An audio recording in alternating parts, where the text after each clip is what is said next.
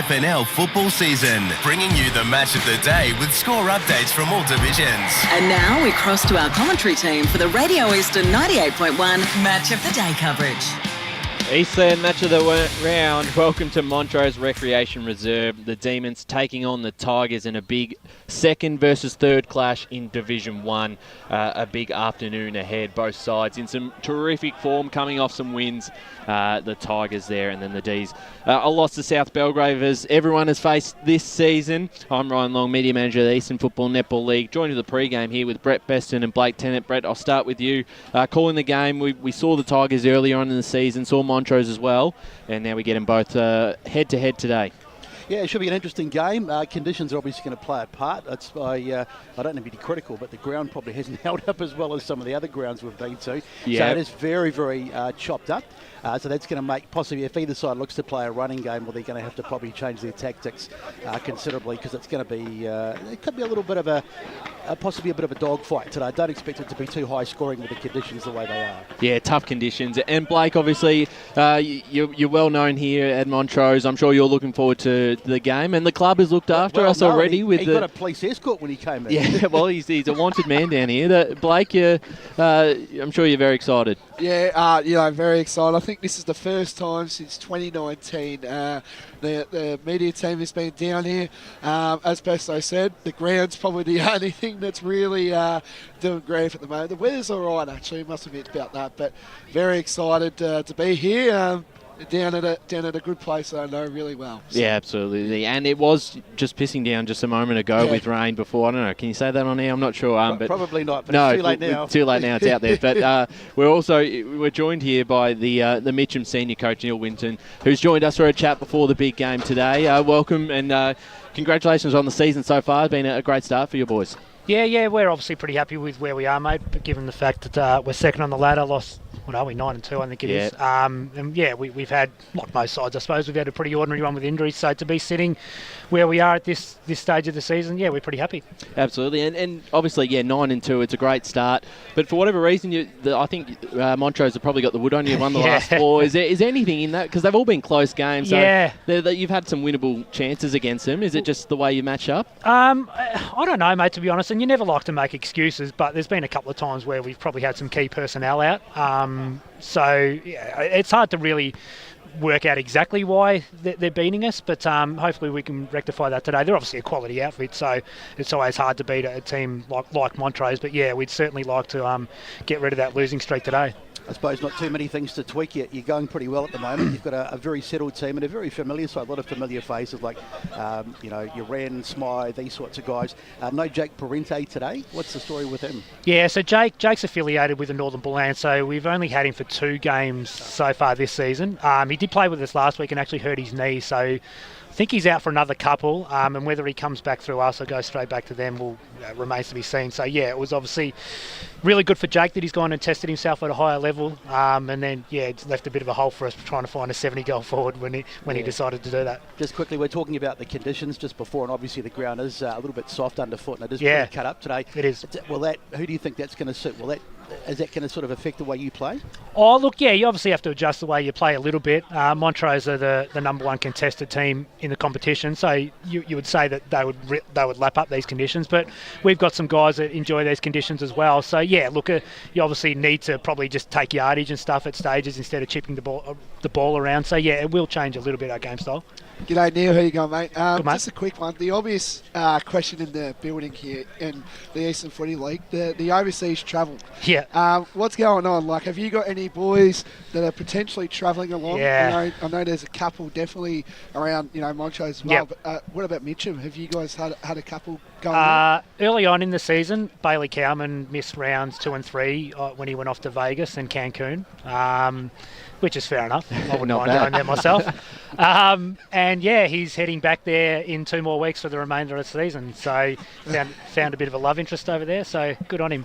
Yeah. But he's going to leave a bit of a hole in our side. He's our leading goal kicker. So we've only got 1, which is good. I know Croydon have lost a few. I've just found out Montrose have also losing a couple. So it seems to be a trend over the last few years. I guess since COVID. COVID, maybe some of the guys have missed the overseas travels, and they're just unfortunately deciding to do it during the season. Yeah, I know, it's very... Bloody Europe and their summer. I just don't know what's going on. Like, why is it... Yeah, but anyway, we'll touch on a bit about the footy now. So last time we saw you guys play against South Belgrave. Yep. How have you seen your season so far? I know you're second on the ladder at the moment. Yep. You're doing really well. How have you seen it so far since we saw you against South Belgrave? Yeah, look, early on in the season, I think we were winning games without particularly playing all that well, which is a good sign. But I think our last month of footy has been really good. I think we've won 3 of those games by 40-plus points or something. So I think we've started to click into gear, and we're starting to play... we're certainly playing much better football than last time you saw us. What about last week? I mean, you took on a Wanty South side who admittedly have just gone off at the ball a little bit after going pretty well, but you absolutely pummeled them. I mean, you must have been delighted with that. That's a real statement game for you. Yeah. Our first half in particular last week was really good. I think we were sort of 8 or 9 goals up at half time and sort of put them away pretty early. But yeah, every time we play Wanty South, it's a good, hard, tough contest. So it surprised me a little bit the ease that we got the victory with, but I think that sort of speaks to the fact, what I mentioned just before, that I think we started to click into gear and we're playing our best footy now. Yeah, and certainly on the road this year, you've had a fantastic record. I don't think you've lost a game on the road yet, and you're here again against Montrose. I'm sure that's quite pleasing that you've been able to travel really well this year. Yeah, I must admit I didn't even know that. So, you knew that. Thanks for that. You could have given me the heads up so I didn't look stupid when I got asked that question. But, it is, to be able to win away from home is always hard, and particularly coming out to this ground. I can't even remember the last time we won out at this ground, I don't think. So every time I come here, it's wet and someone's got the air conditioner turned up high. So it's always hard to win out here. So yeah, we're hoping we can break it. They're a weird bunch out here at Montrose. I didn't say that. Yeah, just as well, mate. Couple players that have really had big seasons for you guys. I think you got to look at Jesse Cherry. He's having a really incredible season. He's definitely been your best the last couple games that you've definitely had. Yep. Talk us through him, because there's some players that we don't really speak about, and Jesse Cherry's one. I think he does fly under the radar a little bit. He had a massive pre-season, Chezza. In the past anyway, he was never one that enjoyed pre-season all that much, but he really committed himself this pre-season and put in a big one and got himself as fit as he's ever been. And yeah, it's no coincidence that it's turned into a career best season for him. So he missed last week with a bit of an illness, but he seems to be back to himself today, and I'm expecting him to, in particular, lap up these conditions today. And just on Nick Hallow, obviously missed a lot of the front half of the season, but started to play a few games now and had probably his best game for the season last week. What's he been like getting into the groove? He unfortunately he was looking outstanding in pre-season, and then he nicked a hamstring just before our practice game, so he didn't play any practice games, and then lasted about 10 minutes in round 1 and got a really serious facial injury. So I think he's played the last 4 or 5, and as you mentioned, last week was clearly his best game. He kicked 3 goals and had mid-20s in touches, and he's another one that will lap up the conditions today. For a guy who's had a serious facial injury, he's not afraid to stick his head in the contest, so I'd expect he'd get probably 3 or 4 too high free kicks today, the way he goes about it. Absolutely. Neil, thanks for joining us in the pre-game. A fantastic season so far. We're looking forward to seeing how the boys go this afternoon. No worries. Thanks, guys. That's the senior coach there, the Mitcham Football Club, Neil Winton, who's done a fantastic job. They've had a really strong season so far, Brett, and been one of the contenders. Obviously, South Belgrave have led the way, not losing a game, but if you want to look at some sides who could contend with them come September, Mitcham is one of them. Oh, without doubt. As I say, that win they had last week over Wanty South, that was a real statement win for them. 91-44, they've thumped them. And I really rate this Richmond side, this Mitcham side. I think they're a really good side right across the board, and I think they'll get it done today. I really do. Yeah, and when you look at the sides you compare them to, Montrose have got certainly a few more outs, and that's going to play its part today, Blake. But it is fantastic, and they're in a good spot because they do have a couple games gaps over Montrose in third place. So if they do manage to win this one today, there's a bigger gap between them and the sides below them, and almost you'd be almost ready to lock up a double chance. 100%. I think if I had to look at my ladder predictions at the start of the year, Montrose and Mitcham were always going to be my top 2 sides for this year. Judging the form from last year, of course, when Mitcham made the prelim final, and we know East Ringwood, they went up. And Mitcham, I felt like, were that side that were ready to, make a statement to the league that they are here to play. Oh, absolutely. And I reckon if Mitcham can win today, that's just going to put third spot for Montrose and open up potentially fourth spot as well, because it's a tight ladder. But if Mitcham can win this one, it almost locks up that top two, 100%, pretty much. They've been a side that have been there or thereabouts, haven't they, for a couple of seasons, and they just haven't quite hit that potential, but signs of that potential are finally starting to come to the fore now. Absolutely. We'll jump into some of the games around the grounds. There's a few really big ones. We'll start with Premier Division. Obviously, Vermont Roval will be out tomorrow. That game on live YouTube and Facebook channels at Vermont Recreation Reserve. So we'll leave that one till then. But one of the big ones this weekend, Blackburn versus Baldwin out at Moreton Park.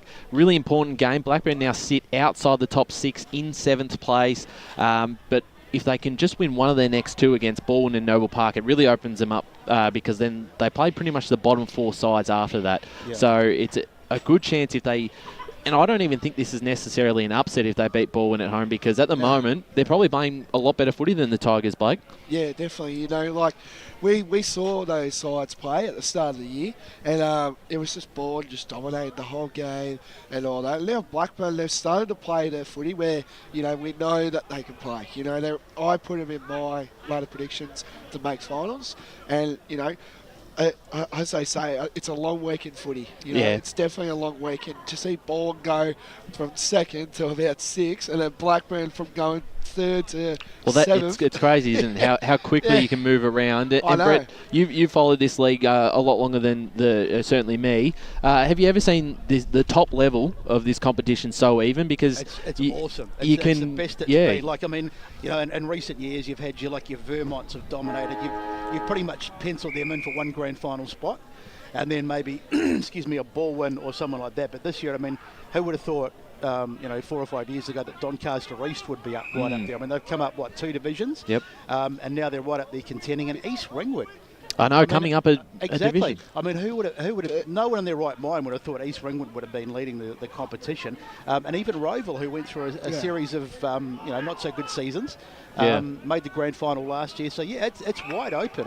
It's really hard to pick. It's also good to see that the teams that have won the premiership have actually started really well.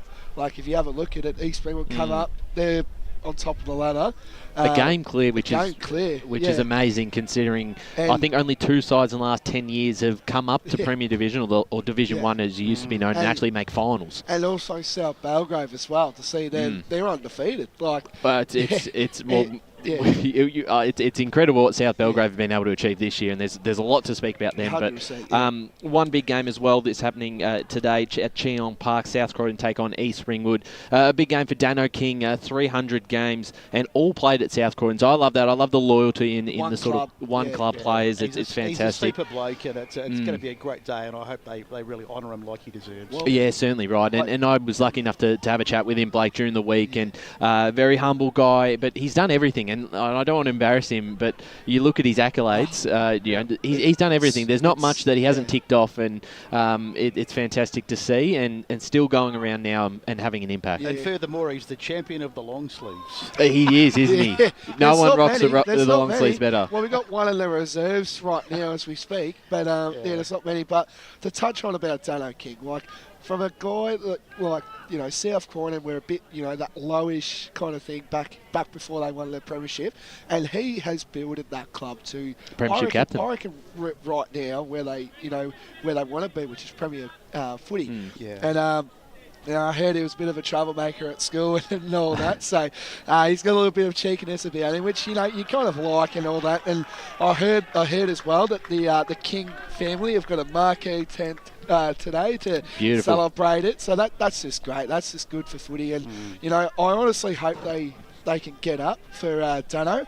I know South Croydon aren't where they want to be, of course. They want to be high up and all that, but East Ringwood, Well, it's a tough ask, obviously. East Ringwood as ladder leaders, but there's a bit in this about milestone games. I always tend to get a bit maybe sentimental and back in the sides who have got to play with the big milestone game, even if they are certainly the underdogs with a lot of injuries. Can I just ask, right? I'll ask you both of this. Sorry. I'll ask both of this question for you. Are milestone games different to a normal game? That's always been the big debate. Like, some people are of the opinion that milestone games. I know probably a wrong person to bring up, but Sam Newman always used to go on when he was on the telly about milestone games. They don't matter. There's no difference. So I don't really know where I sit on it. You kind of get the feeling that it should be a lifter. But I don't know that it is. I know I'm sort of sitting on the fence a little bit, but I'm not sure. Yeah. It always used to be for, and you, Blake, as a Richmond supporter as well. Anytime someone had a milestone against us, they pumped us. So, or they weren't expected to win, and then they get over the line by less than a goal.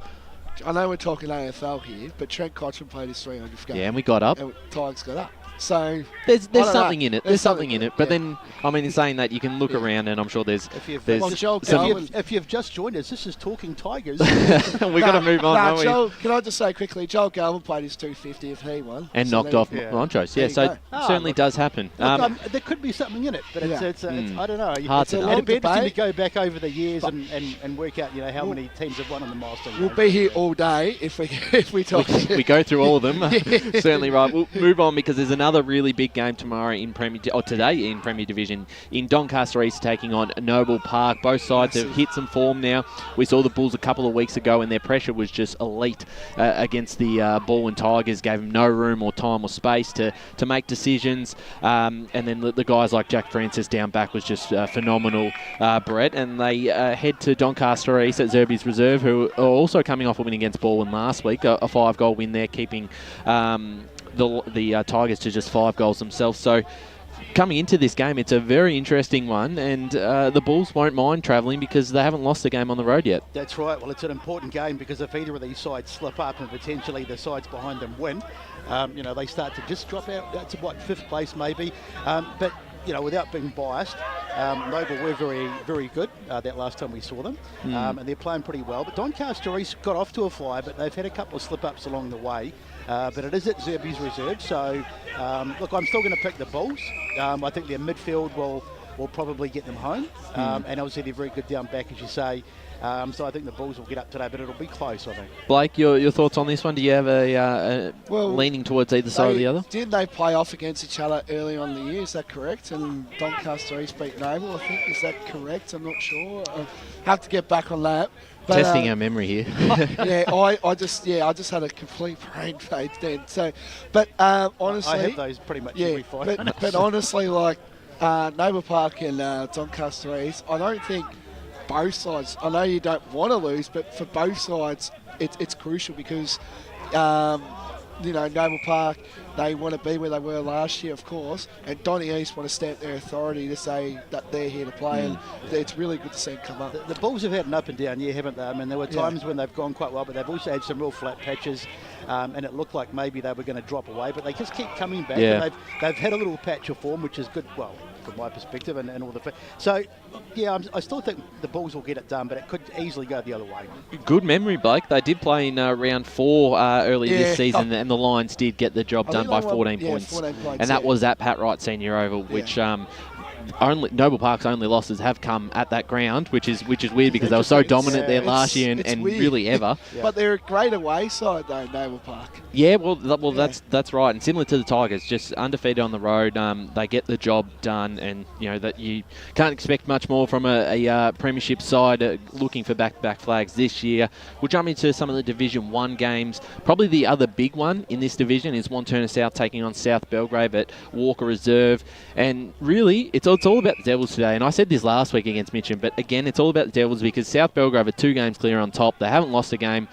We know what they're capable of, but the Devils, we've seen glimpses during the season, but a couple of bad losses in the last couple of weeks puts a bit of pressure on them in that 4th position if they do want to certainly make a top 3 spot and play, have the double chance, Blake. Yeah, well, like as on the podcast, I literally had a massive go at Wantirna South because I put them highly up there, and they're just playing some pretty average football, let's face it.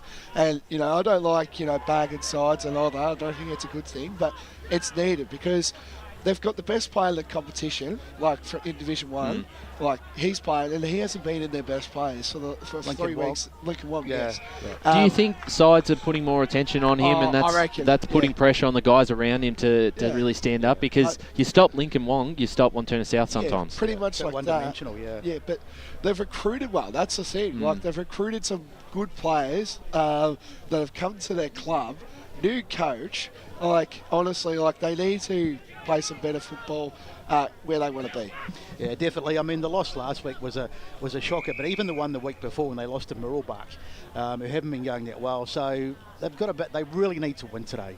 It's pretty much a must-win for them. They just have lost their way a little bit, and today is a must-win for them, definitely. And also, there's a couple of travellers as well in the Europe and America, or whatever you call it, tourist. What is this? I would love to go away. Season? I'd love to go away right now and go off to Europe. Or I don't have the money for it anyway, but I'd certainly love a bit. I reckon I'll be 2027 Ashes. That'll be my. That's best. when you're looking away. I think the league should bring in a ban for anyone who travels.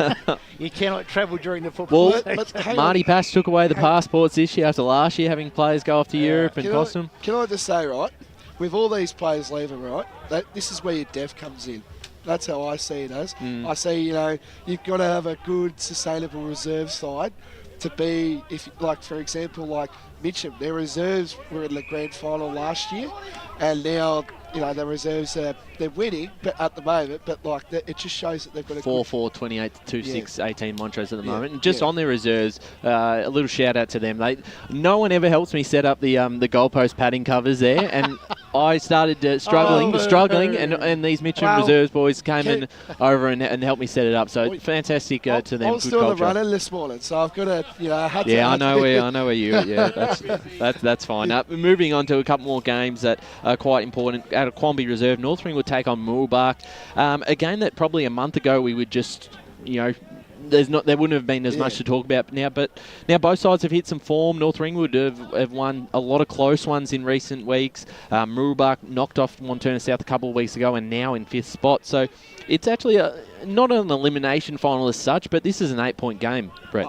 Yeah, it is. As we said before, Mirrabah have been really hard to get a read on. They've just been up and down. So, look, it is a crunch game. I mean, we are getting into the back end of the season now, 11 rounds in. So you certainly don't want to be losing games like this, and you don't want to be dropping too far off the pace because obviously time is running out to book that final spot. But, definitely a crunch game today, no question. And also, just as well, I just don't know what's up down at Quamby Reserve, but North Ring would just find a way to win games down there. Close ones. Yeah.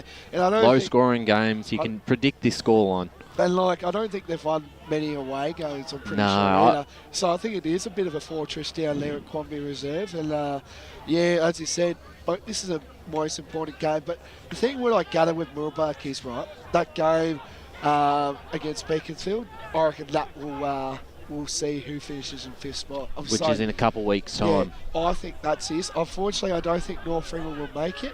That's how I see it. But Beaconsfield and Moolbark, that game, I reckon will determine who's going to finish in that 5th spot. Touching on Beaconsfield, who dropped a really important one last week against Bayswater. They're at home against Croydon at home park. Should get the job done. I think they should win by 7 or 8 goals. But in saying that, if they don't bring their best footy and lose today, Blake, they're certainly in a bit of trouble because they've already dropped out of the top 5. They've got Moolbark next week. So really important just to get back on the right foot, get the 4 points, and then look ahead to a couple of weeks' time when they do take on Moolbark.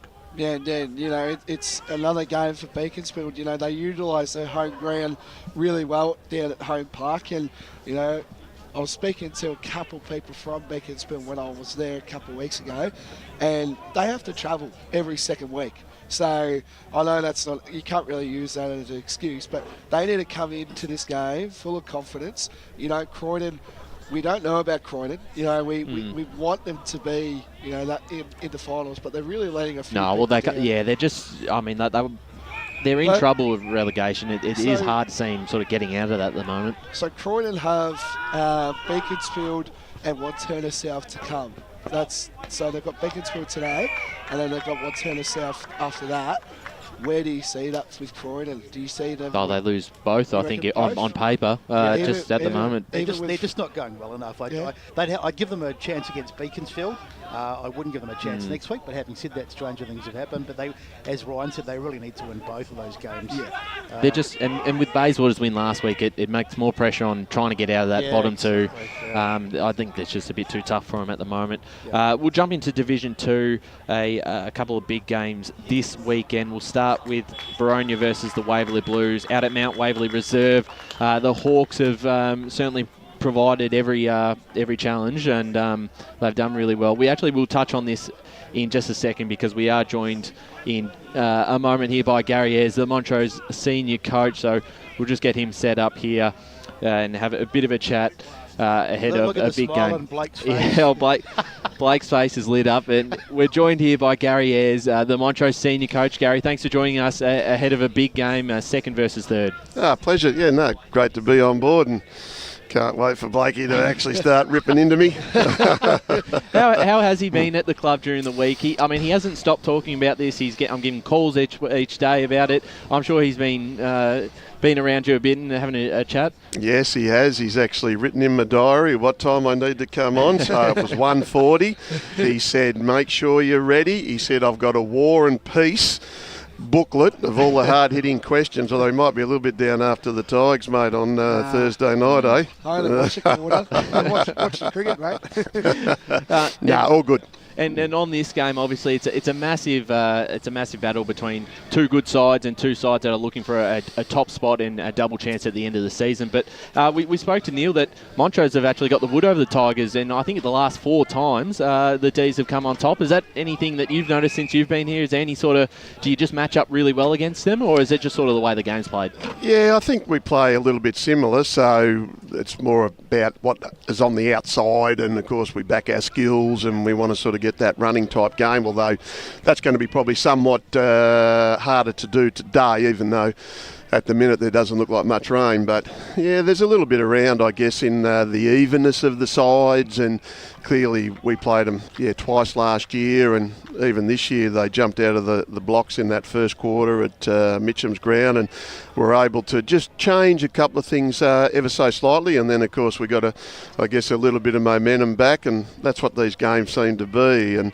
there's not very much in this competition at all between any sides on any given day, I've found this year. It's even probably more even than what it was here last year in the Division 1. So, but yeah, I think we match up okay. We play a little bit similar, and we hope being at home today, because we dropped that one to South Belgrave last week, clearly we're going to be out here today and try and rectify some things we didn't get quite right last week against a very good side in South Belgrave. Gary, it might not matter too much today because with the conditions the way they are, it could be quite a low-scoring game. Yeah. But you have lost, or you don't have, and I think they've been out for a week or two off and on, Swab and Galbraith. So, that's like sort of 40-odd goals between those guys. So has that changed your structures and the way you've played without those two? It's only really changed in personnel, so to speak, but young Dan Chamberlain, he came in last week and we wanted to get a couple of goals out of him, and I guess the philosophy is that if you can sort of kick around that sort of 11-12 goal mark or get to that, then you'll probably win most games. But it only really changes in personnel, but then that means we've got to rely a little bit more on probably our midfield to try and get forward and score, and clearly if there's stoppages we try and get a little bit more generation out of what we can do there. So yeah, personnel for sure, but then again the exciting part is that our charter really since we got together at the start of last year is to just try and see what's underneath and how much youth that we've got that is going to be potentially the future and the sustainable success that we clearly want. G'day, Gary. Just a quick one, mate. I've asked Neil as well. What do you think about of course we've got Tennant, Bo Tennant travelling, correct. Michael Swab travelling, correct. What's your point of view on the travelling situation? I know you're not probably happy inside, but no. What's your point of view on the travellers, mate? Yeah, look, it's always an interesting one, Blake, because if I was a cynical old coach, I would have said, "What the bloody hell, you're going away?" This time of the year. But clearly, we are coming out of COVID and we don't like to sort of talk about that. So clearly what's happening around the world is opening up. I get that. Clearly we would rather keep everyone available. But the boys actually told me there a while ago now, so at least I can sort of plan to a degree.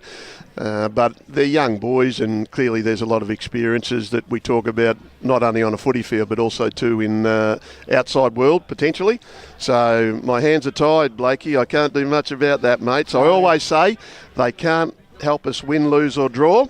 So the next soldier will come in and he'll just do what's really what we want him to do, mate. And again, it opens the door for someone else, and hopefully they can come in and do the job. Yeah, speaking about that, let's talk about the team, of course, for coming in today. So 2 debutants today. Must be pretty proud about that.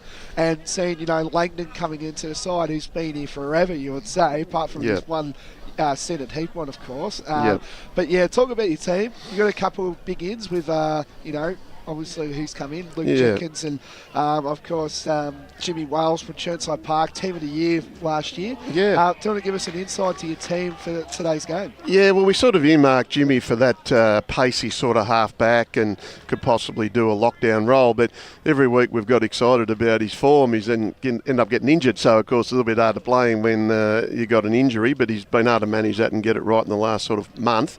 Young Luke Jenkins has probably been, as you'd know, mate, being the star runner for the under-19s. He's been the best player consistently. And we've also got Jared Voss, who played his one and only game late last year, and the other one was young Ryland Howes, got an opportunity last week against South Belgrave as that sort of, I guess, third tall forward. So again, that's the future of where we want to, I guess, persevere and persist with. And I'm a coach that just wants to see his players get an opportunity, and then hopefully that growth will then become. And really, this day and age, someone needs the door open for them, and if we can do that, well, then we can get a little bit of benefit out of it, hopefully. Just a quick one before I hand it off as well. Just another player who needs a bit of attention, and he's starting to lift to where he was a couple of years ago, and that man's Ryan Garthwaite. How was his process? I know he's only played, maybe about 4 or 5 games, and I know he's been really unlucky with injuries. How's his progress going? Because I think he's kicked about 9-10 goals in a matter of, short games. No, well, you're right, mate. You're spot on there, because the games that he has played, he's given us something as a target, and he's hit the scoreboard. But if I'd have said to you, who did I think had almost the best pre-season, was Ryan, and what he brought to the table with his leadership and his enthusiasm and professionalism.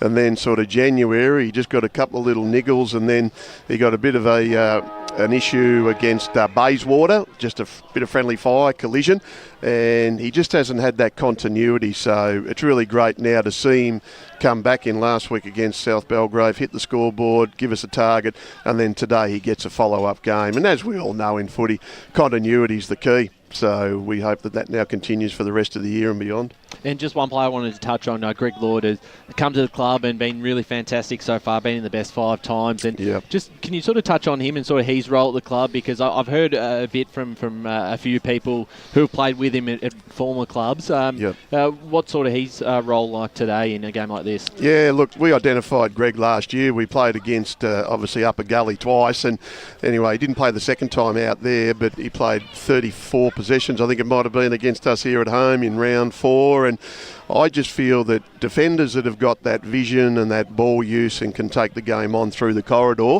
then we identify them as giving us that sort of ping off half back, as I say. And we were lucky that Greg knew a couple of the boys here from his Eastern Rangers days, and we got him here, and he's just been first class for us. His footy IQ, his intelligence, with understanding my game plan and how he needs to play is really, really high. And look, he'd probably be in the top 3 of our BNF, I would have thought so far.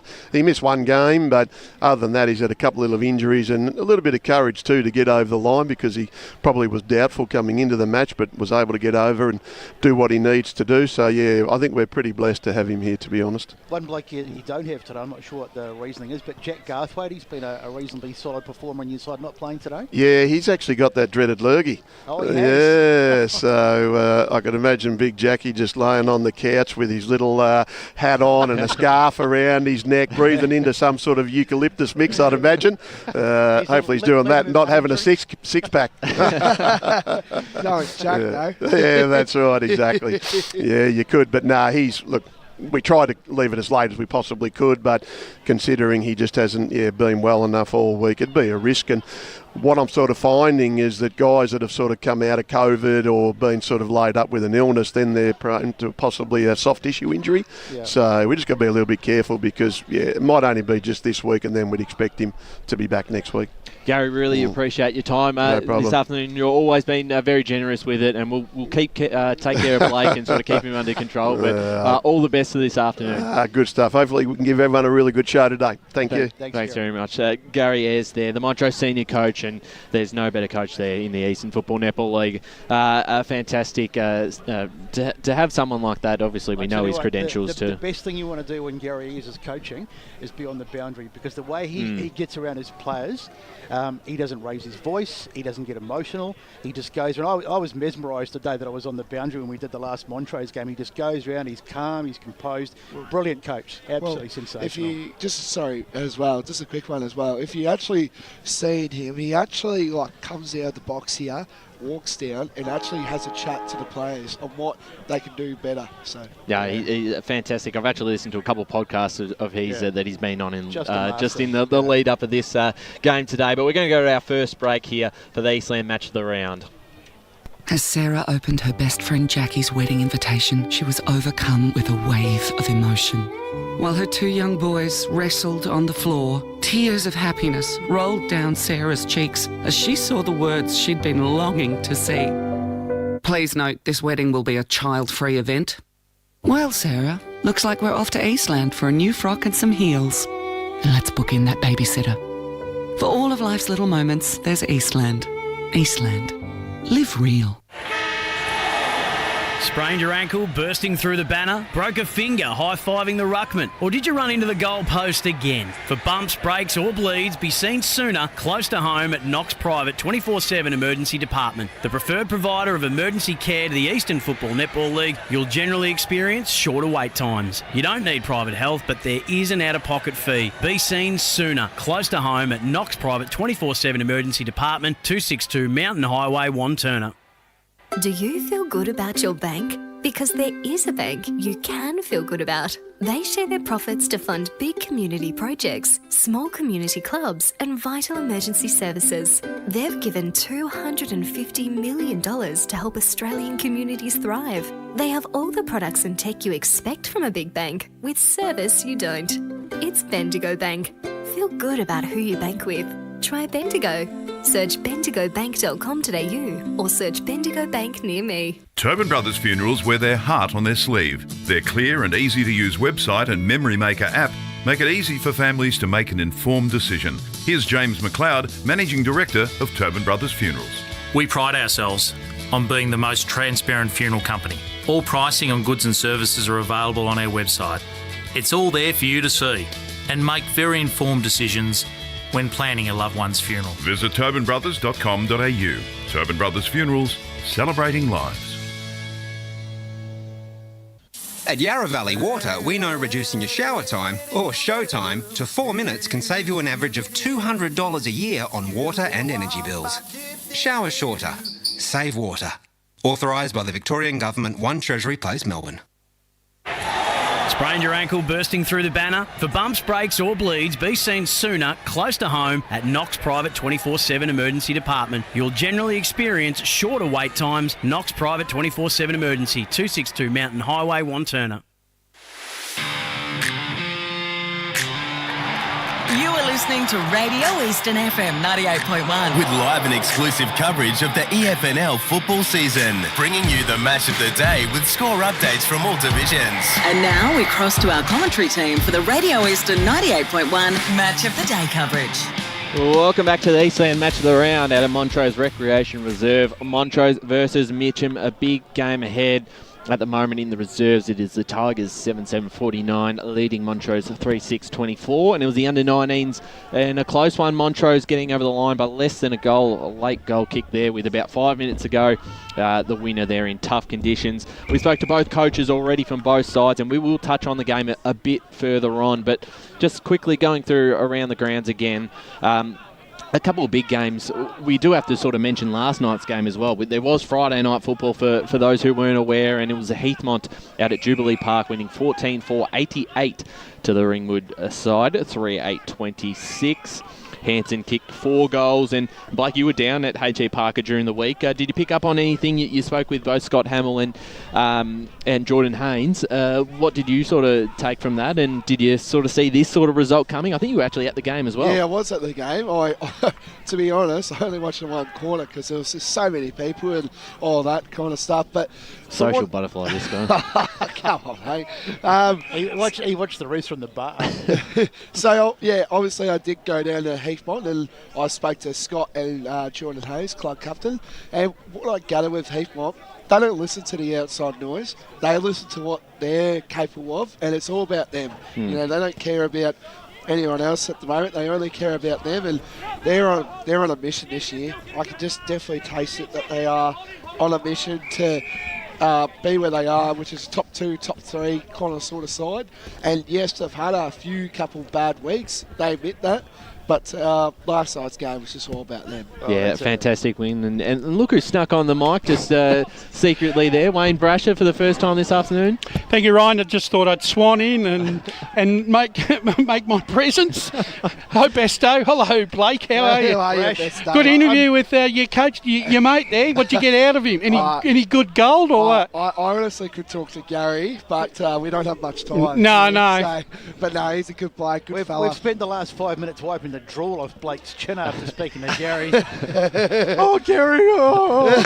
So Blake, Ryan, where were we before I rudely interrupted? Blake was actually just discussing yesterday's game last night, where Heathmont got over the line against Ringwood. Big win there. See, and that Ringwood, was a turn up, wasn't it? Ringwood didn't really fire a shot at all. They're a hard one.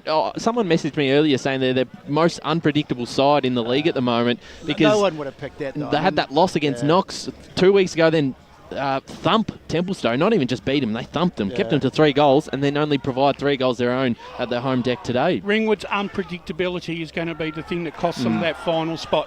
I think East Burwood, are heading into some really nice form, even though they're sitting 2 games behind 4th place. I reckon they're starting to really hit their straps, and I think in the next 2 or 3 weeks they could actually sew up that 5th spot. Oh yeah, well, consistency being the key for East Burwood, and they take on the Basin today at East Burwood Reserve. I imagine they'd get the job done there. They did lose to them at Batterham early in the year, but they were missing players. Batterham's a funny ground to play at too sometimes, and the Bears play that ground well. So I think today they'll get the job done there.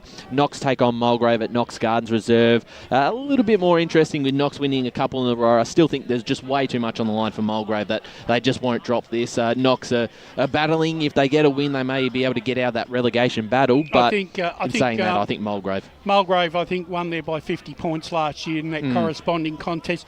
Mulgrave, like I said, you don't know with them what you're going to get. It's like a licorice all sorts with them. But look, I think they're still in the mix. But it's that one extra game that could come down to after round 12, right when the draw evens up.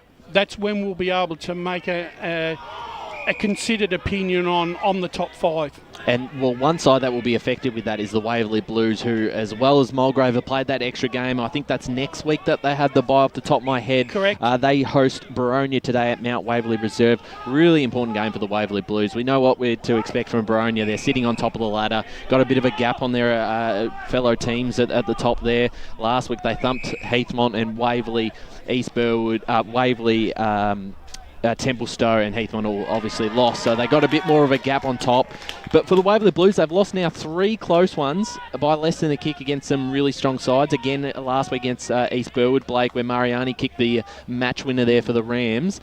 Do you give them much of a chance at home? They're still just falling a little bit short in those close ones. I think East Burwood, as you say, we can't really, we know that they want to be a 5th, around there kind of, and they want to make finals. But yeah, as you said, they're getting a bit unpredictable a bit with East Burwood to see where they are, and they do have a tough, kind of thing going on with, their injuries and all that coming through. But that's all changed, kind of thing.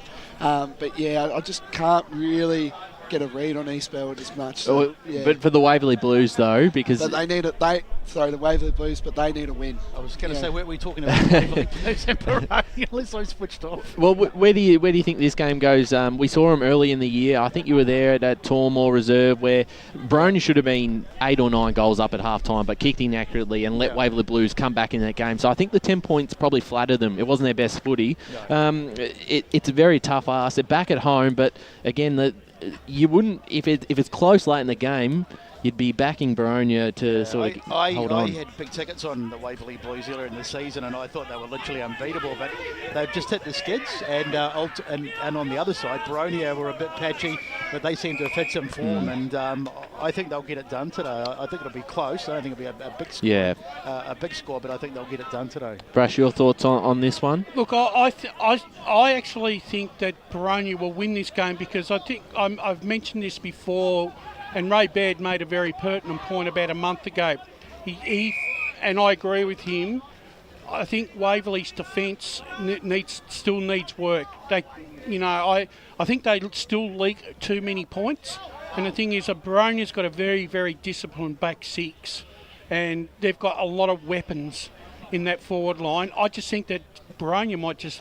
And I think Baronia bat very deep in the midfield, and with Malice back into the side, really good form at the moment. That's given them some real.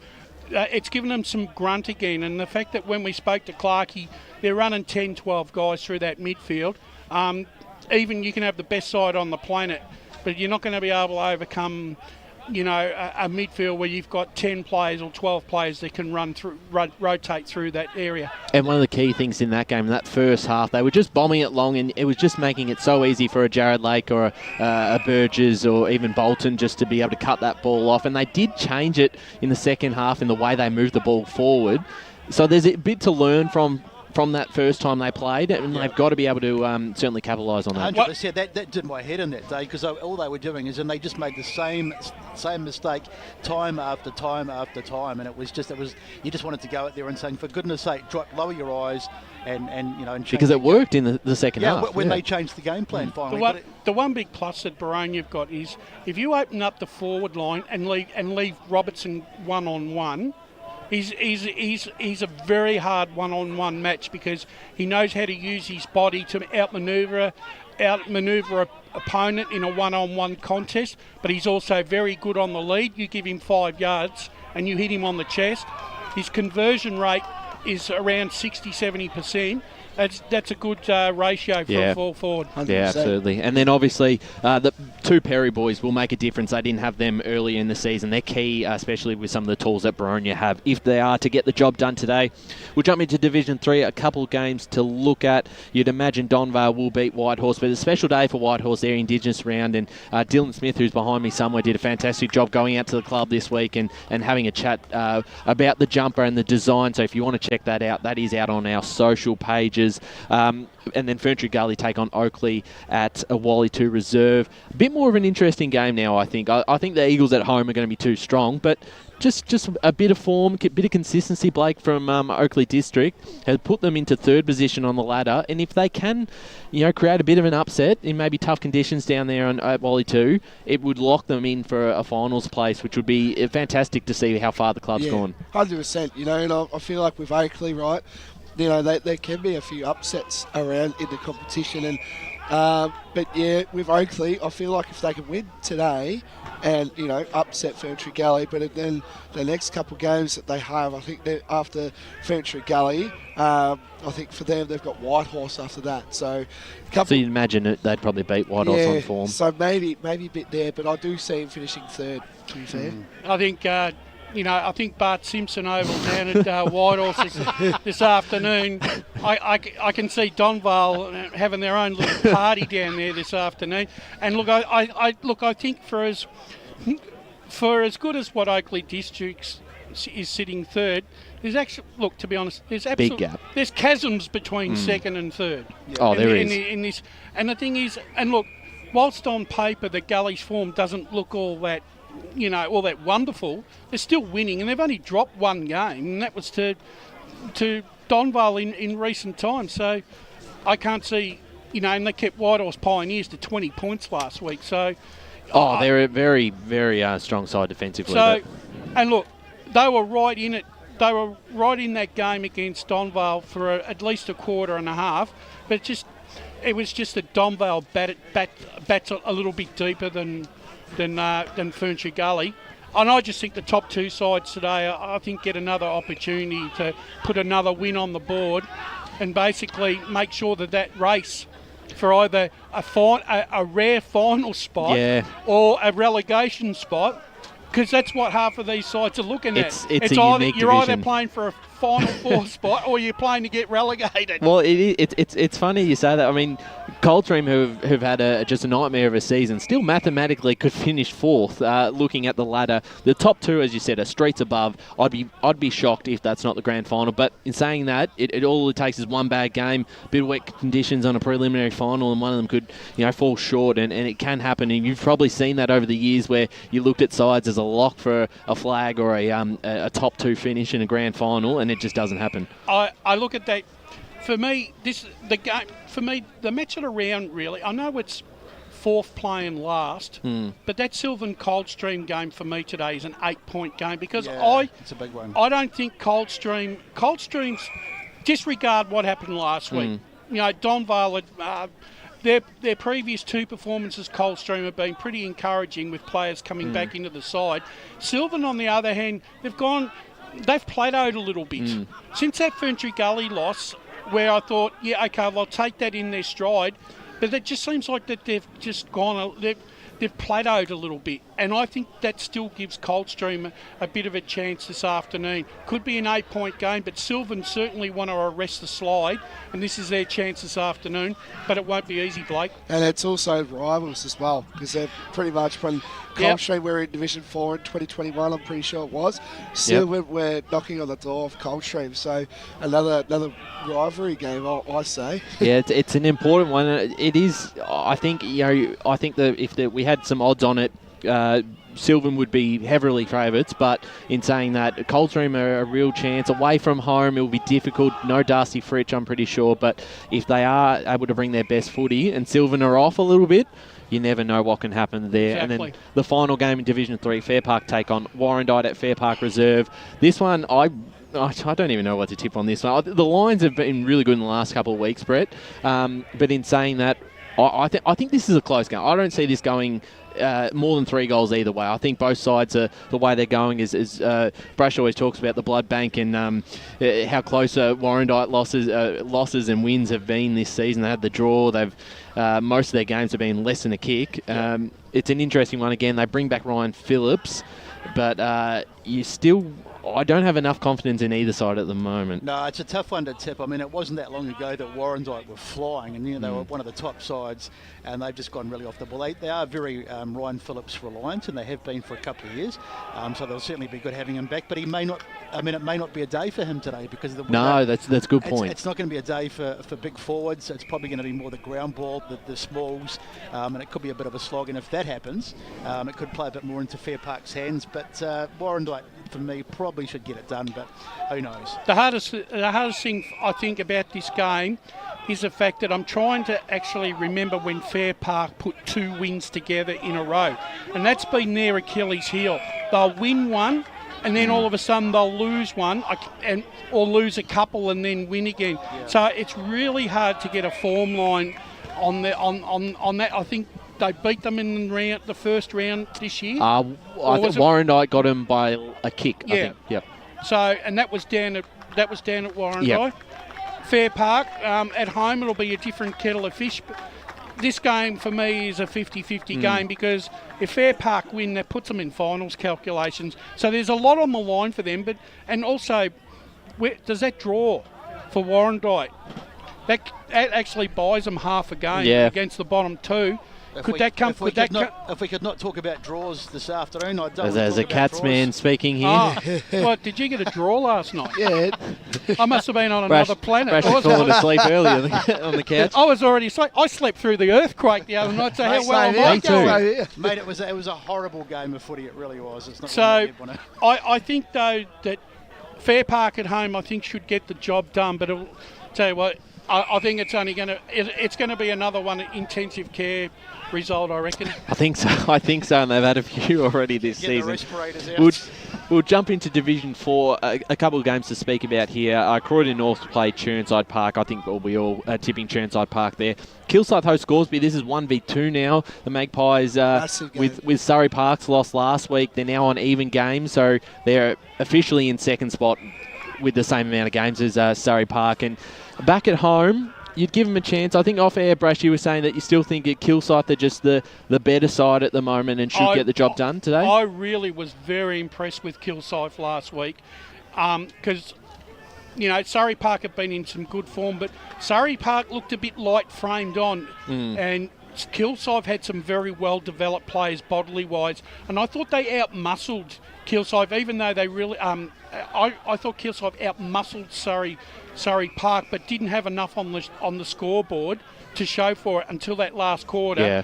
And it always happens, wet conditions, and that ground was abysmal last week. But there were other grounds that were probably equally as bad. Yep. Right. I had to laugh when I saw one of the Kilsyth players have his face rubbed into the mud, and he had this imprint. I think that might have been Wycard. You saw the mud, and that what made Blake the Van Vegten, I'm sure you would have seen at the mark at the end on the siren, so impressive because he jumped out from the mud, and the ball when that landed in that spot just sunk. Yeah. There was a chance there, I think, on three-quarter time. Someone had a shot to kick for goal, and they'd marked it in that area. Yeah. But what happened was, I think he went back too far, and actually he had another 5 metres right to kick that ball. Yeah. Yeah, it's a difficult, and obviously because they don't have that other oval available at the moment, so there's not many options. Scoresby coming off the bye, hard to know, but I think Kilsyth are going well enough to beat Scoresby. Yeah, Kilsyth for me. And then the other game is Surrey Park versus Forest Hill at Surrey Park Reserve, and again another off-air conversation. You're tipping Forest Hill today for the upset, Brash. I am tipping Forest Hill because I think Surrey look a little bit underdone here for me. They look a little bit light on for quality players. I think, and I know Forest Hills probably don't have their best side, but I think this is a real gilt-edged opportunity for them to get Surrey Park scalp. Just a quick one, Brash. Is this your Super Boost Roughie of the week? Yeah, it is. Yep. All right, Thanks to Super Boost. Yeah. It's got to thank our proud people. Absolutely. But looking at that game, and I think you're right, and we don't want to. We never make excuses as injury as why you're losing, but it doesn't help when you've got the amount of talent that they're missing at the moment. Tom Smith would make a world of difference in the middle. Really needed him last week when McNay got on top in the midfield. Kennedy unfortunately went out last week. And he's going to be a big loss, Kennedy, because he's been a staple of that side for the last over 150 games. Yeah, and the thing is, he plays hard and he plays fair, but he gives you everything he's got, and his leadership on the field is going to be hard. Will be hard to replace. Unfortunately, Nick Can at the moment can't get the delivery to kick the goals that Surrey Park need to win the game, and that's because they're undermanned in other areas of the ground. I think you said it well. Experience is the key because Kenworthy as well, not out on the field, makes a world of difference. I know he'd be desperate to get back out and play, and that's the thing with playing coaches. It does change the structure up a bit when you're not on the field. I'll put this to you, the rest of the panel. Seeing Surrey Park have got a really bad injury plight, does Kenworthy make the call and bring himself back early to try and arrest the slide? Well, maybe it depends what happens today. Because they are coming off 2 losses recently. Three now. Three now. So and they were another side that were flying. So he may well have to. He may force his hand. Well, sorry, Bruce. Right. Nick Can as well. He's another player that needs to stand up. I don't think he's kicked a goal. And but that's what I was saying before, though. Like what you're saying is right. But for a player to be able to kick goals, you've got to get the delivery, and that's where they haven't got it at the moment. Yeah. So a lot to think about there. We're going to go to one more break here for the Eastland Match of the Round. When we're back, we'll introduce the call team for today's game. And Lucy's trying on jeans for a momentous occasion. Coffee with the ex. She needs jeans she can move in because she's definitely moved on. Jeans that get a second look, but don't give any second chances. Jeans that say, Why, yes. I have spent the last 8 months in a post-breakup juice-cleansing, kickboxing, personal training frenzy. And it looks as though she's just found the perfect pair. Yeah, that's great. Bravo, Lucy. For all of life's little moments, there's Eastland. Eastland. Live real.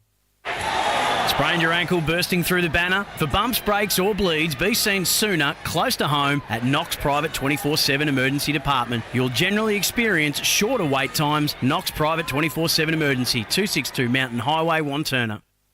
Do you feel good about your bank? Because there is a bank you can feel good about. They share their profits to fund big community projects, small community clubs and vital emergency services. They've given $250 million to help Australian communities thrive. They have all the products and tech you expect from a big bank, with service you don't. It's Bendigo Bank. Feel good about who you bank with. Try Bendigo. Search bendigobank.com.au or search Bendigo Bank near me. Tobin Brothers Funerals wear their heart on their sleeve. Their clear and easy-to-use website and Memory Maker app make it easy for families to make an informed decision. Here's James McLeod, Managing Director of Tobin Brothers Funerals. There's no mystery about our pricing. It is clearly displayed on our website and our app. We have staff standing by 24 hours a day, every day of the year to assist you in your absolute time of need. Visit tobinbrothers.com.au. Tobin Brothers Funerals, celebrating lives. There are only 3 things that should be flushed down your toilet: pee, poo and paper. Some wet wipes and antibacterial wipes say that you can flush them, but you can't. They clog up the toilet and pipes, causing expensive blockages. Save yourself a truckload of trouble. Put your wet wipes in the bin. To learn more, head to the Yarra Valley Water website, yvw.com.au/wet-wipes. Hi, Dylan Dow from the Baroni Football Netball Club here. When I need to grab a quick coffee or a bite to eat, I'm popping into Eastland. Eastland's more than a shopping centre. They support a range of community organisations and have been a major partner of the EFNL since 2018. Cheers, Eastland.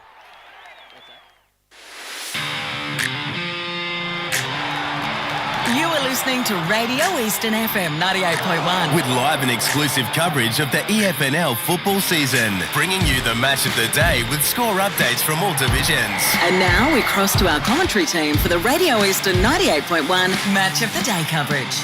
Back to the Eastland Match of the Round, Montrose versus Mitcham out here at Montrose Recreation Reserve. A big Division 1 clash between second versus third, 2 great sides of Division 1, and it's sure to be a fantastic contest. I'm Ryan Long, Media Manager of the Eastern Football Netball League, and standing beside me at the moment, Brett Beston, to call the game. I'm sure you're looking forward to it. You're on pre-game and probably have a lot of thoughts on this one. Yeah, absolutely. It's going to be an interesting game. The weather is sort of holding at the moment. The ground, I don't know, it's not as bad as it was when we first got here perhaps, but it's obviously going to have a significant impact. But 2v3, these top of the table clashes are always good, and it should be a really good game this afternoon. And you can hear that in the background, the Montrose theme song in the background there. They do it well. They've looked after us so far, and sitting in the special comments chair, nodding away to the song, Blake Tennant. Yeah, good to be back again. You know, this is just the place to be. I'm sorry. I'm loving it so far, and you know, good hospitality, and you know, look at Bruce Lee over there, loving it over there. But no, it's good. Great day of footy. No rain, which is really good. Be careful, the boys on the boundary won't want us to jinx them. I was going to say, it's looking like it could come at some point. Yeah, but no, it's just good, great day of footy. This is what you want. It's just perfect. Absolutely, and also joining him in the special comments chair, as usual, it's Wayne Brasher. Brash, welcome aboard. Yeah, look, it's marvellous to be here again this afternoon. Just a few head-to-head stats for our listeners. Montrose have won the last 3 contests by an average of 23 points, with their biggest winning margin being 42. Their home record since 2022, Montrose is 14 games, 9 wins, 5 losses, for a percentage of 64.3. But Mitcham's away record, 15 times, 11 wins, 4 losses, 73%. So for a side and they're 6-6, Mitcham away from home this year. So there's pluses and minuses for both sides this afternoon. However, Montrose have only won 2 third quarters and 1 last quarter, whereas Mitcham have won 5 out of 11 last quarters.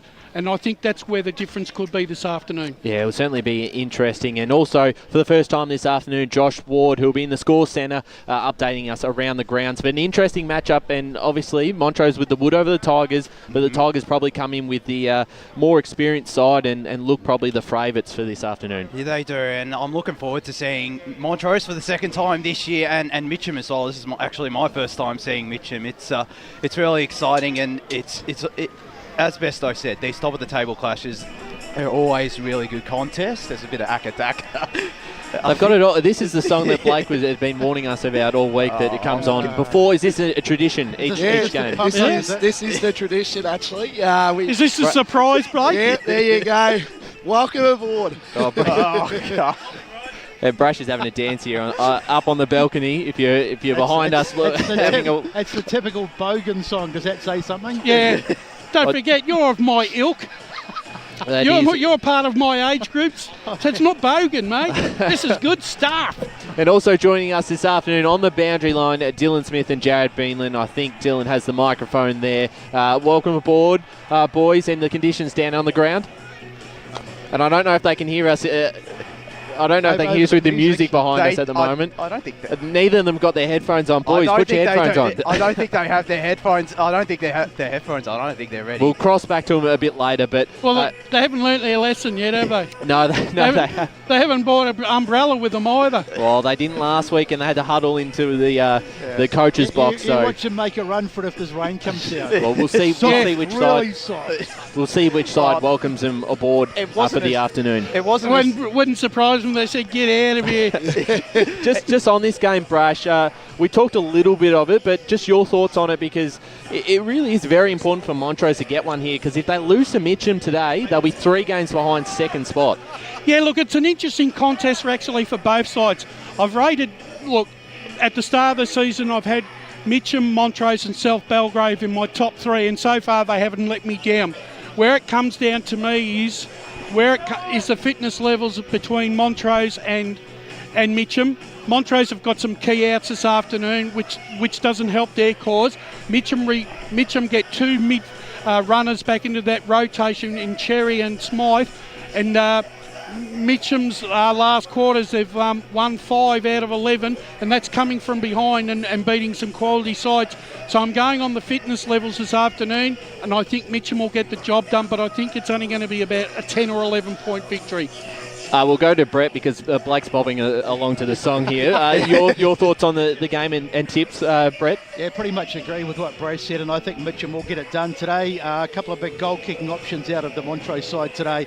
I think Mitcham's midfield and their run-off half-back will be really strong, and I think they'll get it done today. And the boys on the boundary, I think, now have their headphones on. Dylan Smith, the conditions out there. Welcome aboard today. Hey guys, how are we going? You got me? Yes, we do have you there. Your tip and the conditions out there, doesn't seem to be much wind. No, there's no wind at all out here, so the conditions are pretty nice. It's just a few patches on the ground, especially around the half-forward flank areas that are quite muddy and chopped up, so they could come into play.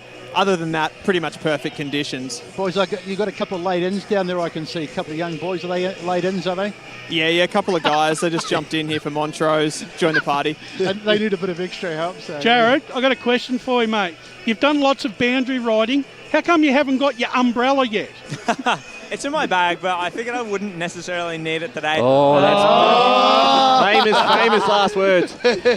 Mate, it's a badge of honour, mate. That's part of the paraphernalia for a boundary rider. Must have an umbrella there, then and there. Those big dark clouds coming in over the top of the hills here, mate. They're coming just for you. It's a badge of honour for me to just stick through it. Good on you, mate. Your tip this afternoon, Jared? Yeah, I've got Mitcham in this one. They've just been too consistent throughout the year. Montrose have been flaky at times. So they're building into some good form, definitely, throughout this mid part of the year. But I'd say Mitcham in this one for me. Absolutely, and Blake will be tipping the Tigers. Josh, your tip this afternoon? Come on, mate. I'll also be tipping the Tigers as well. Yeah, go on, Blake. I reckon with a lot of outs. I'm just wondering what you're going to say. I've got no idea. No, with the outs of Montrose and all that, I honestly would like to say Mitcham, just with their form. But it's a stranger thing can happen in footy. So, but I'm going the Tigers. You wouldn't believe it, but I think the Tigers. If I want to get a tip right, I reckon I'll go for the Tigers. No, well, you've got to call it as you see it. If you've done your research, Blake, you'll know that Mitcham's got the good form. And I've seen Mitcham lately. Never tip against your own side. But I've got to for this week. But just on Mitcham's form, I just feel like they really want to stamp themselves out a lot this year, and it'll be a statement game. And absolutely, you can hear now the announcers there. And in the middle of the ground at Descent and Uren there to toss the coin. They've actually got someone here, James Hodgson. Who's that, Blake, that's up on the screen at the moment? Doing the coin toss? So we have, at the Montrose Footy Club, we do a feeder all abilities game where every second Sunday that they come to the club, all abilities come, and the great man who actually comes to a lot of these sessions does the coin toss. So it's a really good initiative by Montrose to do that, and looking forward to this. Good to see, and there in the middle there taking a photo. Jared down on the boundary line. Who won the coin toss there? To the right side of your screens. Any significant down, it's gonna. breeze? Yeah, it is pretty. No significant breeze, but it's significant that they'll be kicking down that way because it is a little bit downhill, since this ground is on a little bit of a slant that favours one end. Jeez, it's good here with the music going still. We're right under the speakers too. This is amazing. Winds you up, a bit excited for this. Oh, this is just amazing. I'm really sorry. It's like, I know Brash and Besto, you've been here. This is the first time Montrose has actually had the match on the round since 2019. So it's very special to come here, and it's good game. It's a bit of Robbie Williams. Yeah, absolutely. No, it's pretty good. Yeah. So a fantastic contest. Boys, any last thoughts, a few key matchups or anything that we want to get to? Obviously, Montrose forward line will look a little different to what they would love to have with a couple of their key goal kickers out. But other than that, it's a interesting one. Yeah, look, I think Danny Baglava, since he's come across from Baldwin, has really fitted into the Mitcham lineup and been able to establish himself as probably the number one ruckman. I think he's going to have a big say. But I just love that Mitcham. I really do like that Mitcham rotation. And another young player who's been in sparkling form in the last couple of rounds has been young Jesse Uren. Yeah, he's been averaging 25 possessions, and majority of them have been kicks with an efficiency rate of around 70%. So he's going to be another key player this afternoon. Yeah, and Baglava will have a big say, particularly with Sparrow out of the Montrose side as well. And one other player, just on my behalf, Tom Lovell has had a fantastic season. Earlier when we watched them against South Belgrade, played a really key role. And also look out for Descent in the middle. He's going to have a big game. No Max Hall, and obviously no Watson as well. So a lot of pressure on him. But the music's done, and we're about to get underway here for the match of the round. Brett Beston. So welcome back as you've just joined us for another round of EFNL footy. If you've just joined us on 98.1 Radio Eastern, it's match of the round. Taken in there by Descent. Ball comes out. It's going to be a lot of this today with the conditions the way they are.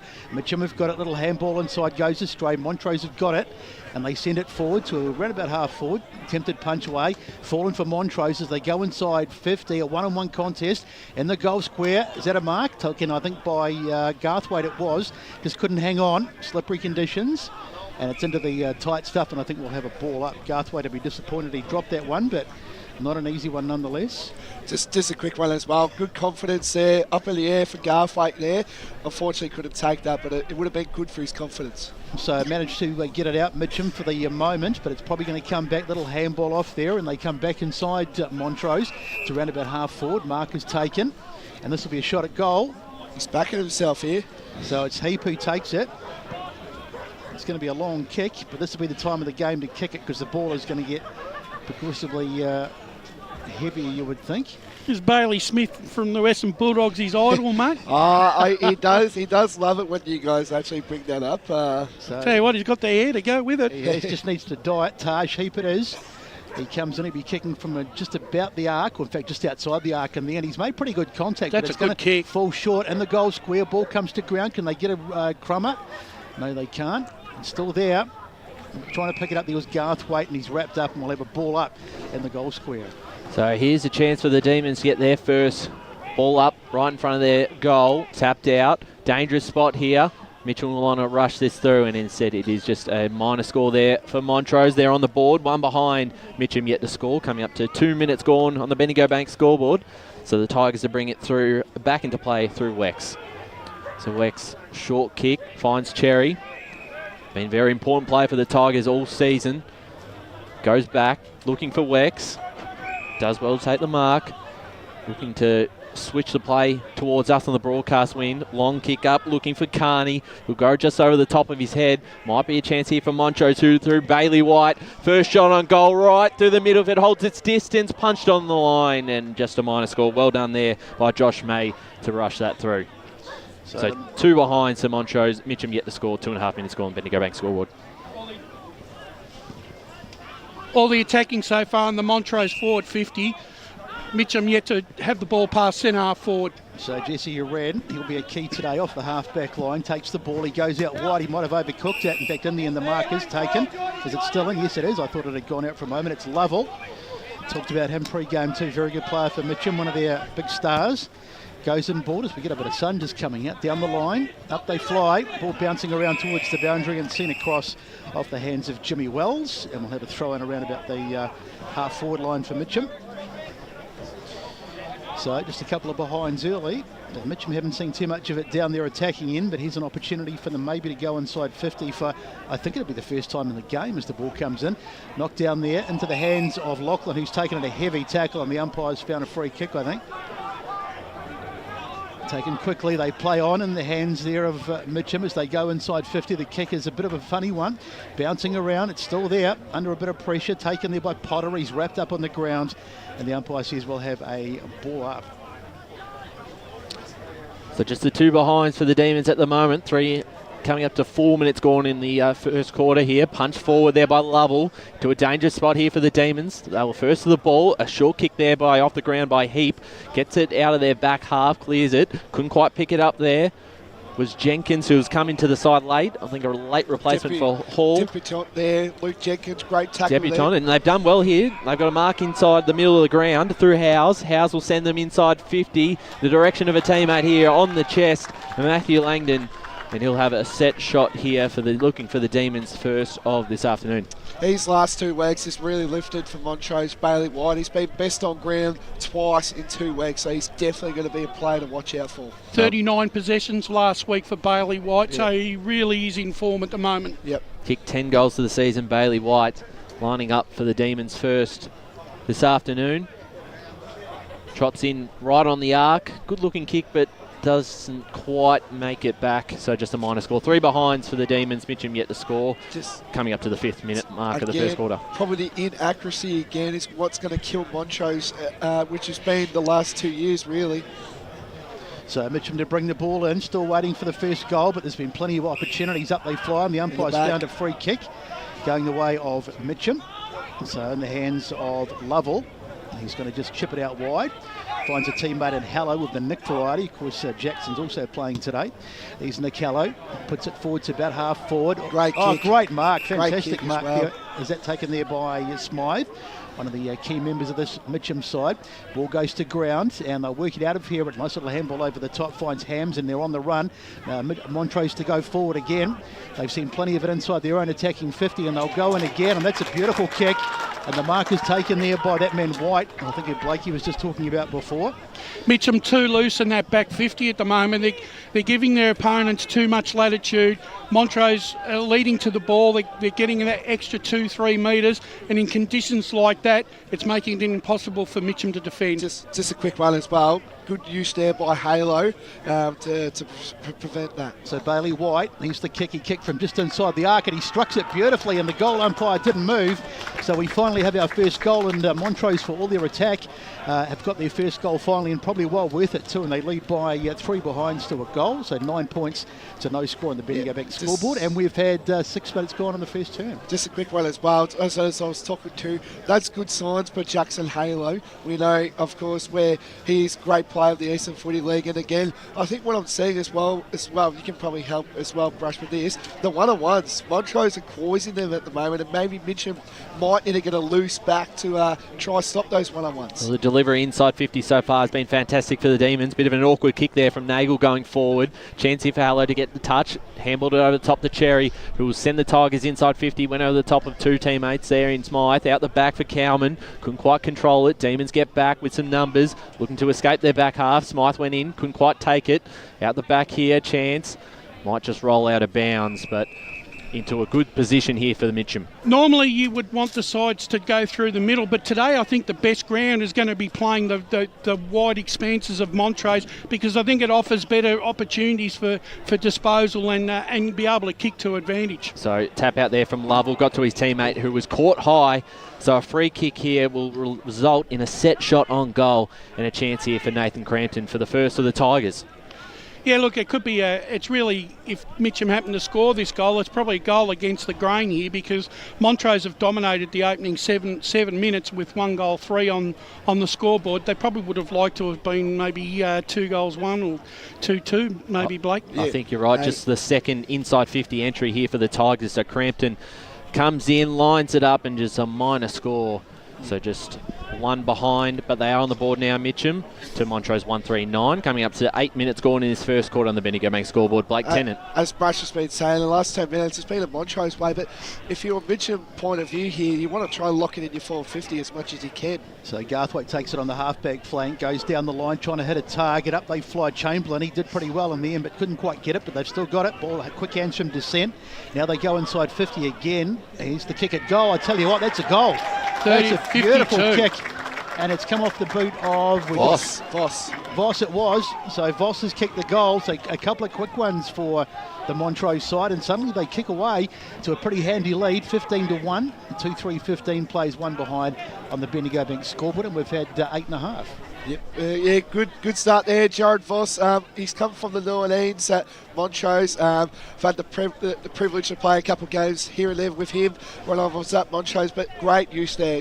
Great start and confidence for those young players that Montrose have heavily been talking about. And they look really good going forward. That's another example of it there as we wait for the ball to be brought back into the middle. I think as well with Mitcham, they needed this last 10 minutes spell. They've just got to look in their forward 50 a bit more. I just think they're playing a couple of yards off their opponent, Mitcham, and trying to anticipate how the play is going to go instead of playing the game in the moment on its merits. So ball back in the middle.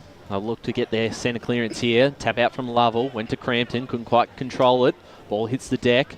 Handballed out. Here's a chance here for Montrose. They get it going forward. Direction here, the Tigers should be able to control it. Out the back. A pass out to a teammate there for the Demons. Heap throws the ball on the boot. Goes inside 50. Over the top there of Howes. Under a bit of pressure here, the Tigers. Handball across. Now a shot for Garthwaite. And it's there for the third of the day for the Ds. 3-3 at 21. Mitcham one behind. Coming up to the 10-minute mark of the quarter. And Ryan Garthwaite, very important goal there. They've dominated this first 10 minutes of play, Blake. Yeah, indeed. Just more confidence for Garthwaite. I feel like he can really destroy this game and stamp his authority with all the experience that he has. But Mitcham, again, we need to get them to get it in their 450. They're a very dangerous side. And, good goal. Let's go boundary side to Dylan Smith. Yeah, you guys, you noted those entries there, and it's just a bit of the pressure on the ball carrier as well. So Mitcham aren't able to put the pressure on the ball carrier, and Montrose are just getting really clean entries at the moment. So back in the middle, anyone want to change their tips? No, not yet. I do. I just think also, too, I think the other key indicator at the moment is Montrose seem to have a lot more numbers at the ball when Mitcham have possession and they're actually trying to out-pressure Mitcham into mistakes. So plenty of time to go for things to turn around, but it's all Montrose at the moment, and well with their lead as well as they get a clearance out of the middle. Funny little kick forward to about half foot. One of the Montrose players was held. I think it was Chamberlain. Umpire said nothing doing as they get it forward to around about the arc, and you can see already the ground getting really chopped up. I think the way to go is probably going to be down the flanks because that'll probably be the better conditions rather than try to go through the middle, which is going to get muddy. And of course we did have the curtain raised out here as well. Knocked down. He was Hallow was there. Couldn't quite get it though. As the ball goes inside 50 and the umpire blows the whistle. And what have we got here? Just the ball up, I think. So if Montrose could pinch another one, Mitcham have got a few problems on their hands as the ball is one out of the middle by Baklava. The ball coming out towards this broadcast side, trying to get his hands on it there. I think it was DeValin, and eventually it's across the boundary, and we'll have a throw in. So if you've just joined us, we've had 11 and a half minutes gone, and it's Montrose 3-3-21 to 1 behind on the Bendigo Bank scoreboard. Perhaps a little bit surprising. Montrose have had all the play so far, certainly dominated the inside 50s. There's the ball thrown in, a good long throw too, goes right over the back. Picking it up there was Nagel. Funny little kick into the tight stuff, and I don't think it's going to come out of there. And the umpire says we'll have a ball up. Interestingly, the end that Montrose is kicking has always been the favoured end for high scoring. If you look at the stats over the years, So Lovell just punched it going forward. Big collision there, and it's going to be a free kick against Joshua Fulton. And the Demons will look to play on straight away. Here's Ricard over the top. Finds a teammate there in Nagel who can send the Demons inside 50 again into Garthwaite direction. One grab, almost couldn't quite take it. Ball hits the ground. A chance there for a teammate. Couldn't quite get the ball on the boot there, Chamberlain. A bit of a scrap here, and we might get a stoppage in front of the goals. Demons. They really are up for the contest here. There's a real appetite here by Montrose. They look hungry. They do. They really want the ball. Just quickly, I would love to see the pressure rating for both sides because I know Montrose would probably be very high up there. So the clear out here will come straight back through Heap, who's had plenty of the ball early. He's had a heap of it as he goes inside 50. Tigers around the ball. Here's a chance through Wex. Clears it out. Looking for Smythe, but he's going to be beaten here by two Demons. Punched over the top. Actually, he's done quite well because he might be able to receive that punch and he will send them going forward, but he's got no options. And under there was Gardo who punched it away. And they've got the numbers just to be able to relax and send it back going forward. And they've done well here, Montrose. Well set up behind the ball. So here they come again with Ricard, chipping it out wide. Nice mark taken over there too by Hams. And Hams just chipping it to about half forward. A good ball coming in there, just in the nick of time. Ball on the ground. One of the Mitcham players was held. Nothing doing though. Says the umpire. Nice work out there by Nagel as he gets it out of the tight stuff. Ball on the ground. And here they come away with it, Mitcham. And you can see the signal to get forward, but there's really no one there. And the kicker has found a target, however. Taken there by... Can't quite see who that is, but the kick right across the face. It's a beautiful kick, and Uren, he couldn't quite take it, but he soccers it off the ground, and they'll get a rare opportunity to do something here. Back it comes to Uren. Uren goes to the hot spot. In fact, he might have gone. No, it's back there. Good work, and the mark is taken by Darcy Laurie running back. And for the moment, the danger is over. So they looked to clear it out, took a bounce in a dangerous spot, didn't come back to him, but they've got a bit of time to reset as they clear it out their back half. Down the line, descends underneath it. He'll take the mark. He'll look to play on straight away. He does. And he'll send him inside 50, looking for Garthwaite. Use his body well, takes the mark, and he'll look for Montrose fourth. And he's second of the game. Gee, that was really good play there by Montrose. They moved that ball very quickly from their back 50. They found open targets, and that was a lovely way to pass by descent into the hands of Garthwaite. They're just causing a lot of one-on-ones here, Montrose. Like another loose man would be good for Mitcham to not have that chaos. So Ryan Garthwaite, the ex-Richmond Tiger, comes in for goal number 2 of the afternoon. He's kicked it. He's got 2 and the Demons have 4. 4-3-27. Mitcham 1 behind. 15 minutes gone on the Bendigo Bank scoreboard. As we go boundary side to Jared Beanland. Yeah, I've just noticed on the couple of occasions that Mitcham have gone forward, Montrose have always had the numbers. They're holding their defence back really well, constantly having that spare man manage to affect the contest. Yeah. I think the hardest thing by Blake with wanting to have Mitcham needing a loose man is they can't get a loose man because Montrose are not allowing them to have a loose man. Exactly right, yeah. And like Garthwaite again, more confidence in him, the better. They're making sure that every Mitcham player is accountable for every possession, and that's why Montrose are winning this contest at the moment. So it's going to be an interesting Mitcham huddle at quarter time to see what Neil Winterton says to try and redress this as Descent gets it out of the middle. Fell into the hands of Lovell. He gets a funny little kick forward. It's inside 50. A couple of players take a tumble. Nothing doing, says the umpire. On the ground there, diving on it was Descent. But I think that'll be wrapped up and we'll have a ball up eventually when the whistle blows. It's almost like Neil Winterton's going to have to shake Mitcham out of their lethargy here because he might have to bring himself on. Yeah. Of course, he has. Former player coach. Yep. Now, there's the head out there from Lord, it was. Now, it's in the hands of... it wasn't the hands of Nagel, but he dropped it. Now they'll come inside 50 again, Mitcham. Well, they won't because the kick is smothered over there on the far side.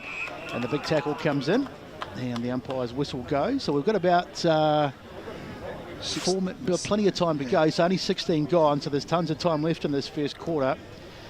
But it's starting to get away a bit from Mitcham as the umpire gets set to throw it back in. And there it goes. Lovell works his way to the front spot, but he gets beaten by Descent, I think, on that occasion. And here they come again, Montrose, but it's towards the boundary, and Garthwaite can't keep it. It was Jenkins can't keep it. But even in that contest there was a Montrose player already 5 metres ahead of 2 Mitcham players. So if that ball hadn't have gone out of bounds, they still had possession when we're looking at another inside 50 there. And they've done it well, their transition from the back half so far this afternoon. Tap out there going nowhere. Ball can't quite clear it. Here's a chance now. The Tigers go inside 50, just Descents there. Smythe as well, picking it up there. The Demons did well through Gillette. Smythe passed it off to Carney. Kick didn't go too far. Demons under a bit of pressure. Here's Cherry that goes in, gets the ball first, tapped away. We might get a stoppage inside 50. A chance for Tigers to get a late one. Just a quick one as well. We don't really usually see this, but Ben Descent is actually playing full forward at the moment. You usually see him in the midfield. So well, he's had a strong start to the game so switching far. The magnets, Gary. In the middle here. The middle of the forward 50 for the Tigers. Ball going nowhere as we go to Josh Ward for the first time in the score centre. Second division, Waverley Blues 2-1-13 leading Boronia 1-2-8 and Croydon 2-1-13 leading Beaconsfield 1 behind. Ooh. Well, you have the love for the Beaconsfield side on the pre-game show, so that's an interesting result as the ball comes out. The umpire's found a free kick and it's going the way of Montrose, so they'll be able to clear out of their defensive area in the hands of Heap. As Ryan said, he has had a heap of it this afternoon. With a kick out wide, up they fly. Couldn't quite get it there. Meant to play it was, and it's out of bounds. So throw in as we go back to the boundary. Dylan Smith with his first touch of the year.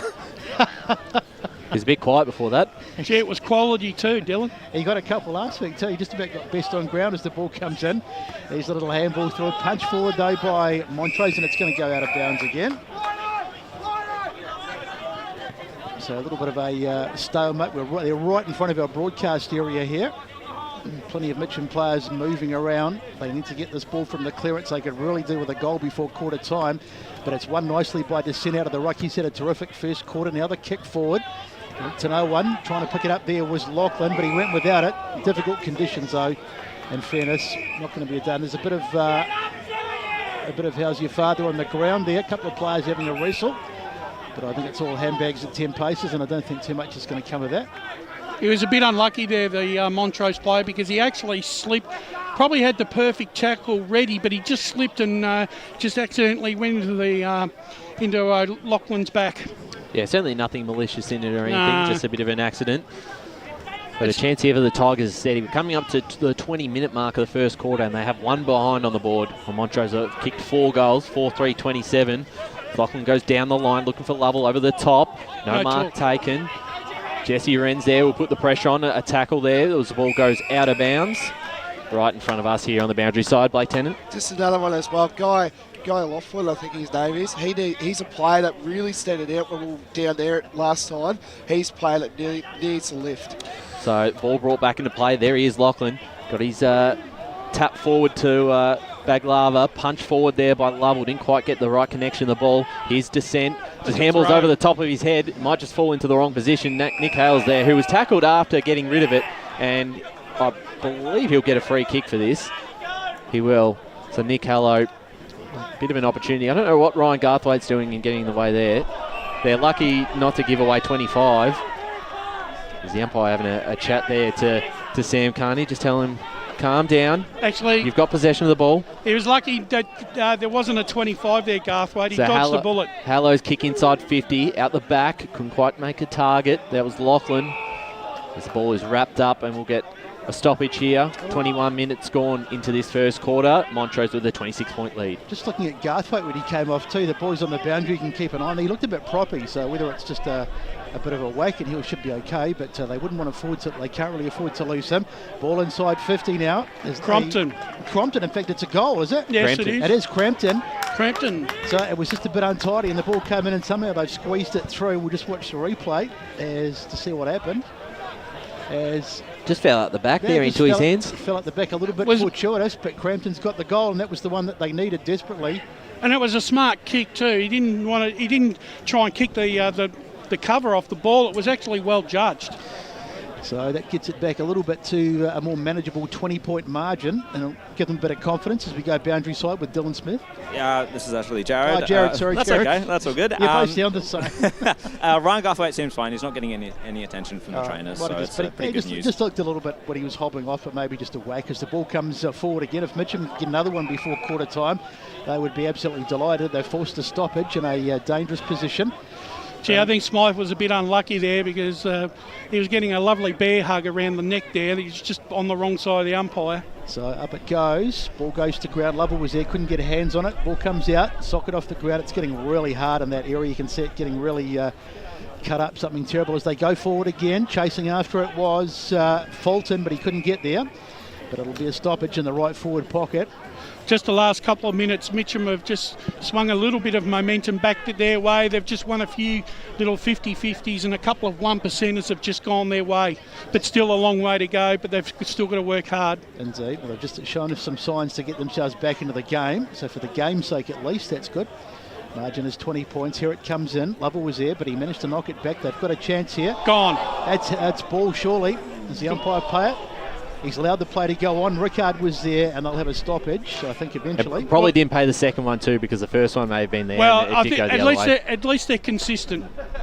No one minds, as you say, as long as they do the same thing for everyone all day. So, as we said, 23 minutes gone, and Mitcham, if they get a second one and only go in 14 points behind at quarter time, they'll take that as a bit of a win because they've been outplayed this first quarter. As we go to Josh Ward in the score centre. South Croydon 2-2-14 leading East Ringwood 1-3-9 and North Ringwood 2-2-14 lead Moorbark yet to score. A couple of big games there. Tap out going towards Descent. He'll just throw the ball on the boot and it might work out well. Well defended though, punch from behind. Ball's into the hands here of Mitcham. They can get going forward. A free kick here to Nick Hallow. It was caught around the neck and they look to use the advantage. Sukani found Jackson Hallow on the chest, but the ball will come back. So Nick Hallow will take it here. Outside 50, too far out the score, you would think. No one's manned the mark here. Short kick, and Jesse Uren's all by himself. The kick almost went over the top. He plays on, gets past one, puts it towards goal, and an early contender for Tobin Brothers' goal of the day. Jesse Uren gets the Tigers second, 2-1-13. Trailer Demons 4-3-27. And Blake Tennant, how do you give Jesse Uren that much to say? He's just an incredible player. I think he's also the club captain, so great player, but he, again, needs another player to stand up for Mitcham. They actually telegraphed the play before because Halo, they kicked the ball to exactly the same position. And once again, Rem was all on his own, beautifully weighted pass and a lovely kick for goal in these conditions. So Gary Ayres will be a bit unhappy with that, just given far too much time and space. Even when he dropped it, he had time to go back and get it. But like a training drill, and they've won it again out of the middle in the hands of Cherry, but it's going to be Montrose who get it forward. It's a couple of quick ones for Mitcham, has changed the complexion of this game. Good tackle coming in there from Haller, but he might have gone into the back, I think. He has, so free kick going the way of Montrose. So we've had 25 minutes almost in this term. Taj. So there can't be too much longer to go as Montrose go inside 50. Last thing they'll want to do, Mitcham, is concede a late one. Garthwaite's there. He's back on the ground after looking a little bit proppy, as I mentioned, but here's a chance for Montrose. Funny little kick inside, and the mark is taken right out in front of the goals, and this will be a gift. Talk about lucks of fortune there. There's 9 times out of 10 that kick's going elsewhere. Just beware, boys. Daniel Chamberlain loves the celebration, so be ready for it. So Chamberlain it is. Well, they got the band lined up for him, Blake. I wouldn't say that, but he loves the celebration. They're queuing up some ACDC like they did before. So Chamberlain, this will be a much needed settler for Montrose after Mitcham have just had a good little 10-minute period. Should kick this. And he has, so Chamberlain puts it through. The double cobra. So the goal it is, and it extends the Montrose lead back out to 20 points, 5-3-33, 2-1-13 on the Bendigo Bank scoreboard, and we've had nearly 26 gone in this term. Score centre with Josh Ward. Quarter time out at Fair Park Reserve, the Lions 21 to Warrandyte, yet to score. Interesting result out there. What was the Waverley Blues score that you had before? Waverley Blues. It's updated now. Waverley Blues 3-2-20. They trail Baronia 3-3-21 now. Ooh.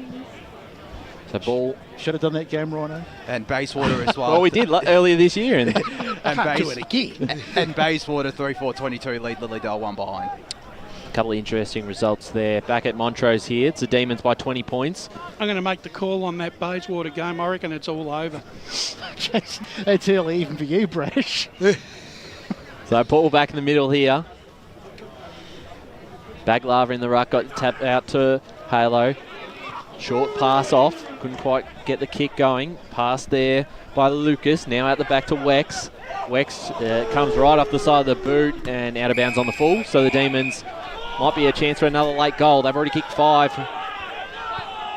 So here's Wells who retreats, finds Heap. Taj Heap here, the half back.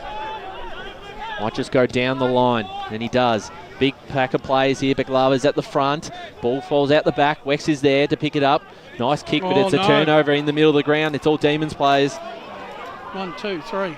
And they don't rush to go forward. Now they do through Hams up towards the top. And an important mark there from Mitcham by Josh May. Passed it off straight away to Jackson Halo. So Mitcham to work it out. They've got it in the hands there of Halo. A bit of a shonky handball, and they're in a bit of trouble, but they'll get out of it because the umpire's whistle has gone for something. A throw. A throw, so...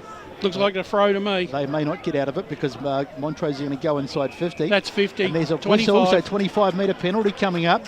Can't do that. A comedy of errors in the last couple of minutes for the Mitcham side, and they're going to give up another one here. So all their hard work to get those 2 goals to get themselves back into the game is going to be undone. Another double combo coming in for Chamberlain. So Chamberlain, who kicked the last goal for Montrose, is going to get another opportunity. This really hurts you, doesn't it, Brett? When you worked so hard for 10 minutes to get back into the contest, and then you're giving up 2 easy, another 2 cheapy goals. They had a great little period, and I thought, they'd turn things around, and suddenly it's just gone back to the way it was in that first sort of 10 minutes. So Chamberlain looking for his second. This will make it a 26-point margin. And it's going to be a bit of a killer punch. Here he comes. He'll be kicking from just outside the arc in the end. He's hit it pretty well. That's a beautiful kick. And that's a decent contender for the Tobin Brothers goal of the day too, as it goes through. So Chamberlain with his second, and that margin out to 26 points. And we've had 28, nearly 29 minutes played, so a long quarter, and it's 6-3-39 to 2-1-13 on the Bendigo Bank scoreboard. Josh Ward in the score centre. Premier Division scores: Norwood 2-4-16, lead Berwick 1-4-10, Doncaster East 3-3-21, a fast start against Noble Park 1-1-7. Thanks, Josh. A couple of big games there in Premier Division.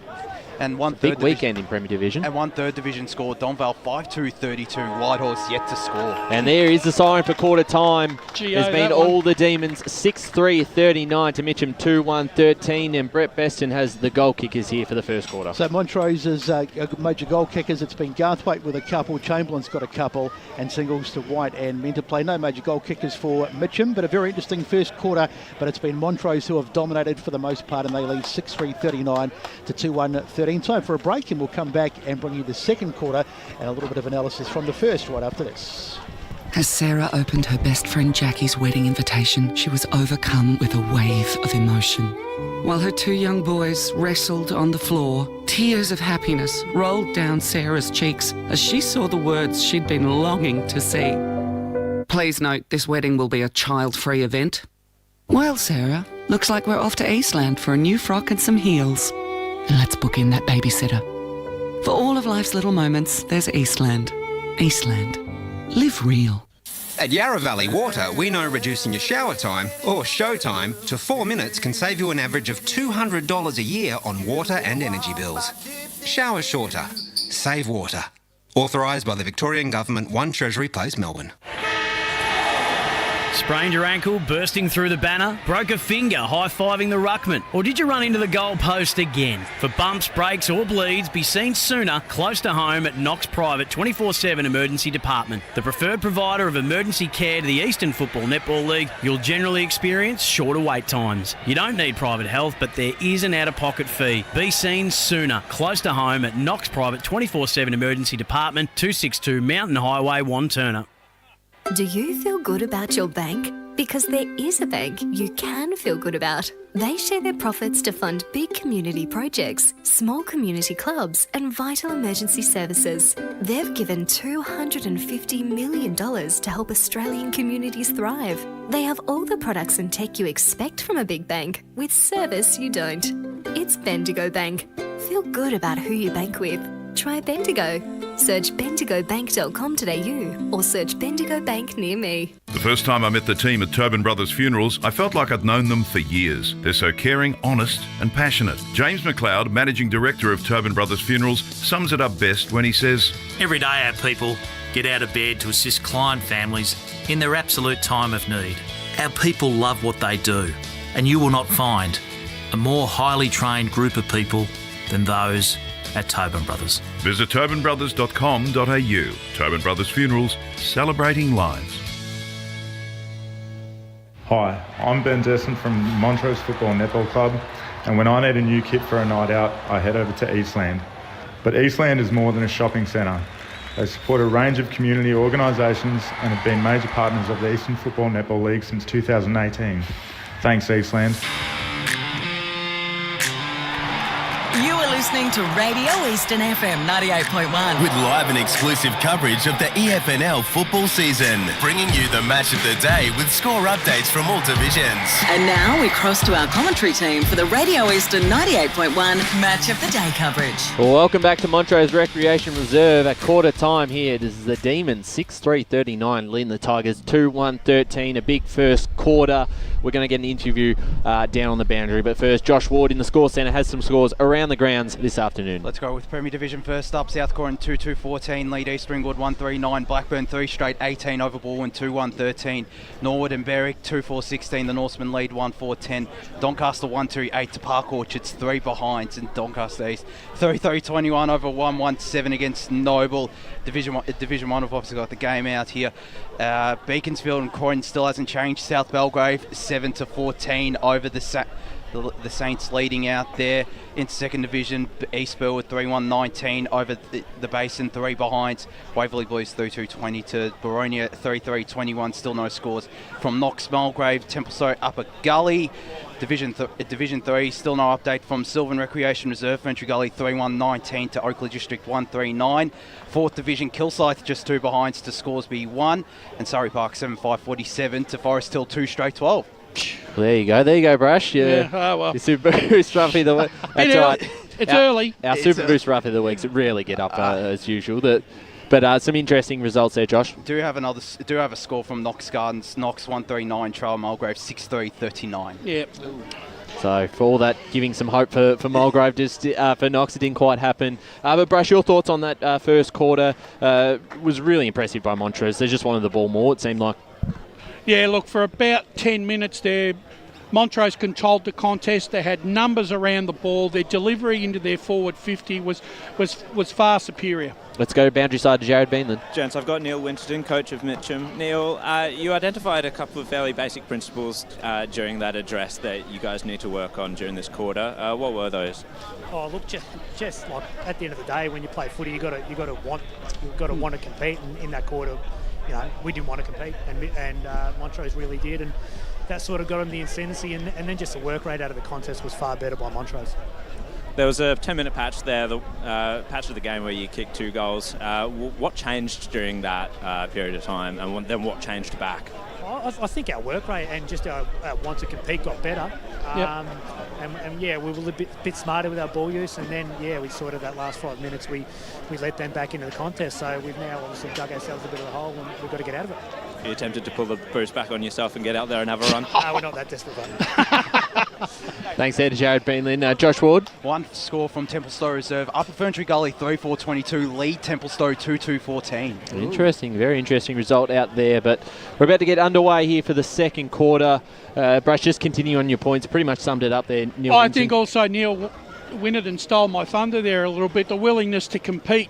They were 5 yards behind for most of the contest, which means they were very lethargic in their thinking.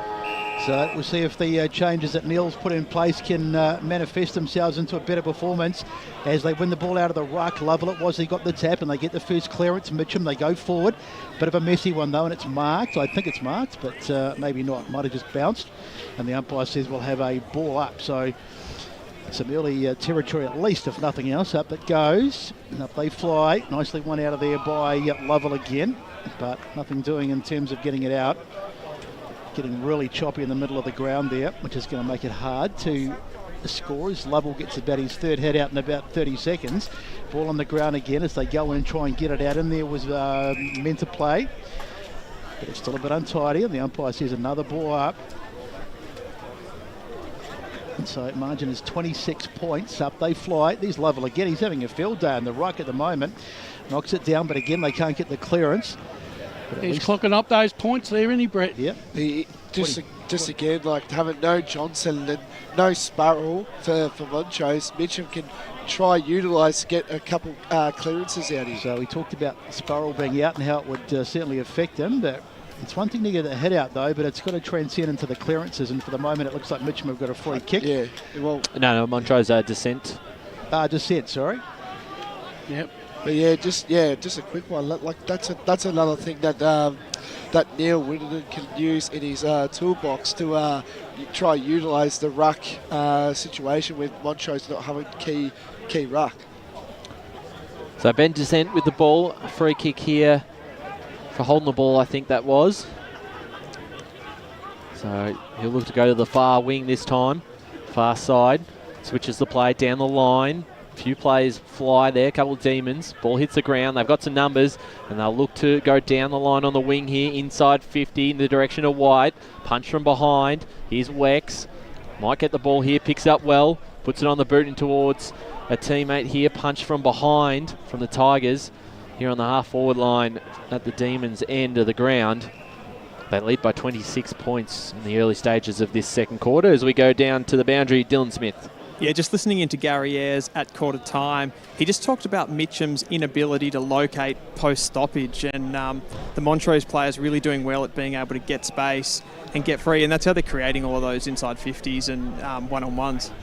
So a free kick here has been awarded to Nick Hallow. I believe that was a high free kick. He looked to play on straight away, down the line. Haven't been able to take too many marks. This time they do. And they look to go through in towards the direction of Baglava at the top of the square. Either sandwiched there between two Demons. Jesse Uran picked it up and was tackled straight away. So we'll get a stoppage inside 50 here for the Tigers. 3 minutes gone in this second term. Sorry, Ryan, that was gutsy by Gardell going back with a flight there. That was really courageous stuff. It's a bit better here by Mitcham, to be honest with you guys. Like, they're locking it in there for 50. They did do that in the first quarter. So they might be holding the ball. No, the umpire says he's going to let the play go on in the hands there of Lord, who just puts it onto the boot and slams it out towards the far side. And it's going to be kept in over there. Good work. And they'll come back. They've still got the ball, Montrose. Little handball off, putting themselves under a bit of pressure. Gardell takes it and slams it onto the boot. Now they go forward.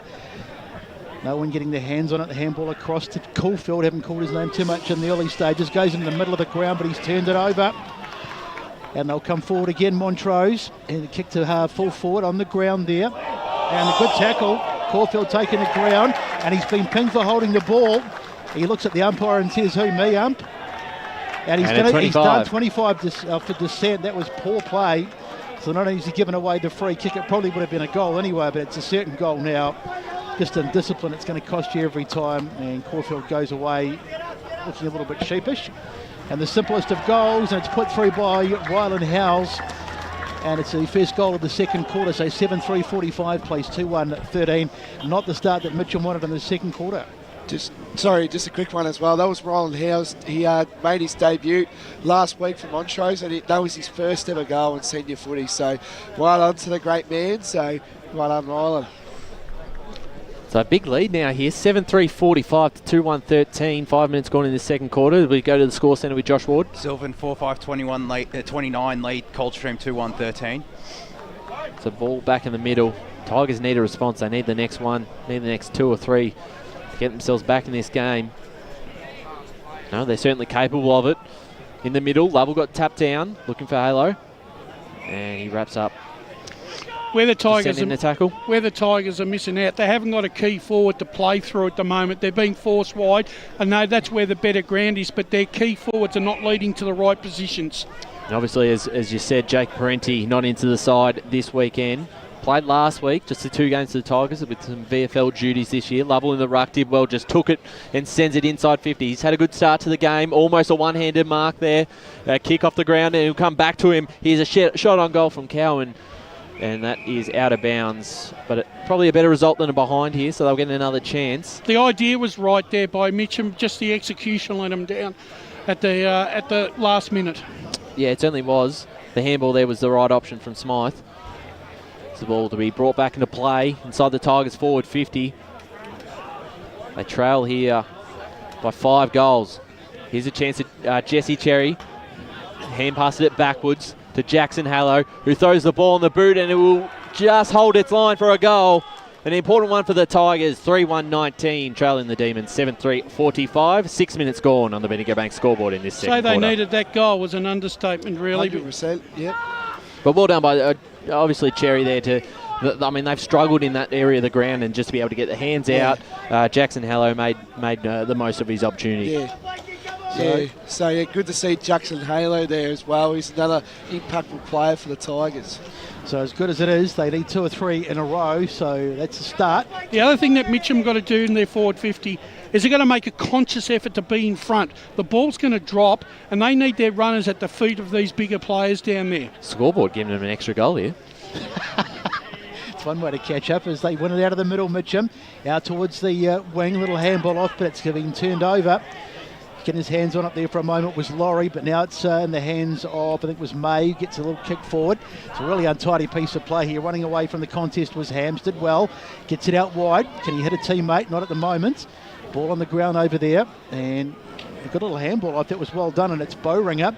Bowringer gets it down the line. Teammate chasing after it was that man Chamberlain. He's kicked a couple of goals, but in the end it's across the boundary line, and we'll have a throw in far side.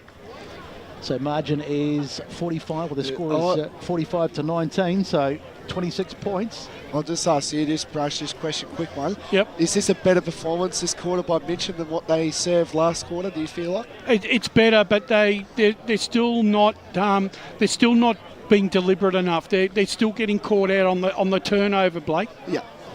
So here on the outer wing, Lovell again got his tap. Probably been the Tigers' best so far. Socket off the ground there by Heap, inside 50 in the direction of Garthwaite. Picked it up cleanly, but tripped over. And now he's caught in a tackle. Umpire says ball up. And Montrose are playing the nuances of their ground much better than what Mitcham are doing. Yeah, they certainly are. And Garthwaite's looked dangerous. Well, as you said, that key forward's been really important for them as the tap out looked for men to play. He was caught in a tackle by Cherry, and we'll get a secondary ball up here. Just outside the forward 50 here for Montrose. Nice 26-point lead for the Demons. Punch forward there by Lovell. Got some real distance. Here's a chance of Crampton. Over the top. The handball was smart, but the tackle good there from Montrose, which will lead to another ball up here. A 26-point lead in this second quarter. The Demons have won 4 in a row against the Tigers. They've got the wood over them, and they've started well this afternoon. Important one for them to keep in touch with the top 2. And tap out here, another ball up. Yeah, well, the Tigers haven't won here in nearly 3 years, so it's a hard, like I said, it's a hard ground to win at. So it hasn't been a happy hunting ground. Carney caught with the ball, and just another ball up again. Brett Beston. So just a series of stoppages at the moment, so the game hasn't run to any great heights in this term. One out of the middle, I think that was Lovell again, as the ball is bouncing around. They're getting his hands on it for a moment was Heap. Now it's in the hands of a Mitcham player who just turns around and slams it onto the boot in the hope of finding a teammate. Can't quite do so at the moment. Over there nicely worked was Smythe, who jimmied one way, jimmied the next. And in the end, the ball will go out of bounds, just in the forward pocket. That's not a bad result. And that's the key difference between both forward lines. Montrose have got a forward that they can go through. Mitcham are using Smythe as their go-to man, and he is undermanned against a much more bigger Montrose defence. So Mitcham get it out of there. Here's a chance. So that might have been a high tackle. What does the umpire say? Yes, he's paid it. So he's going to be an opportunity to go back and get another one. Those ones can be 50-50, Brett, because it depends on how the umpire interprets it first, doesn't it? I think it was probably there in fairness. You So should Lachlan it join is. the umpiring department. No, Rush. well, the thing is, he broke he tried to break the tackle, but he went down to his knees, and that actually slipped. The Montrose players slipped his arms around his neck then. 16 goals for Lachlan this season, and that is number 17, is it? No, Yes, he's missed. it is. No, he's put it through. So very subdued crowd, as you'd expect. So Lachlan puts it through. Another one for Mitcham, and they just eat into that lead a little bit. It's 7-3-45 to 4-1-25, and we've had 10 minutes gone in this second term. Just as well that, Mitcham Stars are actually coming into the game right now as we speak. I think Halo's kicked a couple, Urin as well, and now Laughlin as well, who was really good when we went down and saw him against South Belgrave. So their Stars are trying to live for Mitcham at the moment. Mitcham are going to need their midfield and their half forwards to kick them a winning score this afternoon. So back in the middle, a short kick out there from Lord. And that was Jamie Lord. As the ball comes out to Jackson Haller, the handball falls backwards. A chance here for the Tigers to go forward through McArdle. Up towards the direction of Smythe. Laid a good tackle and created opportunity. A Tiger player there slipped at the wrong time. Picked up here by the Demons. Passed it out. Free kick been awarded here for the Tigers, I believe, for a throw. So he'll come back here You got a hotline to Tom Lucas. You got a hotline to the scoreboard. I was going to say, he's given them an extra goal. I think. Lucas goes inside 50. Mark dropped there by the Demons out the back. They've got some numbers. Doing well there was Langdon. Clears it out, but it's going to be turned over. Chance here for the Tigers through Horsey. Gone. He's tackled with the ball. Just didn't get his handball away, and that is holding the ball out on the far side. Beautifully corralled there by Montrose. So Montrose bring it forward. Here's just, if you're at the ground, we can tell you it looks like the scoreboard's given Mitcham an extra goal because they're on 25 by our reckoning. Unless we've missed something, as there's a free kick here. And it's going to go the way of Garthwaite by the looks. Yeah, he was caught out of position, the Mitcham forward, and Garthwaite just was enough to manoeuvre the body into the right position and win a free kick. Just as well, Lord's ball use there, just incredible. Like, that's what we've been seeing lately. He's been a really good pickup for Montrose coming from Upper Fenchurch Gully. That free kick on the half-back line, whilst it seemed innocuous at the time, has now provided a shot on goal. So Garthwaite's kicked 2 today, and this is for his third longish kick, particularly with the ball getting a bit heavier, and he has that's a good kick. Beautiful That's a lovely kick. That was a lovely kick. So Garthwaite gets his his third. And that lead is extended now to a very handy 26 points. It's 8-3-51 to 4-1-25. Bendigo Bank scoreboard after nearly 13 minutes in the second term. They've got all the answers at the moment, Ryan Montrose. Mitcham are throwing everything they can at the moment, but they just can't find creditable avenues to goal to hit the scoreboard. It'll be certainly a learning experience here for Elms playing on Garthwaite at the moment. It's a very tough player to play on. I think they've just swapped at the switched players there. Switch the matchup. Just a quick one. It's just those one-on-ones that are really killing Mitcham at the moment. They're just getting a little bit sucked into what Montrose are trying to do. Well, they just don't have that height themselves up forward compared to when the Demons go there and someone as dangerous as Garthwaite. As we return to the middle of the ground, 13 and a half minutes gone in this second term. 26-point Demon lead. So go boundary side to Jared Beanland. Yeah, that's Josh May that's just gone on to Garthwaite right now. So we'll see how that plays out with a different matchup. He's kicked 3 goals, as we said, Garthwaite, as they clear it here, and a chance for Lord to send it back inside 50 for the Demons, going close to their forward half. Tigers defenders under a bit of pressure. Well done there. Got the ball first and got the handball out, did the Tigers. But it's turnover now through Heap. Can send the Demons. He'll take a bounce inside 50. Just got his kick away before he was tackled. A lot of pressure there. Couldn't find Bailey White and out of bounds. But still probably a good result in the pocket there for Montrose to create another opportunity for their 9th goal. Looking for it. 8 goals, 3 to the Tigers, 4-1. Ball brought back into play. Tap out. Goes nowhere at the moment, and we might get another stoppage inside 50 for the Demons. So it's just a bit of a hold up here while the umpire's what's he up to. He's just taking a bit of time to get his hands on the footy. Now we're going to get the restart finally. No one wanted to pick it up for him. Obviously can't bend down that far. One out of them, a tap again by Lovell. He's easily dominating the hit-outs, but unfortunately from Mitcham's point of view, it's not transcending into scoreboard pressure, and he's going to be another stoppage. So a little bit of sun out at the moment, out here at Montrose, which is nice. Up it goes again, and up they fly, knocked down into the hands of one of the Mitcham players over there. Couldn't quite see who it was. Ball comes loose. Nice work there by a little handball out by one of the Montrose players on the grounds, and it's wrapped up over there. I think it's Rickard, with the footy, and the umpire says we'll have another ball up. One of the key differences in this game, 15 minutes into the second quarter, is Montrose work rate and willingness to run to the contest. I think that's a big plus for them so far. And so one once again by Baklaver that time, who's in the ruck, and the ball is knocked over the boundary line, far side of the ground, as we go boundary side with Dylan Smith. Yeah, Brash, you spoke about the work rate there, and it's also the defensive stuff. The tackling pressure on ground level here is intense from Montrose. It's been excellent. So umpire to throw it back in. Here's the head out. Comes out there. It's been towed off the ground there by Lord just for a moment. And they towed forward again. Getting across there was Chamberlain with a couple of goals to his name today. Free Takes kick. a heavy hit, and it's going to be a free kick. Howes. I think it's Howes. Howes it is. Yep. So yes, it is. Another under 19s player. It's just got him late, I think, there, and the arm around the shoulder. That's the problem, Ryan. You can't afford to be late on a wet ground because you're going to inevitably it's a free kick against you. Sorry, boys. It's actually Jared Voss. Sorry, Voss. Jared I was going Voss. to say 52. There's the kick on its way from Voss. He's hit it across the face, and it's going to go out of bounds. In fact, it's missed everything, and there'll be a free kick going the way of Mitcham. So Joshua May to bring it back into play. Short kick into the Nick Hallow direction. Takes the mark.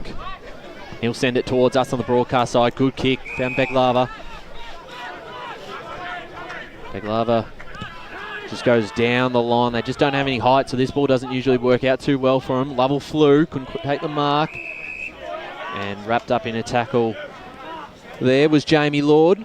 I'll give Guy Lachlan his due. He's really tried to lift his own personal work rate in this second quarter, trying to lay some big tackles. Yeah, they certainly need that pressure. He gets a ball, just got his kick away. Carney there for the Tigers, raise a good tackle on Bailey White. Wrapping him up, and we'll get another ball up here right in front of us on the broadcast wing. It is Montrose 8, 3:51 to Mitcham 4, 1:25. The scoreboard here at Montrose has fixed itself up.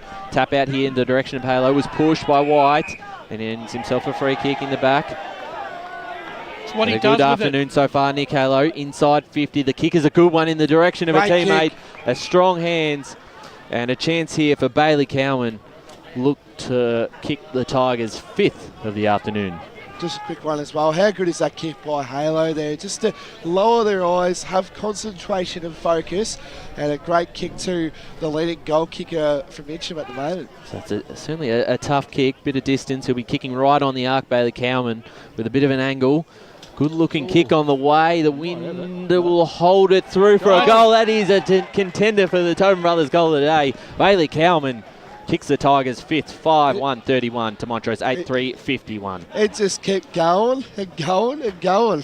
Well, you didn't know where the wind was going to take it then, if it was going to pull it to the left or hold its line. Well, that's why he's the leading goal kicker of Mitcham. He definitely has to live. I think that's his first major. Is that correct? Yeah, that's his first major. So he's another player that needs to lift for Mitcham as well. And as Brush said, a lot of their stuff will be coming from their midfield today. Yeah, it was a beautiful kick. It never really looked like missing off the boot, although it should have looked towards that left post, but it was well struck as soon as it left the boot. So back in the middle, we've got a stoppage as Nick Halo gets up with the football. So they're teasing Mitcham. They get one or two just every so often just to keep themselves close, but inevitably they concede after that. As the ball goes back inside 50, they could do with back-to-back goals. Over there on the far side, they're going to go back inside 50 again. There's the kick and dropped over there, but there's a second off the ground, but back there going was Gardle, and he manages to play the goalkeeper role and knocks it away. Jeez, Brash, it was a beautiful kick there from Carney and just slipped through the hands of Cherry. Yeah. Missed Just opportunity. Injury at the moment, boys. I think Jesse Urin's down at the moment. Jesse Smythe, I think that is. Sorry, just is hobbling. they've got the same boots, so and the same first name as the ball goes in. Looks like an ankle to me. Yeah. So on the ground, getting it out there. For the moment, Montrose out towards the far side, but well taken there by Elms. He bursts away and he gets a kick inside 50, but back there to save the day was Gardle. And what's the umpire paid here? Probably a ball up, I'd say. If they want him back on, they better take him through the interchange here. So Lovell it was, who did pretty well to force the contest. Up it goes, get it out of the ruck with descent. Knocking it out towards the boundary. It's still in over there. Game getting really untidy. The conditions, I think, starting to play a bit of a part. And the umpire says we'll have another ball up. So the Tigers inside their attacking half. 20 minutes gone in this second quarter on the Bendigo Bank scoreboard. They trail by 20 points. A goal here would be very handy to get the margin to 14. Meant to play for the Demons. Falls in the hands of Cherry. Kick forward. Might bounce over the top of the teammate in Lachlan. And the D's do well again through Gardle. Just that kick off the side of the boot. Long out of bounds. He tried to anticipate the bounce there, Lachlan, and came off second best, but they've won a reprieve here, Mitcham, with another shot on goal, albeit it's going to be a difficult one at that. Well, they've been just be able to create a bit more forward pressure and be able to lock it in and force Montrose into a couple of mistakes like that one from Gardle. Oh, it does. Oh, it may have been out of bounds before he had kicked it, so it's going to be a boundary throw-in. I thought Tigers would be having a set shot here, but ball brought back into play. Go to the boundary just shortly, tap forward, grabbing it out of the ruck there, the Demons in Lord, and brought to the tackle. Let's go boundary side, Dylan Smith. Yeah, guys, that was just a touched off the boot, the umpire signal there. Okay. So maybe part of the reason why it did go so far out of bounds. Tap forward there by Lovell, almost to himself. The Demons get the clearance going forward for themselves out of their back half. Mark taken here. Ricard. Down the line. Pulls out the back pass. Josh May from the Tigers and Garthwaite from the Demons. Out of bounds here. The Demons still lead by 20 points. 21 and a half minutes gone on the Bendigo Bank scoreboard in this second quarter. So hanging around Mitcham, but they just can't make any decent inroads into this margin. As the ball gets thrown in, Backlava took it unmarked there, or uncontested, should I say, in the ruck. But we've got a whistle, and the umpire says we'll have another ball up. Up it goes again into the ruck that time, knocked out by Kugel, but there's a whistle and a free kick going the way of Montrose that time. As they go inside 50, can they hit a target? Up they fly, and that's going to go out of bounds, but there was a whistle. So are we paying a free kick or just a throw-in? Might be just a throw-in, I think. It's almost shades of that one turner south. Montrose were in control, but they just didn't put the foot down on the till in the first half to close the game out. Hopefully it doesn't come back to haunt them again this afternoon. Yep. But like Sydney last night, they should have put the game away against Geelong as Backlava wins it out of the ruck. Ball bouncing around, it's towards the boundary line and taken across there by Duvalin. It's unlike you to give the opposition any credit when you're playing the pussy game. They should have put that game away well and truly before. Well, they didn't win in the end. It was a draw, of course, but up they fly, knocked away there by Montrose. It's still in a dangerous position as they try and get it clear. It's turned into a really contested game. It's bobbling around all over the place, and in the end, knocked through for a behind. So let's get out of the boundary. Yeah, just an update on the Jesse Smythe injury. It was a right ankle, and we won't see him for the rest of the day, sadly. It's a big loss for the Tigers. Montrose 8-4-52 to Mitcham 5-1-31. 23 minutes gone in this second quarter on the Bendigo Bank scoreboard as we cross to Josh Ward in the score centre. Well, talk about inaccuracy. Berwick 2-8-20 trail Norwood 3-5-23. Geez, they've missed some opportunities there. Down the line, Lovell flew, couldn't quite take it, but lays the tackle to follow it up. He's been very impressive so far. And a couple of first division scores, sorry to cut you off, Ryan. Bayswater 8-6-54 to Lilydale, still one behind, so your early prediction was right, Brash. Beaconsfield 4-1-25, Charlcourt 5-6-36. That's a danger game for Beaky at home. Bit of a scrap here as Jackson Hale gets a handball out, and the Tigers, that's a kick, is out on the full. It was just a bad mistake there, Brash. There was not even a Mitcham player talking to the young player then.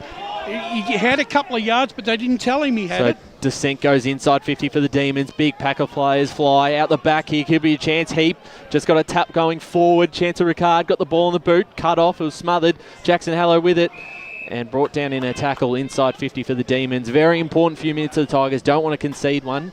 21 points is an okay margin to go in at half time. Yeah, just a quick line just on the player, Jackson Haley, as Neil Whitman said, loves to duck his head a bit. So he's been doing that quite a bit today.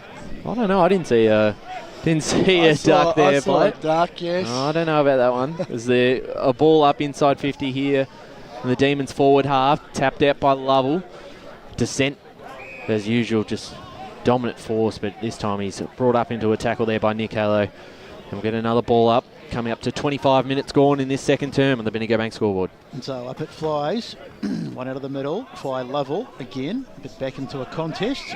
Just having a look at Geordie Nagel there on the boundary line. Looks like he's trialling a new breathing apparatus there with the way he's wrapped up there, Blakey. Joel Selwood like. Yeah. So up it goes, one out of the middle nicely there by Voss, I think it was. Now the ball on the ground as they try to pick it up Mitcham.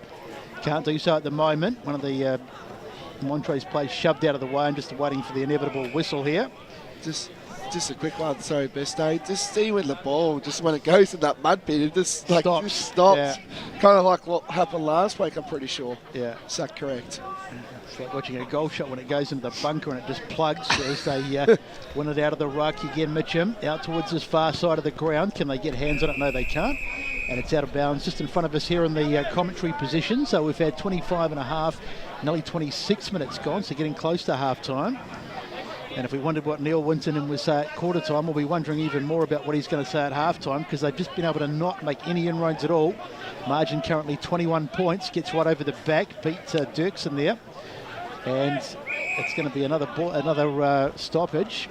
One thing I will say about Mitcham, though, Brett, as I said in the early head-to-head stats, Mitcham are renowned for coming home hard in the last half. They've got good engines. So Mitcham get it, they bang it up the line, and there's plenty. You can see there's 2-on-1.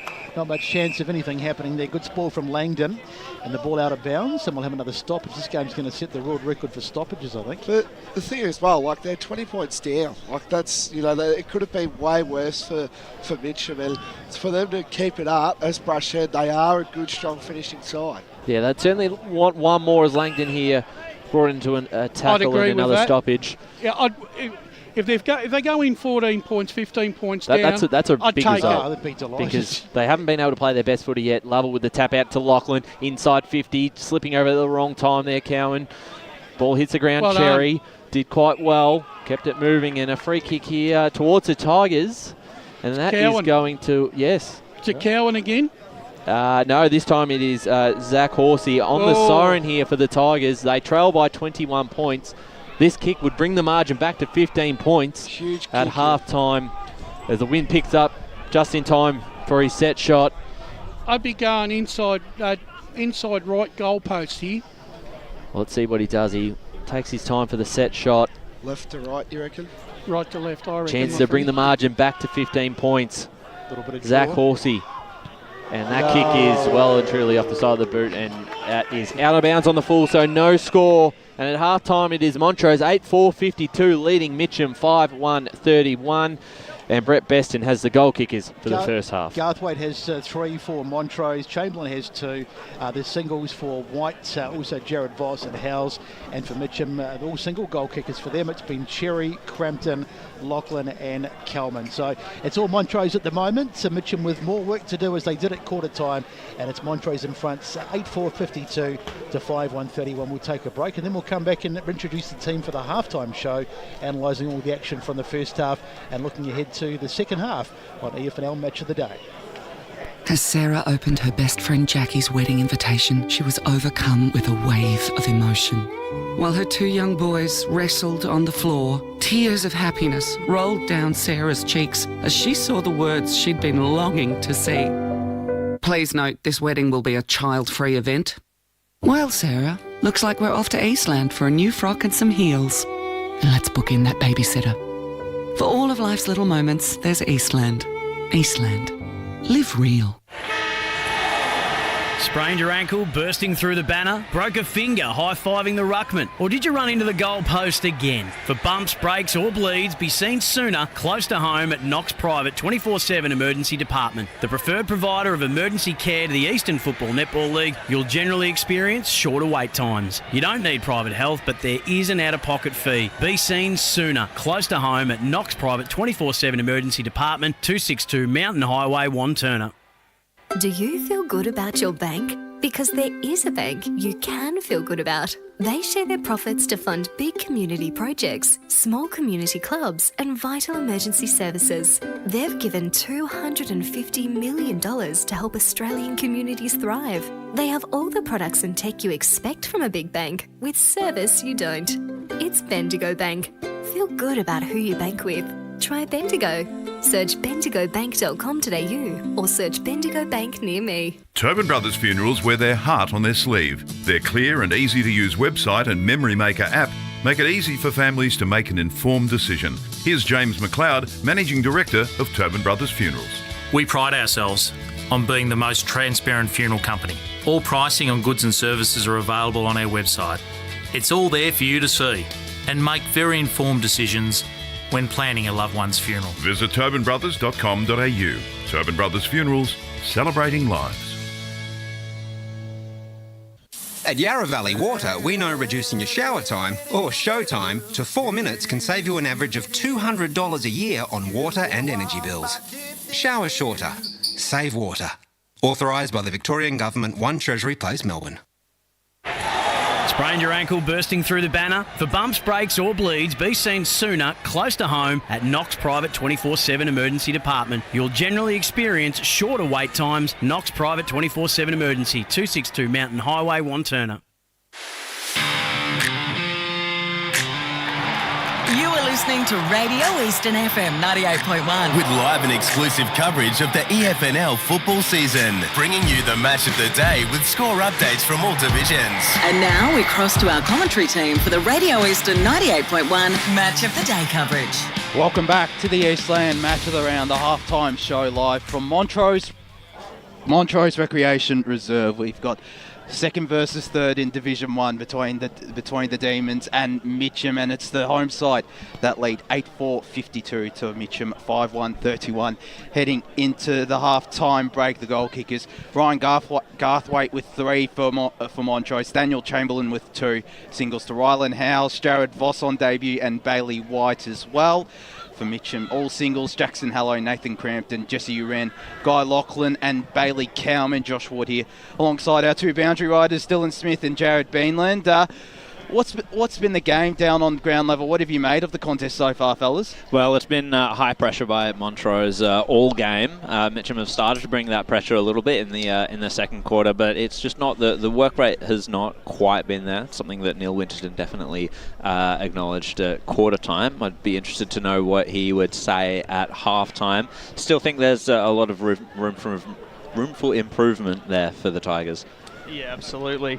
I think they've just come in with such a good plan, haven't they, Montrose? Yeah. Like, you've got a team in Mitcham who like to move the ball really fast. They're good at that uncontested mark game, and they've just completely choked up their run, choked up their game. They've hardly had an uncontested mark. Yep. They've just been hot on them the entire time, and they've actually been able to do that without a recognised ruckman. So they're doing it with their arm tied behind their back, essentially, aren't they? Yeah, exactly. And I think part of that as well is it's not just around the clearances, which has definitely been notable, but also around the ground. I think the defensive pressure that they're able to put on has been from their setup as well as their marking at centre clearances and stoppages around the ground. And I think it's got to do with the fact that Montrose, they know how to play their home ground really well. It was noted during the call that they have played the nuances of the ground particularly well today, Montrose. And they've moved the ball pretty well too, but it's really been that pressure which has stifled the likes of the Hallow brothers and those midfielders who, whenever they have the ball in their hands, they're usually very reliable going inside 50. Mm-hmm. And the beneficiaries of that are always going to be players like Ben Descent and Taj Heap at the stoppages. They've been so good at ground level, being able to work the ball out with handballs and whatnot. Absolutely, but then on the end of that is those forwards as well, like White and Garthwaite. They're getting the reward at the end for those players being free at the stoppage. But it's sort of a juggling act of, has it been Montrose that have implemented that game plan to stop Mitcham, or have Mitcham just not been hot enough at the contest as well? Yeah, it's an interesting case, isn't it? Because you wonder what this game would look like if Mitcham had brought the work rate that Neil is bemoaning the lack of And I'd say that there are players for Mitcham that we haven't seen at their best that do need to step up and can step up. Guy Lachlan, he did during that second quarter. He's been good. Nick Hallow started to work his way into the game really well. He's probably been Mitcham's best. Jesse Cherry, he's had a quiet one so far, at least by his standards. I think he would probably need to lift. And they just need to make the most of the fact that they do have that rock contest sewn up. Lovell's had a good game so far, and Danny Baglova as well, as as the saying goes, like, players don't get shorter throughout the game. That's the thing, though. Those two have been dominant, but they haven't really gotten anything for it. No, they haven't. And, the likes of Hallow and Cherry haven't been able to get those possessions. And just looking at briefly at the likes of Nick Hallow, just that delivery inside 52, he delivered it a couple of times in there. And he's one player they need to get that ball into their hands going inside 50, just because he's just that delivery on either side. It's quite magnificent. The other one that can fall under that category is Sam Carney as well. There are a couple of times that he's had the ball, he's done really well with it, but they're just not finding him on the outside. And if Montrose keep that pressure up like they did early in the first quarter, I kind of can't see that changing, because if the pressure's that hot around the ball, they just can't get it out into space, and they're just getting those throw-on-the-boot quick kicks, and they're just getting chopped off by the intercept markers. It'll be really interesting to see if they can keep it going, because applying that amount of pressure for an entire contest, it's quite draining. But they've done well. So they've done really well so far, have Montrose, and we need to focus on Ryan Garthwaite for a second. He's had a really good contest, a game up forward. I think this is probably his best game up forward so far this season, and he's going to be key in this second half. Yeah, they're struggling to match up on him. They've tried Zach Elms, they've tried Josh May, both good defenders in their own right, and we've seen them do pretty well. That it's not as if they necessarily had shocking games against like a South Belgrave, for example. I'm not actually sure if Elms was playing that day, but Josh May, I think he had a really good game for Mitcham playing against South Belgrave, and that is a formidable forward line up there. So a player like Ryan Garthwaite, you'd expect him to be able to at least even the contest if he's at his best on the day, but Garthwaite has just outworked him. He has, and we're just about done here for the halftime show. Unfortunately, it's flown by. So we'll quickly go through some scores. Into Premier Division, South Corden 5-3-33 lead East Ringwood 3-6-24. Blackburn 5-2-32 trail Baldwin 5-5-35. Norwood 23 lead Berricove kick 2 goals 8-20. Park Orchard 7-7-49 lead Doncaster 1-2-8. Doncaster East 6-5-41 lead Noble Park 2-2-14. And of course we've got the match out at Vermont tomorrow, which we'll be out at. First Division, Bayswater 8-6-54 to Lilydale, just the one behind. Still no change from Beaconsfield 25-36. The Blues lead.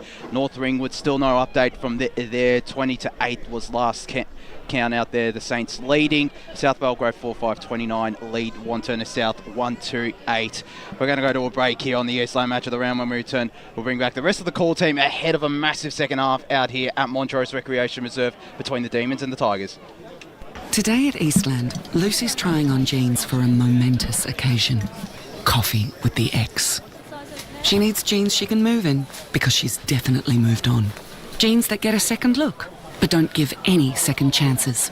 Jeans that say, well, yes, I have spent the last 8 months in a post-breakup juice cleansing, kickboxing, personal training frenzy. And it looks as though she's just found the perfect pair. Bravo, Lucy. For all of life's little moments, there's Eastland. Eastland. Live real. Sprained your ankle bursting through the banner? For bumps, breaks or bleeds, be seen sooner, close to home, at Knox Private 24/7 Emergency Department. You'll generally experience shorter wait times. Knox Private 24/7 Emergency, 262 Mountain Highway, Wanturna. Do you feel good about your bank? Because there is a bank you can feel good about. They share their profits to fund big community projects, small community clubs, and vital emergency services. They've given $250 million to help Australian communities thrive. They have all the products and tech you expect from a big bank, with service you don't. It's Bendigo Bank. Feel good about who you bank with. Try Bendigo. Search bendigobank.com.au or search Bendigo Bank near me. Tobin Brothers Funerals wear their heart on their sleeve. Their clear and easy-to-use website and Memory Maker app make it easy for families to make an informed decision. Here's James McLeod, Managing Director of Tobin Brothers Funerals. There's no mystery about our pricing. It is clearly displayed on our website and our app. We have staff standing by 24 hours a day, every day of the year to assist you in your absolute time of need. Visit tobinbrothers.com.au. Tobin Brothers Funerals, celebrating lives. There are only 3 things that should be flushed down your toilet: pee, poo and paper. Some wet wipes and antibacterial wipes say that you can flush them, but you can't. They clog up the toilet and pipes, causing expensive blockages. Save yourself a truckload of trouble. Put your wet wipes in the bin. To learn more, head to the Yarra Valley Water website, yvw.com.au/wet-wipes. Hi, Dylan Dow from the Baroni Football Netball Club here. When I need to grab a quick coffee or a bite to eat, I'm popping into Eastland. Eastland's more than a shopping centre. They support a range of community organisations and have been a major partner of the EFNL since 2018. Cheers, Eastland.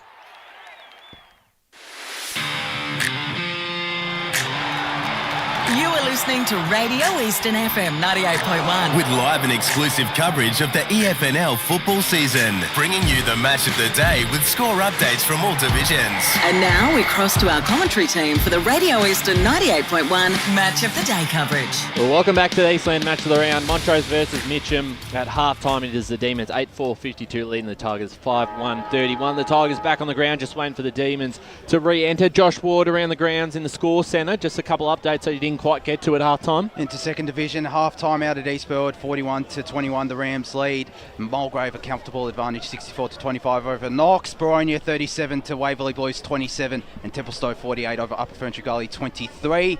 Division 3, Fair Park 33 over Warrandyte 18. Sylvan 56 to Coldstream 27. Still no update from Springfield Park. Ferntree Gully 44 to Oakley District 35 out there. And 4th Division, Scoresby 13 to Kilsyth 44. Surrey Park 60 to Forest Hill 13. Brash, any big surprises there? Yeah, look, I'm a bit surprised with that Forest Hill Surrey Park game. I thought Forest Hills at the start of the game had a very good opportunity of taking that scalp this afternoon, considering Surrey Park are on demand. That's a surprising result for me till half-time, but still time for Forest Hill, but they've got a mountain of work to get back into that contest because that ground's not going to allow them any cheap goals. No, it'd be very hard to make their way back in the game in the second half, but right here, the Tigers still only 21 points, so despite probably the dominance from the Demons in the first half, they haven't quite put them away yet. So that leaves the door open, as you said, Brash. They're a fast-finishing side, Mitcham. If Mitcham can hold Montrose for the opening 10 minutes here, right, without too much damage, it'll give them a chance. But if Montrose kick a couple of quick ones early, it might throw the cat among the pigeons here. So back in the middle here, the umpire holds up the ball for the third quarter of the match of the round, Brett Beston. So third quarter about to get underway. And what have Mitcham got? We're about to find out. Lord gets the first hit out. One though by Mitcham out of the clearance, and they get it forward. Doing work back there was Gardell. He did some good work towards the back end of that second quarter. Nicely picked up there by Horsey, I think it was. He got stragged, and the umpire says holding the ball. So free kick. Yeah, well, unfortunately, he did a 720 pirouette and was nabbed. 720. So a little bit of uncertainty at the back. Lord goes across to the far side, picks out a teammate in Hams, just under the scoreboard out here at Montrose Recreation Reserve. Hams is allowed to run a long way. Eventually puts the ball on the boot, kicks down to about centre wing. Ball on the ground over there. It'll be wrapped up, one of the muddier parts of the ground. And the umpire eventually says that's enough of that. We'll come in and do the inevitable ball up. So 21-point margin. Early goals in this third term will be absolutely vital, especially for Mitcham. They can pinch. They've been able to get one often, but they just can't seem to be able to get consecutive goals, 2 or 3 in a row, and that's what they need as the ball is thrown in. Lovell, he's had a terrific game for Mitcham, probably their best player, and it's out towards the boundary line, and it's across the boundary line for a throw-in. So go to the score centre with Josh Ward. Half-time at Springfield Park, Donvale 12-5-77 lead Whitehorse 4 straight 24. They're just steamrolling sides at the moment. Rolls on. Certainly right, it's the ball brought back into play. No one sort of got first hand to it. Jesse Wren picked it up and kicked it going forward. Demons, though, have got some numbers, and they'll look to retreat themselves and go inside 50. Punch from behind from Caulfield, falls in the hands there of Heap, who just throws it on the boot in the direction of Bailey White. Punched out by Wex towards the boundary line, and they managed to keep it in, but it's cut off by Bailey White, and a free kick here being pinned towards the Tigers. We probably can thank our lucky stars so far. We've had no rain, otherwise the game would degenerate into a real scrap. I did call it too that there'll be no rain. As Jesse Wren goes down the line, over the top of Lovell, couldn't quite hit his target. There's Hams, picks it up, does a bit of a spin, and his kick is a turnover. So now the Tigers, an opportunity, couldn't quite control it though, and a bit of a scrap here will lead to another stoppage. That was a good weather prediction by you, Jane Tennant. No, I stay out of the weather sort of stuff. The ball up here on the far side as Lovell got his own tap out and brought in the tackle, and we'll get another ball up. 2.5 minutes gone in this third term. Montrose 8-4-52, Mitcham 5-1-31. Thanks for joining us on Radio Eastern and YouTube and Facebook. So Lovell gets the head out, and is it going to come out? Yes, it is. Now here's a chance for Mitcham. They'll go for a little chip, funny little kick, and it's been marked over there. That was strange play, but it's Cowman. He takes the mark. He's kicked one today. So 22 for the season, so that's 23 in total, and this is, you'd think this is pretty kickable, and it's absolutely a must kick. Actually, it probably wasn't a stupid kick by design there by Crampton. I think he actually meant it. I think he did. It looked like he might. I was surprised because I thought he'd probably go for home, but he had the fortitude to just look up and lower his eyes, and a really good kick, and has picked out Kalman. Slight angle, but really not a difficult kick by his standards. And he's kicked it, I think. Yes, he has. So that's the one they wanted, Mitcham. And that gets it back to a 14-point margin. Early stages of this third term, 3.5 gone. It's 52-37, in fact, 15-point margin. And that's the second of the day for Kalman. Well, the opening 2 or 3 minutes were very nondescript, with the game really going nowhere. Once again, Mitcham just seemed to conjure something out from nothing there. And once again, that's brought him back into the contest here. 15 points, not insurmountable. No, there's nothing in it. And the thing is, as Brett said at half-time, need the consecutive goals. So if they kick the next one, it's back to single digits, and they're certainly well and truly in this game. And you wouldn't have thought that halfway through the second quarter. No, because they just haven't probably been able to play their best footy yet. Certainly the first quarter they were outplayed in. Second quarter was a lot more even. And they get the first here in the third quarter as we approach the 4.5 minute mark for the third quarter. Ball back in the middle. All set to go. 15-point lead to the Demons. In the ruck here, Lovell's had a fantastic afternoon so far. Tap down to Descent, who's caught with the tackle. Lucky not to be pinged for on the ball there. Just spilled out. And we know Mitcham are at least one down on rotations through Smythe's injury, so... Lost to their forward line for sure. Lovell got his tap out to Uran, and he was awarded a free kick as well. High tackle. He's probably been the Tigers' best player by a long shot at the moment. I thought he's been fantastic. Had a really strong season. Got Wex as a runner looking for it, but instead goes down the line, finds Halo.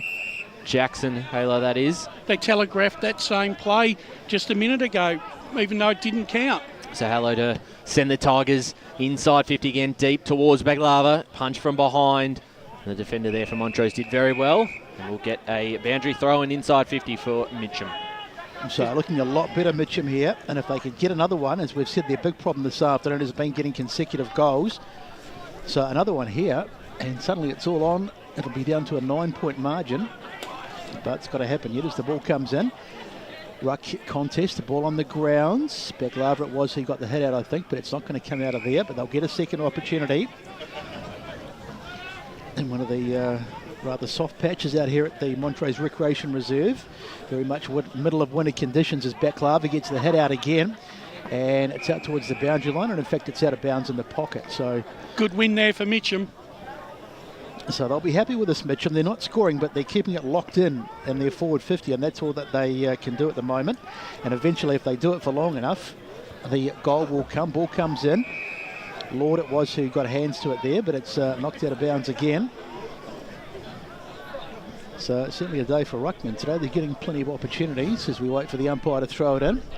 Sun is out, so not bad condition at the moment. Lord got the head out, but it's into the hands of Is that you, Ren, I think? Probably lucky not to get pinged there. Cherry it is, as walked into the contest, but the umpire says ball up. Up it goes. Won there by Mitcham again, but again, we can't get it out of the contest as Hams has taken the grounds. So it's not one of the great games in terms of open flowing footy, but it's absorbing nonetheless as the umpire throws it up again. And it's on the ground. They won't get it out of there either, I don't think.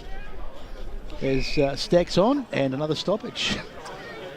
Mitcham have probably played their best 7 minutes of football so far, even though they don't have it on the scoreboard, but they really have lifted their work rate and intensity here. Well, they've got an opportunity to score here out the back. Cowman couldn't quite get it there. Montrose under a bit of pressure. Jesse Wren slides in, brought into a tackle, another ball up. They trail by 15 points, 7.5 minutes gone in this third quarter. Montrose 8-4-52, Mitcham 6-1-37, ball up. Chance here, Baglover just grabbed it out of the ruck. Secondary, handball, passed it out, another tackle, and guess what, another ball up inside the forward half for Mitcham. And he scores around the grounds. Sorry, Josh, I put you under pressure. Caught me off guard. Jesse Wren here picks it up, and instead of Teep, who grabs it first into a tackle, short kick out. Nick Halo caught high, was he? Yes, he was. A free kick here for the Tigers, and a set shot opportunity for Nick Halo. Was that a duck, Ryan? No, I don't think so. No. Have a word to your mates down the end, bloke. They're reading all our sausage rolls. I reckon that might have been. That was a 50-50 free kick there. That one could have gone either way. I think Halo was trying to force the issue for some clean air. Just slightly got wrapped around the neck there, or around the shoulder. Wins Definitely a free kick. A free kick for me as Nick Halo comes in, looking for a goalie for the Tigers. That's off the side of the boot and will go out of bounds on the full. Still a 15-point margin to the Demons.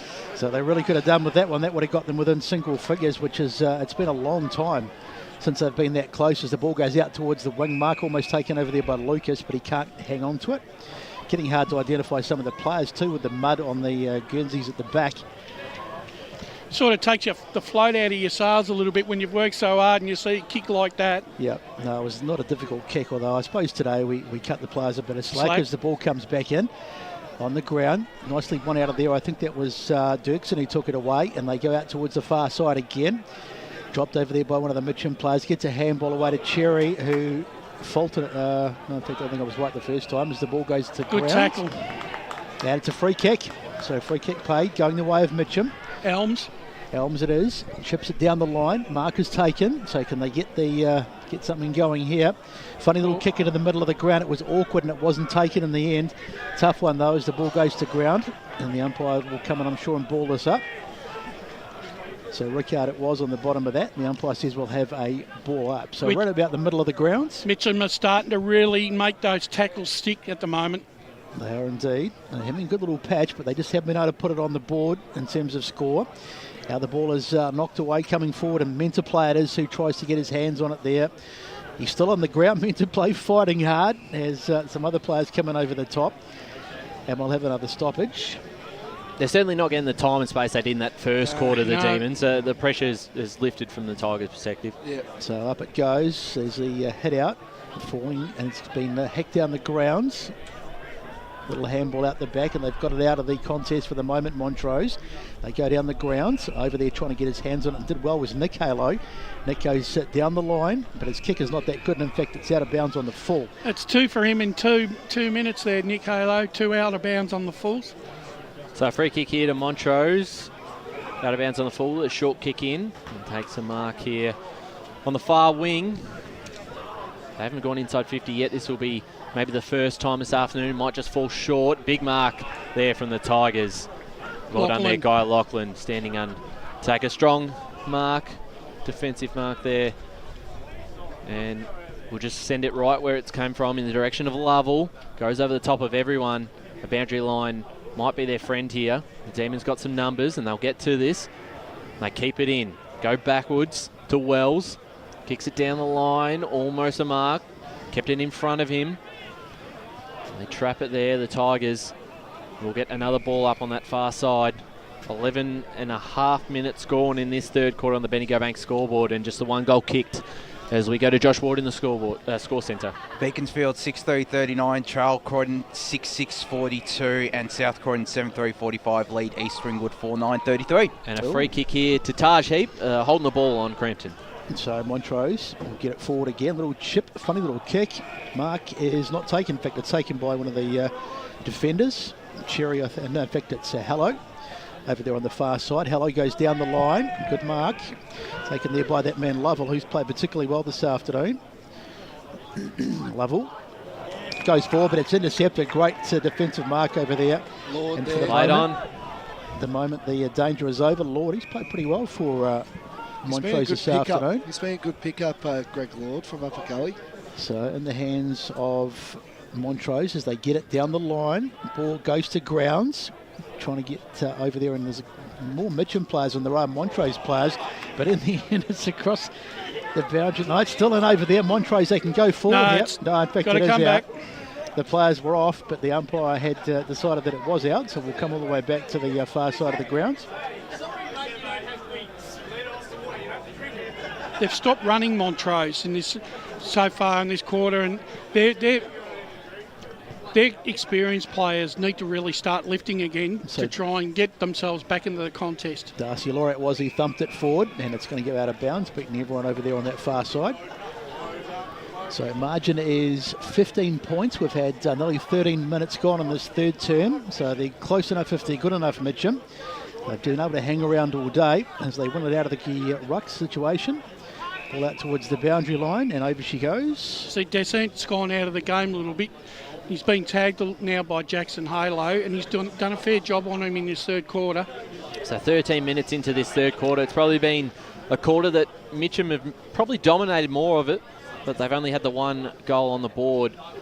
So they'll certainly want to look for another one, as here's a chance through Cherry inside towards Lachlan at half forward. He's caught in a tackle right away, and the umpire says ball up. 8-4-52 the Demons. Tigers 6-1-37, coming up to the 14-minute mark. Umpire throws the ball up. Now the chance for Descent. I like the way Lachlan is prepared to work his body and work his guts out up and down the ground. He's played a monumental third quarter so far. Yeah, we saw him back on defence, didn't we, just a couple of minutes ago? Tap forward just goes nowhere. That's in that mud patch where the ball won't bounce. He's definitely been a very good player for Mitcham this year, of course. I think he was really one of their good players last time we saw him against South Belgrave. So yeah. Just hovering there. Big punch forward there. I think that was Lovell. Got it inside. Here's a chance. This should be a goal. The kick was punched there by Gardle out of bounds. Well done by Gardle. But the kick by... I don't know who actually had that shot, but as they go boundary side to Joe Finland? That was Josh Valley. Just had to get a bit more height on it as the ball is brought back into play here. Let's just say his foot got caught in the mud as he was trying to kick it. Or had that space in front of him. Ball brought back in. Opportunity for the Tigers still. Guy Lachlan will run onto this. Will he be tackled? He is. And what will the umpire say? Holding the ball. Holding the ball. Free kick, Montrose. So Montrose with a defensive free kick. We've had 15 minutes gone, and that margin's 15 points, so it hasn't blown out by any stretch. As Garthwaite puts his boot, kicks it out towards the wing, up they fly. Ball comes back into the inside the arc. Trying to get hands on it. One of the Montrose players is scragged to the ground, and he's got players diving on him, and the umpire comes in and says we'll have a free kick, and if people would stop walking past us on the boundary, that'd be great. I'd be interesting what Neil Winterden's mindset is at the moment. It might be glass half full, really, because he'd be happy with the commitment and the willingness to be at the contest, but he'd probably be hoping for another couple of goals, I reckon, to be rewarded for that effort. Yeah. So ball comes in, won by Mitcham out of the ruck. They get a kick. It virtually goes straight up in the air, but it's still there. One of the Mitcham players took a tumble. Is it a free kick? Yeah. No, it's going the other way. I thought it was going to go to Mitcham, but it's going to the defensive side, and Montrose will be able to clear. So they're under a lot of pressure, but they've held up all right the back six here for the Demons. So they look to clear it out on the far side. Short couple of kicks. Another mark here. Just taking their time. It's been a bit stop-start from the Demons this quarter. That kick is a turnover. Jesse Cherry getting in the way. Take the intercept mark. Plays on. Gets past his opponent there and descend and sends the Tigers inside 50. Need a mark. Punched away from behind. Then the Demons clears it out, but not far because Tom Lovell picks it up. Takes on one. Shot on goal for the Tigers. That is goal of the day by Tom Lovell. Take a bow. Mitcham 7-1-43. Get back in this game. Montrose 8-4-52. Coming up to the 17-minute mark of this third quarter on the Bendigo Bank scoreboard. Just the brilliance of Tom Lovell this year. He's just been exceptional. I think, Ryan, he's been in the team of the week for probably majority of the year, Yeah, you he's would definitely say. had a few. And he's definitely one of the players you've got to look out for. Just that presence he builds, like a very versatile big man for Mitcham. So he's been their best player today by streets, Tom Lovell, and how appropriate that he does kick the goal of the day. Well, we think it was going to be at the goal of the day. There's one corner still to go, best. There is indeed. Let's not go too soon as the ball is in the centre there. Montrose managed to get it forward, so they're as close as they've been. Margin is 9 points as it comes down near the cricket pitch area. Taken out of there nicely by DeValin. Gets it forward. You can see the ball just sticks in the mud on the ground there. It's so difficult with the conditions out here now. And I think we're probably going to have the mandatory. No, it does come out in the end. It's been socketed forward. If they could get the next one, that really would be well done. Socket into the inside 50. There's a Mitcham player over there. Did really well. That was Lachlan. He's got it. He still got it. And in the end, the whistle's going to go. Gee, he was lucky not to get a free kick there, Mitcham. Let's go boundary side to Dylan Smith. Yeah, you can just see now Mitcham, they're starting to find space inside 50 a lot more often now. They certainly are. They've been able to turn things around nicely, and they're just edging their way back into this game, slowly but surely. You can see the scoreboard in the background there, 52-43, so 9-point margin, basically a goal and a half. One out of the middle there by Montrose on the ground. Going in there, one of the... well, they're making all the play here, Mitcham. That's why they're getting the free kicks at the moment. So Mitcham get the free kicks for a high shot. Boys. So let's have a look and see. This will get them within. I don't know if he'll have the distance, will he? He's thumped it towards the guy and towards. In fact, it's out of bounds on the fall. That's a very undisciplined kick there. Just a quick one before we go to scores for Josh. I just said there, just watch out for Laughlin there. He was going to explode into a hard lead. So here the Demons, they get the ball going forward. Jackson Hallow in front position for the Tigers, gets a hand onto it. Caulfield, pass it back to Hallow. And he'll just send it down the line. Could have been a free kick against Montrose, but the mark there not taken by Montrose, and that's a free kick against the Demons, and they're starting to lose the plot a little bit. Jesse Uren takes it. Kick inside 50. This could be a mark, and it is. The game has gone up a notch here. And the Tigers are in control, and Zach Horsey will line up to bring Mitcham within a goal. And that's just... I'll tell you what, they've been first to the footy this quarter. Montrose were in the first quarter, and they've won those free kicks, and Montrose have been a little bit ill-disciplined. They've given away those high free kicks, and that's because Mitcham are getting to the ball first. So here's a chance for Horsey to line up for the Tigers. Just missed to the left, so a minor score, 7-2-44 to Montrose 8-4-52, coming up to the 20-minute mark of this third quarter on the Bendigo Bank scoreboard. So wasted opportunity for Mitcham. They can't waste too many more of those, but there's certainly some good signs in terms of them getting back in this game. So Lord it is who takes it for... As whistle's gone, the umpire says, hang on a minute, I'm not happy with something. Josh Ward in the score centre. Boronia starting to pull away against Waverley Blues, 8-9-57 to Waverley Blues, 5-4-34. Good lead there for the Hawks. Lord take two, gets it out towards the far side, and it's going to beat everyone and go out of bounds. On the full. On the full. So free kick to Mitcham again. They're going to come back inside 50 again. This game really has turned in this third quarter. You wouldn't have seen this coming probably 20 minutes ago. As you can see there, everything that Montrose are doing now, just a bit panicky. That's a really good mark though, taking it centre half back. Almost a 25-metre nothing doing though. So they'll bring it forward. Montrose, a little chip out towards the far side. Funny kick into the middle. Good mark taken there too. So this is better from Montrose. This is what we saw in the first half. As the ball is put on the boot heap, it is. He slams it forward to about half forward. Good mark. Garthwaite over there. A couple of goals, in fact 3 goals to his name today as he goes to full forward. Is that a mark? Not paid, but there's a snap forward. Danger still not over. There's players chasing it all over the place. Good work there by Lovell. He got back to get hands to it just in the nick of time, and it falls for Lachlan, who gets a kick away up the wing. And he's turned it over. So it's going to come back off the boot of Lord again. Lord goes in the middle of ground, but that's a terrible kick and it's been intercepted.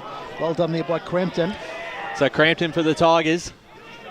A trail by 8 points at the moment. That kick is a very hard task for Jesse Uren because there are Demon players everywhere, but the handball gets off to Descent. Did all right. And Descent goes inside 50 for the Demons. Fly at the back, a chance. He's standing in front, his own level. And he is really streets ahead of everyone on this ground at the moment. He has stamped himself in this game, Lovell. He is stamping himself. So just a Tiger player, down behind play. That's Lachlan, but he's up on his feet. There's short kick forward from Lovell, who, as we said, we can't be any more complimentary of his game so far. Has willed the Tigers back into this. Down the line, no one can take the mark. Ball hits the ground. Boundary line will beat everyone. We'll get a boundary throw in here. 22.5 minutes gone in this third quarter on the Bendigo Bank scoreboard. Montrose 8-4-52, Mitcham 7-2-44. Thanks for joining us, whether that be on Radio Eastern 98.1 FM or Facebook or YouTube. Josh Ward in the score centre. Third quarter time of Fair Park Reserve. Fair Park lead 48-32. Here's a chance for the Tigers through Carney. Carney goes inside 50, a bit of space. Getting there first will be Langdon for the Demons. And they do well to repel. And this is on the far side. Mitcham, it's a one-on-one contest. Grabbing it there was Laurie for the Demons, and we'll get a ball up here on the far wing. That was well done by both sides there. Both sides were committed to the contest. A ball up was, I think, the fair result. Pressure is definitely lifted as well, boys, from both sides, I reckon. So there's the hit out. Nice work there by the big man, Lord. He's done some good work in the ruck in this third term, and a free kick goes the way of Montrose, and they'll go forward again. There's the kick to about half forward up. They fly mark, not taken, but it falls for them. There's a little handball out to no one in particular. The crowd go off about something. There's just bodies everywhere. It looks like I don't know what it looks like, but it's very untidy as the umpire comes in and says, let's settle it all down. So 8 points to margin and 23.5 gone in this third term. So if Mitcham get the next one, it really is game on. Well, it's game on now. And we're going to have another stoppage, I think. I think they need a bit more out of their senior players here, Montrose. Rickard, Gardol, Langdon, Descent. They've got a lift here because Mitcham are coming. They are indeed, yes. One by Mitcham out of the ruck. Knocked down into the tight stuff again. It comes out. Funny ball. Nice, good work there by Lord. He's played well in this quarter as he goes forward to the... Ran about half forward, but back there is Lovell again. He really has had an outstanding day, Lovell. He's been streets ahead of pretty much anyone else on the ground. Hallow takes the mark out wide, shifted back inside. This is better from Mitcham. First time they've really put together. So a little kick forward. Ball on the grounds. It's there for the moment. In fact, got it back. They haven't got him. A couple of fend-offs. The crowd going absolutely nuts as they weave out of the traffic. That was Carney who gets it forward, and it's in the hands of Uren. He's going to go back. Great work by Carney. That was inspiring play by Danny Baglava there, wasn't it? Baglava or Dusty? Chucky. Now this will be a big goal if he kicks this. We're in for a big finish if he can get this. Right on the siren, so Uren's going to go back, and this will get them within a kick. Incredibly, as we go into the final term, the siren, as you heard, has gone in the background. You'd back him in to kick this, but the way the kicking's been today, probably nothing taken for granted. I think he's missed it. He has. So a wasted opportunity, but nonetheless, they're close enough if they're good enough. As the quarter-time break is reached, the margin is 7 points. It's 8-4-52, it's 7-3-45 with a quarter to play. It was all the Tigers that quarter. The goal kickers for Montrose, Ryan Garthwaite has 3 first-half goals. Badley White 1, Chamberlain 2, Howes 1, Voss 1. And then for Mitcham, 2 for Bailey Cowman, 1 for Lovell, 1 for Lachlan, 1 for Jesse Uren, 1 for Crampton, and 1 to Jackson Hallow. Here at three-quarter time, it is Montrose leading 8-4-52 to Mitcham, 7-3-45. We'll be back to hear from Gary Ayres after the three-quarter time break. As Sarah opened her best friend Jackie's wedding invitation, she was overcome with a wave of emotion. While her 2 young boys wrestled on the floor, tears of happiness rolled down Sarah's cheeks as she saw the words she'd been longing to see. Please note, this wedding will be a child-free event. Well, Sarah, looks like we're off to Eastland for a new frock and some heels. And let's book in that babysitter. For all of life's little moments, there's Eastland. Eastland. Live real. At Yarra Valley Water, we know reducing your shower time, or show time, to 4 minutes can save you an average of $200 a year on water and energy bills. Shower shorter. Save water. Authorised by the Victorian Government, 1 Treasury Place, Melbourne. Sprained your ankle, bursting through the banner? Broke a finger, high-fiving the ruckman? Or did you run into the goal post again? For bumps, breaks or bleeds, be seen sooner, close to home at Knox Private 24/7 Emergency Department. The preferred provider of emergency care to the Eastern Football Netball League, you'll generally experience shorter wait times. You don't need private health, but there is an out-of-pocket fee. Be seen sooner, close to home at Knox Private 24/7 Emergency Department, 262 Mountain Highway, Wanturna. Do you feel good about your bank? Because there is a bank you can feel good about. They share their profits to fund big community projects, small community clubs and vital emergency services. They've given $250 million to help Australian communities thrive. They have all the products and tech you expect from a big bank, with service you don't. It's Bendigo Bank. Feel good about who you bank with. Try Bendigo. Search bendigobank.com.au or search Bendigo Bank near me. The first time I met the team at Tobin Brothers Funerals, I felt like I'd known them for years. They're so caring, honest and passionate. James McLeod, Managing Director of Tobin Brothers Funerals, sums it up best when he says, Every day our people get out of bed to assist client families in their absolute time of need. Our people love what they do, and you will not find a more highly trained group of people than those at Tobin Brothers. Visit tobinbrothers.com.au. Tobin Brothers Funerals, celebrating lives. Hi, I'm Ben Desson from Montrose Football Netball Club, and when I need a new kit for a night out, I head over to Eastland. But Eastland is more than a shopping centre. They support a range of community organisations and have been major partners of the Eastern Football Netball League since 2018. Thanks, Eastland. You are listening to Radio Eastern FM 98.1. With live and exclusive coverage of the EFNL football season, bringing you the match of the day with score updates from all divisions. And now we cross to our commentary team for the Radio Eastern 98.1 Match of the Day coverage. Welcome back to Montrose Recreation Reserve for the Eastland Match of the round. Montrose versus Mitcham, and the Demons 8-4-52 have a slender lead over the Tigers 7-3-45, who kicked 2 goals to none in that quarter. Josh Warden, score centre, around the grounds. What's happening? Plenty of interesting games. At Mullen Reserve, Norwood 3-10-28, Trail Berwick 10-10-70. Whoa. 8 goals in that quarter for Berwick. Doncaster East 55 lead Noble Park 16, and East Ringwood lead against South Croydon 58-46. Bayswater 94-8 over Lilydale. Still no update from Beaconsfield. There is an update from Beaconsfield. They trail 44-38. No other updates in First Division. And at East Burwood Reserve, no scores in the third quarter. It's still 41-21. Boronia 64 to Waverley Blues 35. Still no update from either Templestowe or Knox Gardens. Third Division, Coldstream are coming back 48-60. They trail Sylvan. Ferntree Gully lead by just 9 points against Oakley District 63-54. And Donvale 100-31 over Whitehorse. Fourth Division, Kilsyth 71 to Scoresby 28. And Surrey Park 86 to Forest Hill 21. Jeez, Brash, you didn't miss on that one. You knew the Kilsyth one coming.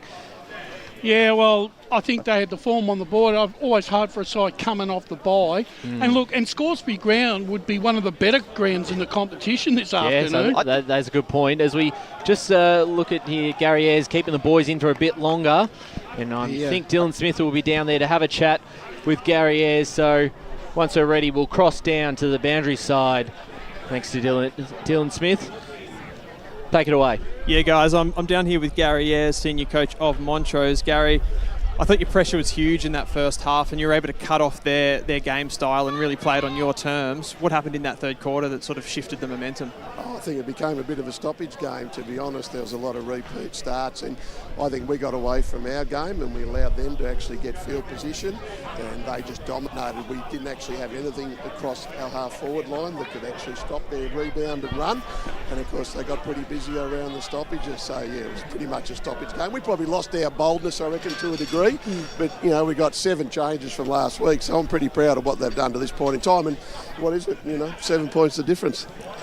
You came out really aggressive in that first quarter. It seemed like that was a huge intent. Is that something that you spoke about? Oh, most definitely, because some guys maybe haven't played the way that they wanted to, but I always have a saying, it mightn't be a match, but it can be a moment, and we just want to have 22 moments now.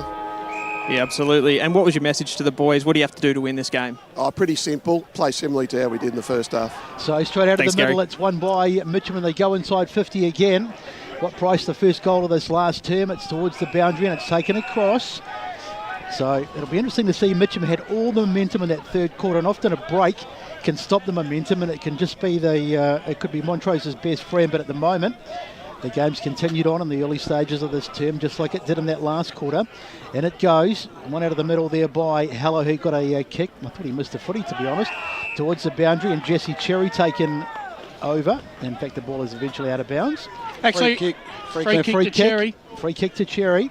So he won't be able to score from here, but he's going to try and set it up.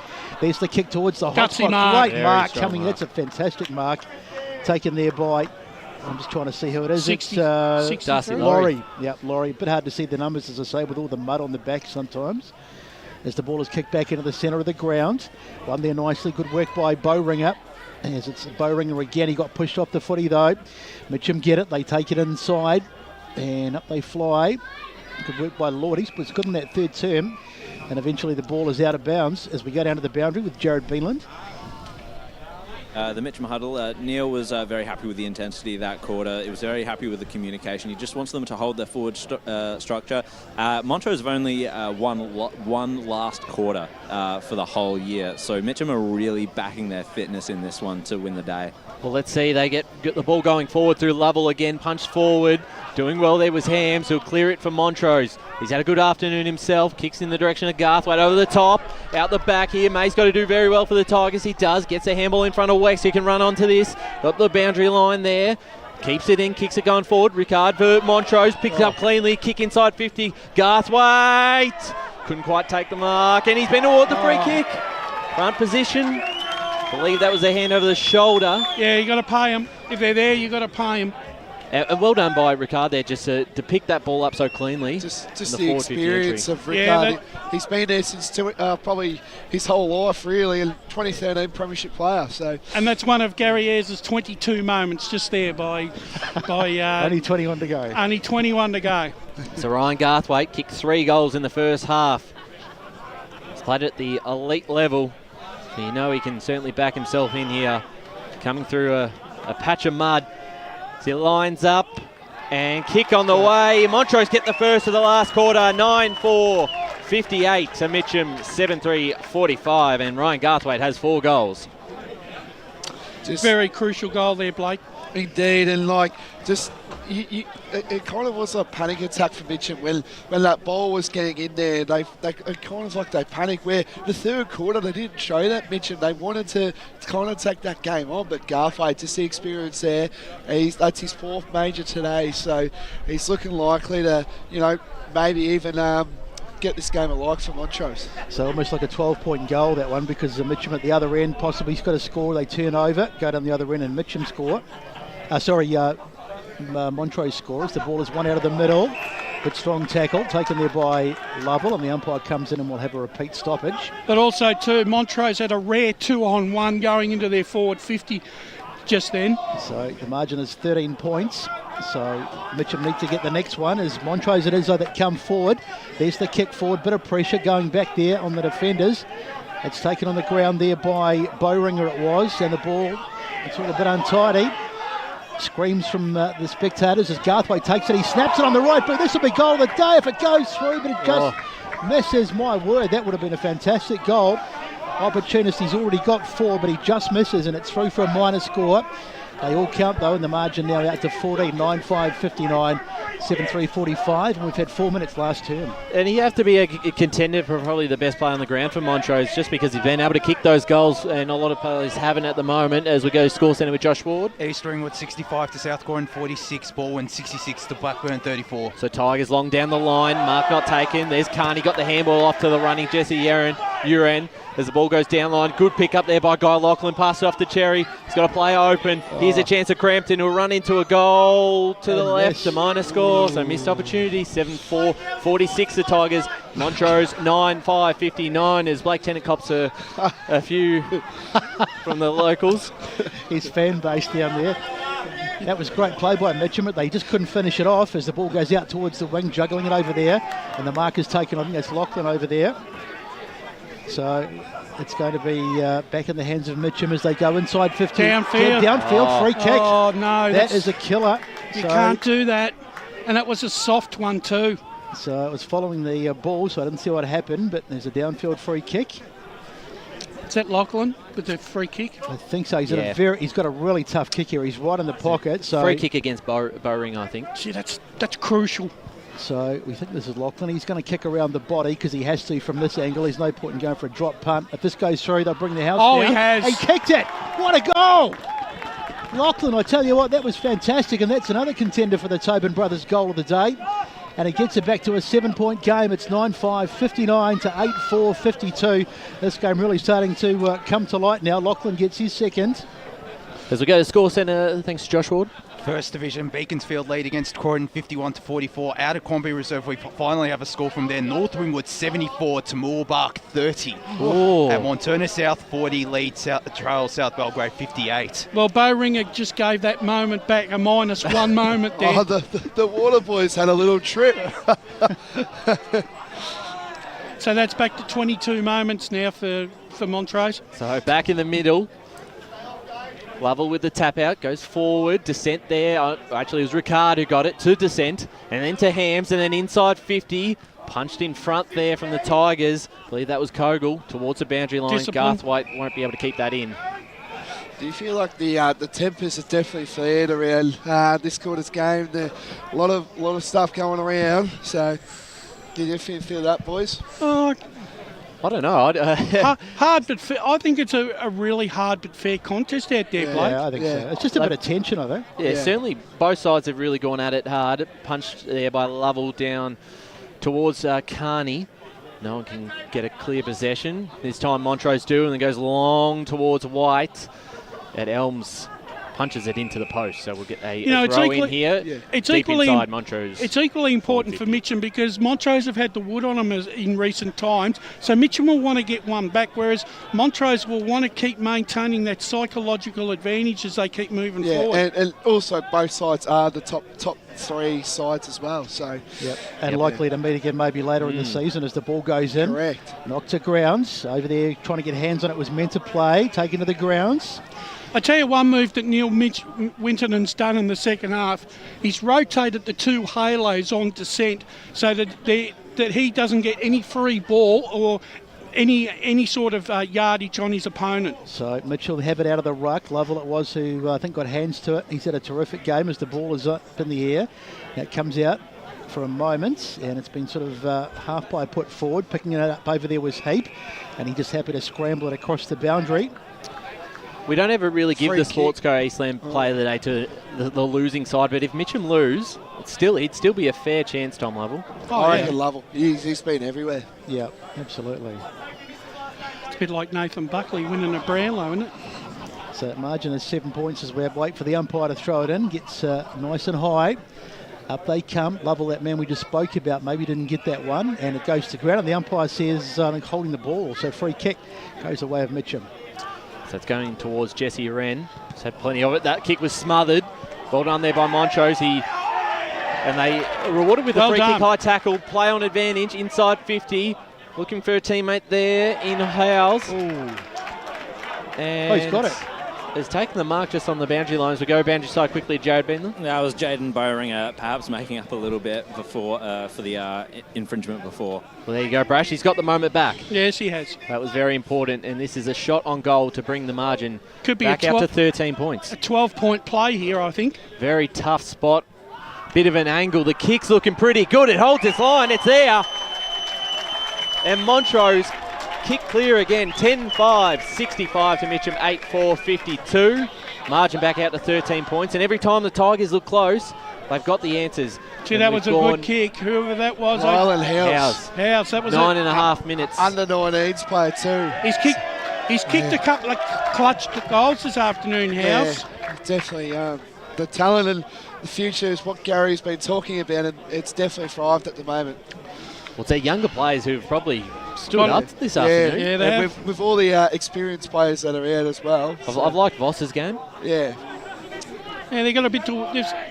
They've got some good young players to work with here. So umpire throws it up, back in the middle. So Mitcham have once again, they get close, but then Montrose kick away as they have done so much in this game. Margin is currently at 13, so they won't want to concede the next one. They're back to under a fair bit of pressure. And DeVellin goes down on the ball, and the umpire says we'll have a ball up. Yeah, just a quick one as well. Who's your Montrose Sportsco player of the day? We've done Mitcham. Who do you reckon? It's a hard one, really. So 10 been a more even contribution. Yeah. 10 minutes gone as the ball comes out. Hallow had it, and they'll come away, Mitcham. They need to get the next one. They just go long up the line, but there's plenty of defenders up there. Good punch away there by Wells on the grounds. Taken there by, and there'll be a ball up as Hams takes possession. I found it probably pretty hard, Jake, to find a Montrose player at this stage that has been in there, played well for 4 quarters. And so up it goes again. Montrose get it out of the ruck or the clearance situation. And here they come forward again, but you can see a huge body, massive hit on there. That was Caulfield who came in and laid the big hip and shoulder. Here we go. This will be a goal, surely. Can't miss from here. Whistle's gone. He has missed, but there was a whistle. Oh, he's called a throw. I believe he's called a throw. It was Bowringer that missed with the kick, but the whistle went just about the time that he kicked it. Let's go down to the boundary. Field and Heap right in front of us there. Good body contest, and both of them just got up and went on with it. There's just strong, hard football from both sides, and that kick is out of bounds on the full by Elms. That was a tired kick, that one. You can hear the Montrose fans up on the balcony love that one. So Montrose, they send them themselves back inside 50. Carney stands under it for the Tigers, takes a strong mark. 11 and a half minutes gone in this last term. They trail by 13 points. They're going to need the next one if they are to come back in this game. Backlow got the handball out under a lot of pressure. Bit of space here. Now they go inside 50 in the direction of Lachlan. He flew, couldn't quite take the mark. Ball hits the ground. Inside 50 they go. And standing under it was Gardol. He wasn't being told to play on. And I think the umpire's pulled a free kick here towards Gardol against Jesse Uren. Yeah, that's downfield. That's not a good free kick for an experienced player to give away there. So the Demons out a bit of a trouble, but that kick is rolling out of bounds. Not on the full, so they don't turn it over, but we'll get a boundary throw in here on the far side. You can 12 and a half minutes gone in this last term. You can put that one as the worst disposal of the day. I don't think we've got a price for It's that not the clanger of the day. Oh my God, that's terrible. So, just waiting for the umpire to go and fetch the ball. And we'll get play back underway. We've got 12 and a half minutes gone. Just some scores in the score centre quickly, Josh. Ferntree Gully 71 to Oakley District 67. 19 minutes into the final quarter at Fair Park Reserve. Fair Park 49 holding on against Warrandyte 45. Oh, geez, that Oakley District result's an interesting one. They could pinch it on the siren maybe with a late kick because they're less than a kick behind, but who knows? Better call for the oxygen at Fair Park again. So have another ball up. They just know no other way, Warrandyte, do they? No, up it goes. One out of the middle. Tap down there, but they won't get this out, I don't think. It's been taken there nicely into the hands of Lovell, but can't get it clear. And just another third division score, Sylvan 75 to Coldstream 54.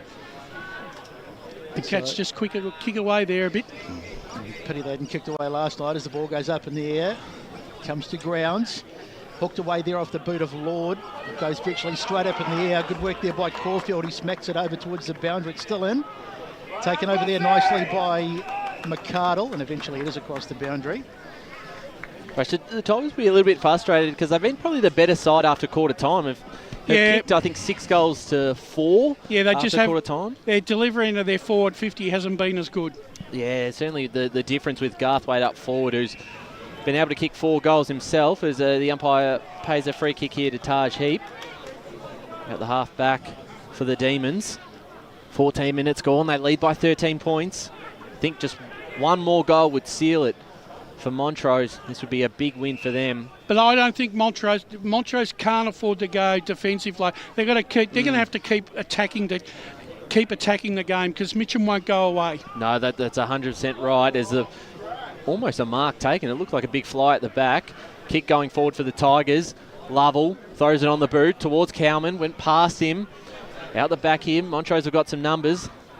Lachlan for the Tigers, a free kick paid towards Montrose. I didn't see that one. No, I think that was play on for mine.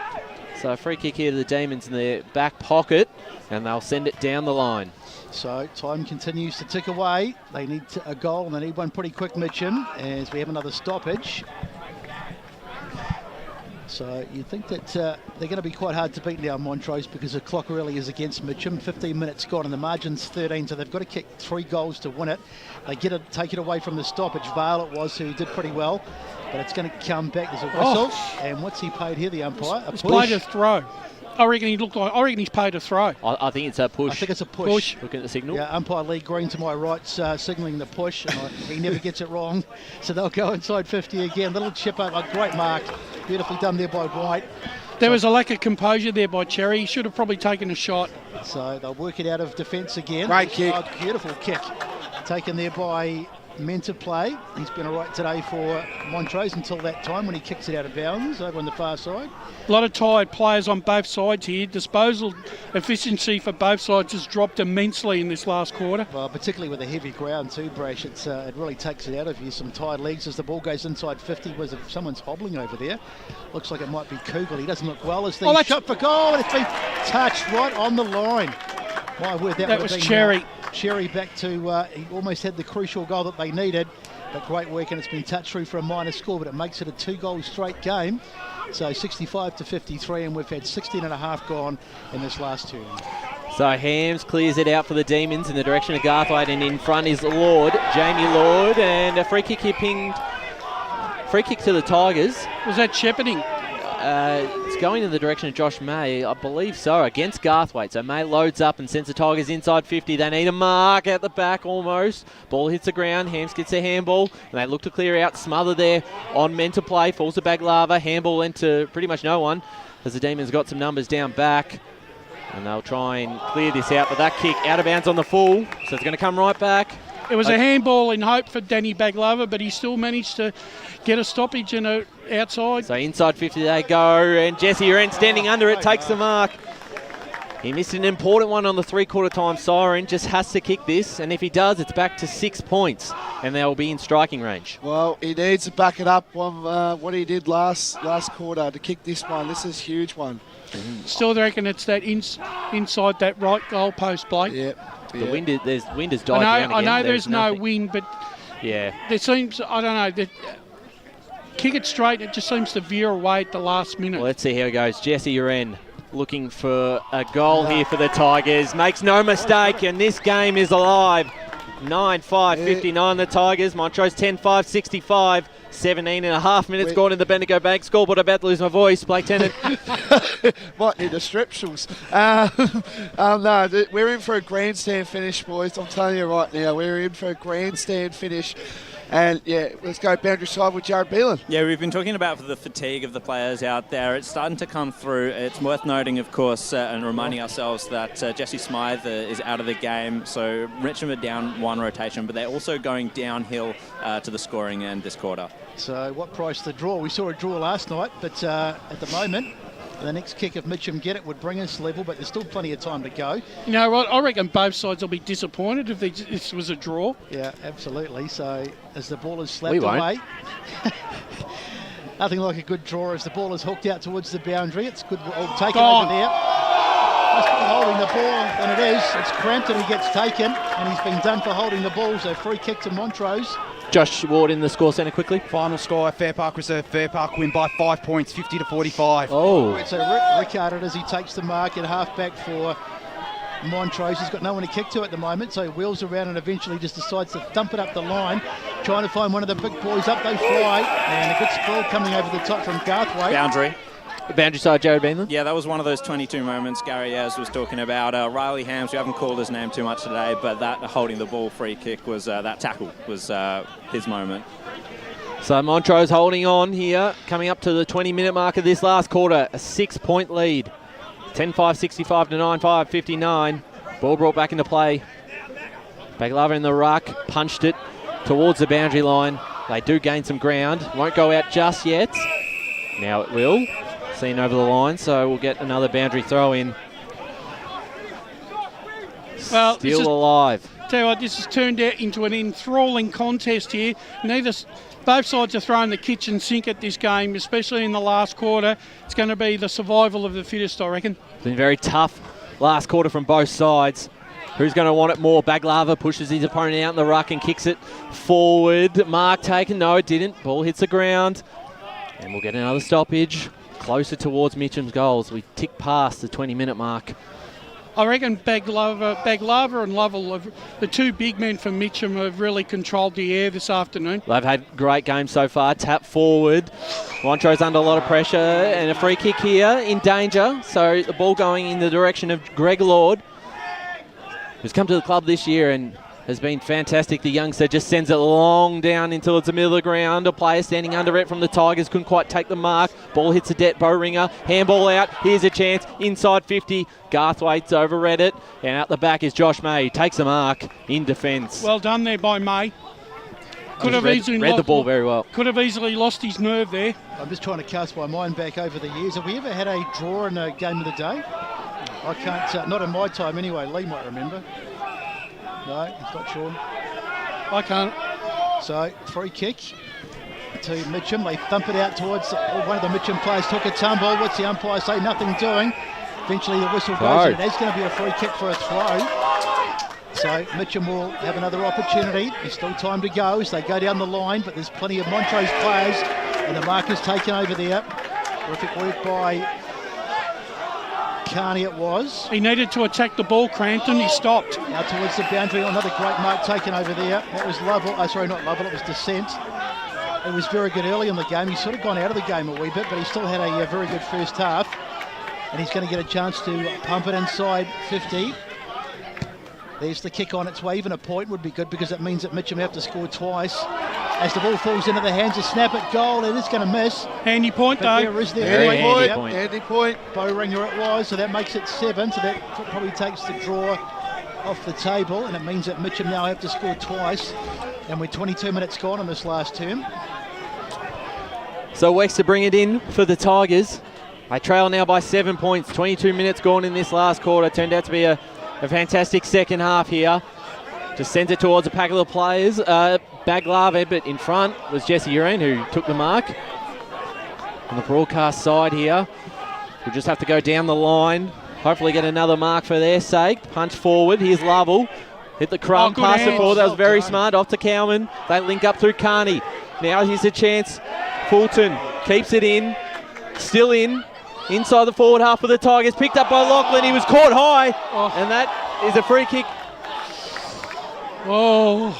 No matter what those fans say beside us, that's a free kick. As Guy Lachlan, too far out to score, you would think. He'll be outside the arc. I'll tell you what, if he kicks this is the goal of the day. Well, let's see what he can do here. He's looking like he's going to take the set shot. Kick it to the square, I would. Well, he might pull back, but Guy Lachlan is going to go towards the top of the square. Montrose have some numbers, no mark taken. Under a lot of pressure here to clear it out. Free kick now, and yes, it is a free kick to Montrose, a high tackle. So we need a score from Mitcham just to keep this game alive, because at the moment it sounds might be out on the full. That's down the full. So they're going to come back inside 50. Any score for Mitcham gets them back within the striking distance. They'll go inside 50. They'd prefer a goal, but even a point. Up they fly, ball goes to ground, and it's cleared away by Montrose out towards this far side, or broadcast side, should I say. Going to come back. Funny little kick forward there by Caulfield, and is the mark taken? Yes, it is. And they need 2 scores. Yeah. At least. So Fulton it is, he's got it, he's outside 50, so he's too far to score. I reckon the quarters go... I reckon you got a minute left. I don't think there's much longer. I'm reckoning around that 27, 28 minute mark. I reckon there's still a bit in this. Fletcher's still pretty good with the times. He seldom ever gets them wrong. So a big kick this one for Fulton. Again, it's a very difficult one. So he's probably... he's nailed that. Nearly. Oh, off hands. It's still alive. It hasn't gone through yet. And that's going to be out on the full. So they get another chance here, Mitcham. Very well defended. Didn't give up a score either. Now, this is a guy you want in your hands, Jesse Uren. So Mitcham are really coming in this last term. But This may have left their run a bit late. As the ball comes in, there's a whistle. Coming back. No, they're making sure that the right player takes the kick. Just hearing tried to steal it. So now Uren gets it from a teammate. There's the kick. I think it's going to miss. It's still in play. They just can't even get the point that they probably need. And Montrose will bring it away. Here we go. Hands of Hams as they bring it away. And they're bursting away from it's Laurie now with the footy. Oh, well done. No, Mitcham But it's there. going to come back. That's Lachlan, I think. Caulfield, sorry, as he gets it inside 50. Up they fly. Hands everywhere on the ground. Trying to pick it up there was Potter. Potter gets it out towards the far side. It's a 2-on-1 over there. Bounces over the back. And it's still in. There's the kick forward. But they're at the wrong end of the ground, Mitcham. They desperately need to find a point or a goal at whatever they need to do, any score at all. That was well done. As they thump it forward on the left boot. Goes over the top. Sock it off the ground. They'll go inside 50 again. But they're outnumbered here. It's a 2-on-1. In fact, in the end, it's about a 3-on-1, and that might be ball. No, the umpire says ball up. Well done by Lachlan to force the stoppage there. 3-on-1, well played. 25 and a half minutes gone. Just a quick one, Brash. How long left? You're always the best in this. 2 and a bit. Here we go, Lovell out of the ruck. Good tackle there. So and that 27 was Jimmy minutes. Wells. They're just running out of time. 7 points. Just need a quick goal here. Lovell in the ruck, punched it forward in the direction of Hello. He's gone, Lachlan. There's a score. So the draw's still a chance. 9-6 Mitcham. Montrose 10-6. 26 minutes gone in this last term. Might be a Mitcham supporter there getting that ball back quick.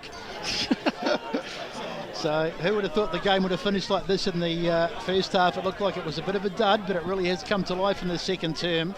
And understandably, Montrose are in no hurry at all to bring the ball back in. There's the kick. This is going to be huge. If someone could take a mark here from Mitcham, up they fly. Mark not taken. Slapped inside, but it's fallen here. Here's an opportunity. Funny little kick across the face. It's not a mark. It hit the ground. It was Lovell, but it definitely bounced just in front of him. What do you reckon? Should he had a ping there, Carney? Bit no. unselfish. No. Bit far out, I think. He was running through that wet patch. I don't think he would have got the distance. So can't be long to go. We've got 26 and a half gone as the ball comes out. Montrose, though, get their hands on it for the moment.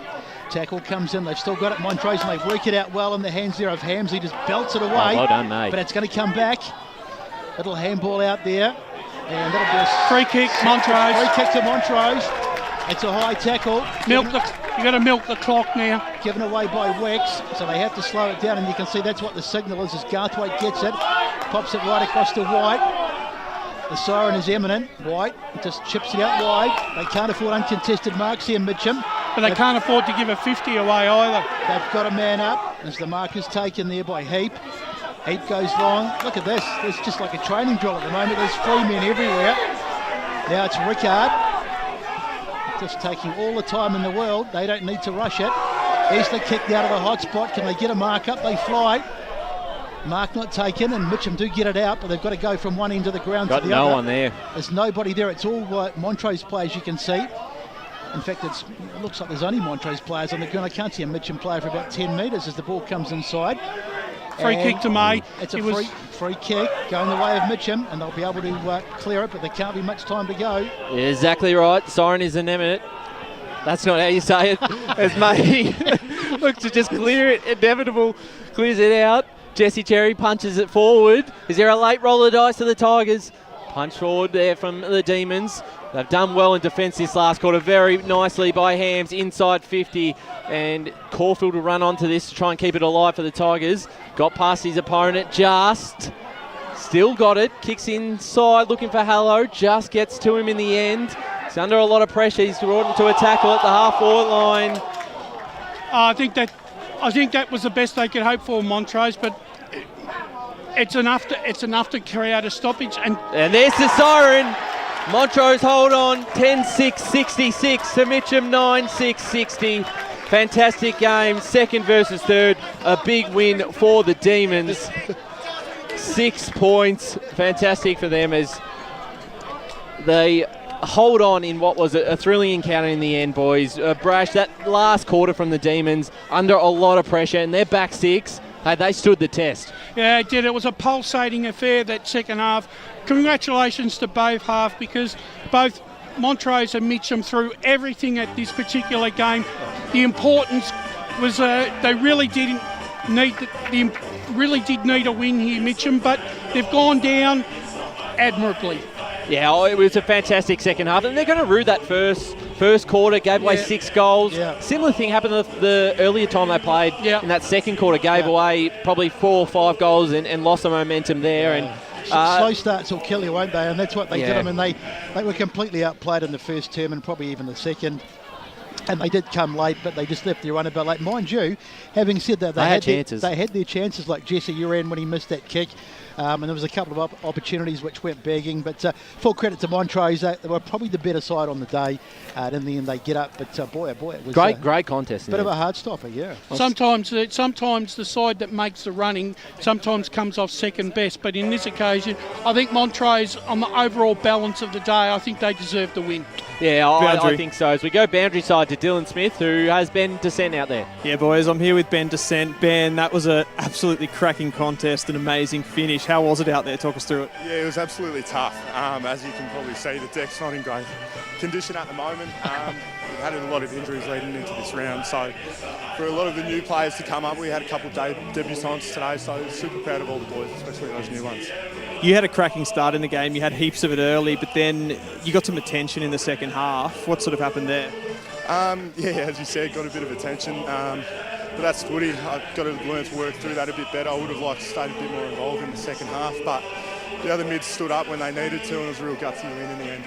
You had those debutants that you spoke about. How did you think they performed in the match? Really well, really well. Super happy with the boys. So, young Lukey Jenkins, Vossi's playing his second game, and young Ryland playing his second game as well. So it's really exciting.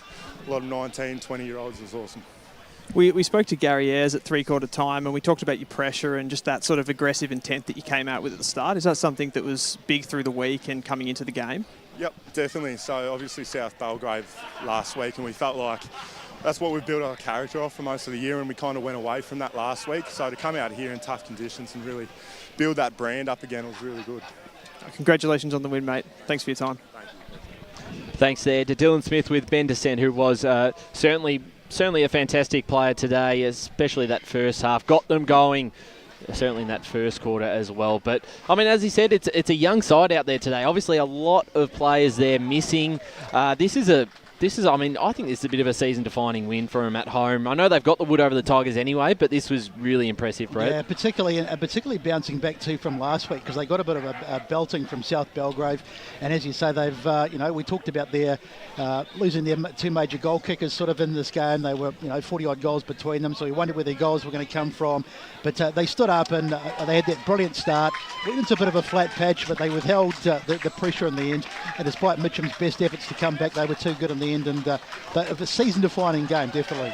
Yeah, absolutely. And you'll probably hear him down in the rooms in a second sing this song with a lot of gusto. It's a fantastic win for the club. 66-60 if you've just joined us. And Mitcham certainly had their chances late. I go back to that set shot at three-quarter time. Jesse Uran missed that one. But, I mean, they probably at the end of the day probably could have won. So a big effort from Montrose to hold on in the last quarter. And we'll get around to the scores around the grounds as well. But let's hear the song down in the rooms. I think it's cutting up on us there, but we've lost him there. But Josh Ward, around the grounds, just some updates on what you have and some full-time scores. I've got a couple of full-time scores out at Beaconsfield. They won the Eagles 66-44 over Croydon out there. So I think the song's coming in now. North Ringwood 102 to Moolbark 55. Now it's a surprise, just given North Ringwood have obviously haven't had the best season on an attacking side of things. So this is a really good performance. I can't even tell you, Josh, from the records, the last time North Ringwood kicked 100 points in a game. I reckon it's got to be at least 3 years. The big question I have, how many of those did Paddy Rose kick? Bayswater 126 to Lilydale 1511. Oh, so it goes from bad to worse for Lilydale. Got to feel bad for him at this stage. Yeah, our final score out at East Burwood Reserve. East Burwood, they held on against the Basin 7-6-48 to 5-4-34. Baronia 12-13, 85 to Waverley Boys 86-54. Gee, that's a big win there. That's a big win for the Hawks. What was the score there? there, sorry? 12-13 to 9-6, was it, Josh? 8-6. 8-6. Before. Yeah. So, and Templestowe, I think at three-quarter time, 11-9, 75 to Upper Gully, 4-5, 29 into third division. Sylvan, 87 to 63. Coldstream, a final score from Fair Park, as I mentioned before. The Lions, 7-8, 50 to Warrandyte, 7-3, 45. So, another very close game for the Bloods. Closer than we thought it might have been. Whitehorse 54 to Donvale 139, and Penetree Gully 84 defeating Oakley District 67. Fourth division, Scoresby 41, Kilsyth 141. So potentially a big win on the cards there for Kilsyth. The Kilsyth juggernaut just keeps on rolling, and then Surrey Park 111 to Forest Hill 27. No updates from Chirnside Park, Croydon North, Emlock. South Croydon 67 to East Ringwood 72. Still no updates from Blackburn, Balwyn or Berwick and Norwood. Doncaster 65 to Noble Park 23, and Doncaster 28 to Park Orchards 95. Gee, Forest Hill will be disappointed because we thought they might have done all right again today, but they got, Surrey Park bouncing back off a couple of losses. They got thumped. I mean, that's a disappointing result for Forest I'm Hill. absolutely gobsmacked that first beats second in Division 4 by 100 points. Yeah. That's astounding to me. Yeah. I mean, Scoresby with a form side heading into that break that they had. They'd won 3 on the trot. We're in really good form. Gee, they haven't come off the bye well. No, they haven't. That's a really disappointing result for them. And a couple of interesting results, obviously, around the grounds as well. Did you have one at Cheon Park? Did you? It was 67 to 72. I'm not too sure if that's a full-time score out there. Let's have a look. Find that out as But well. I think another telling score is 94 to 21 for Park Orchards over Doncaster. Yeah, that's Park Orchards have struggled for a lot of the year, and they've come out and beaten Doncaster by 70 points. That's 2 wins in a row now for Park Orchards. I did say about 3 weeks ago that Park Orchards were going to get it. There was a moment there in the season where they could win 2 or 3 games. They've just hit form at the right time. That moves them out of the relegation zone at the moment. Oh, but did Berwick... Berwick... The last check, it was only 80 to 28 quarter time. They'll hate that coming off the ground and then finding out that Berwick had knocked off Norwood, because it keeps them in 11th and still not out of that spot yet. But it gives them something to build on. However, it makes it nearly... However, for Doncaster, that does consign them to 12th position. Yeah. And in essence, they've got to win 2 games plus fine percentage, which in essence is going to be another 2 games. I can't see that happening. No, they were in trouble. We predicted it, I think, at the start of the season that they would struggle, and they have all the way through. That Park Orchards results are fantastic. It'll be interesting to know how many goals Michael Prosnak kicked, because he usually gets 4 or 5 when they win. I'm not too sure, but we do have a final score at South Croydon. It was East Ringwood 72 to South Croydon 67, just getting the job done. The last time it was only 2 points East Ringwood's way, and this time, once again, only 4 points. So there isn't much between, not much between East Ringwood and South Croydon, but unfortunately... It's unfortunate for the Kingy. It is. Yeah. And just one final score as well. Surrey Park and Forest Hill was 111 to 27 out there. So back on the winners list, the Panthers. Just to also, I think that's the first one in a while that the milestone game's lost. So Anarchus earlier this year. Of course, that was Doncaster East. But getting back onto this game just quickly, Josh, and you'll stay on the socials and just check for any other last final results here. But this is it's monumental for the Demons, who were lucky enough actually to be joined here by Ryan Garthwaite, who's down on the boundary line. So Dylan Smith, take us away.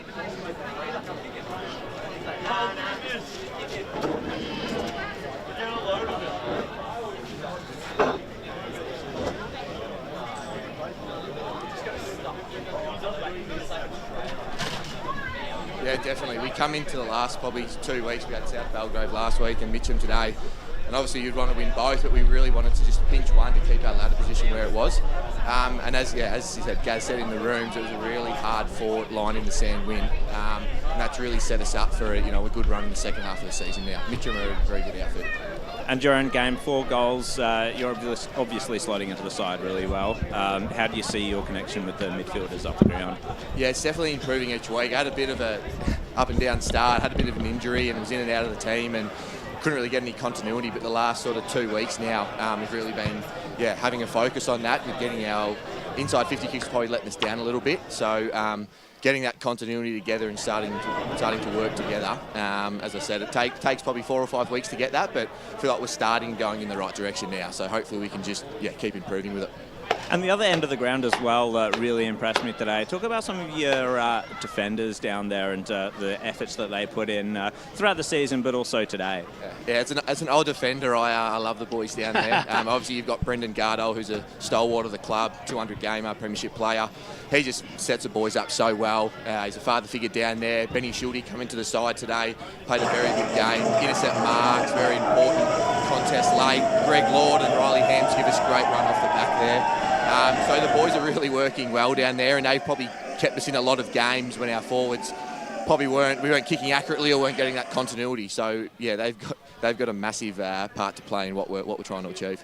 And I might throw up to the box there because I'm sure the gents will have a few questions for you. Ryan, mate, great game, mate. 4 goals. Also, it was great to see that. It was great to get your confidence up, mate. Sorry, Blake, go again. Their headset wasn't turned on. Oh, good. Just a quick one. Ryan, mate, 4 goals today. It was great to see you up there again, mate. You know, where you were the last couple of years, up there in the high experience. How did you go today? Because there was a lot of one-on-ones. Do you feel like you had a good privilege from the midfielders to pass it down to you? Yeah, definitely. I got some very nice delivery today, and I'll thank the boys with the beer after the game. Josh May, a very good player, obviously VFL listed, and coming into the game, sort of had a focus, wanting to sort of get that ball delivered into my space, and the midfielders did very well today, and it was a good contest with him, so I really enjoyed that. Ryan, if you can put your finger on the difference between last week's performance as against this week's performance, what would be the key point of difference? I think it's learning from those high pressure moments. Last week we were 10 points down going into in 3/4 time, and we got run over by about 5 goals. So I think this week it was a massive emphasis on how we want to set up behind the ball when those pressure moments come. And you saw boys out there today, as I said before, Benny Schulte and Brendan Gardole, and those boys really stand up late when it counted. And that just shows learning and growth for a young group. And we're going to keep learning, and obviously these contests is what's going to, especially down the line in finals, is going to win games. It's great to see a guy like Gary Ayres who's been at the top level, he's coached at the top level, but just watching him and the interaction with the players coming off the ground, you know, it meant a lot, not only to the players, but it meant a lot to him. And, you know, it's great when you have a coach that shows an emotion and who's really invested in not only the football club, but the players themselves. Yeah, definitely, mate. You're spot on. I've probably never come across a man that's that invested, in a football club. Obviously, his resume speaks for itself.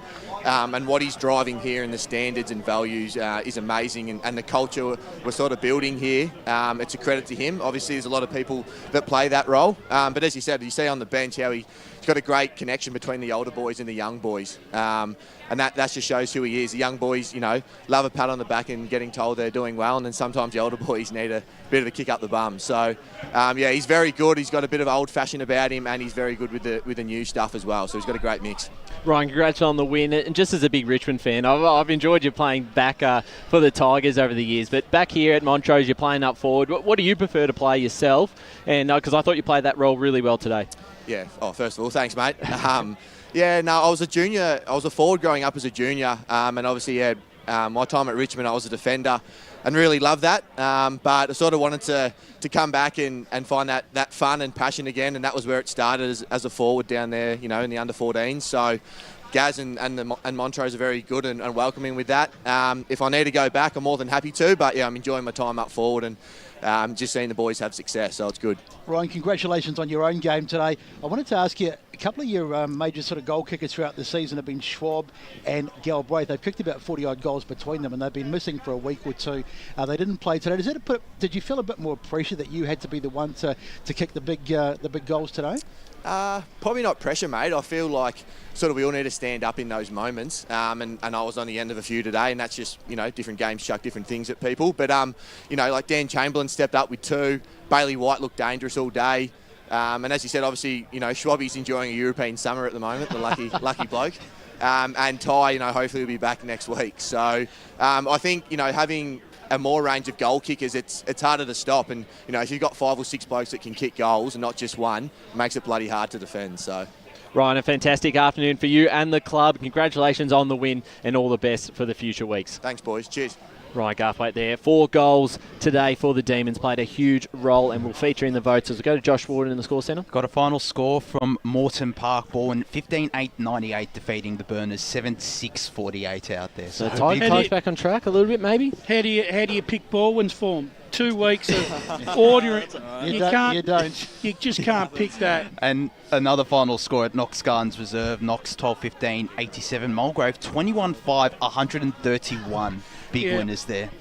Absolutely. Let's jump into the votes for today's game. And having a look at it, I want to give Tom Lovell 3 votes, but we've also remembered we've got the Tobin Brothers goal of the day, and you can't win 2 awards. So I think his goal was just about there for goal of the day.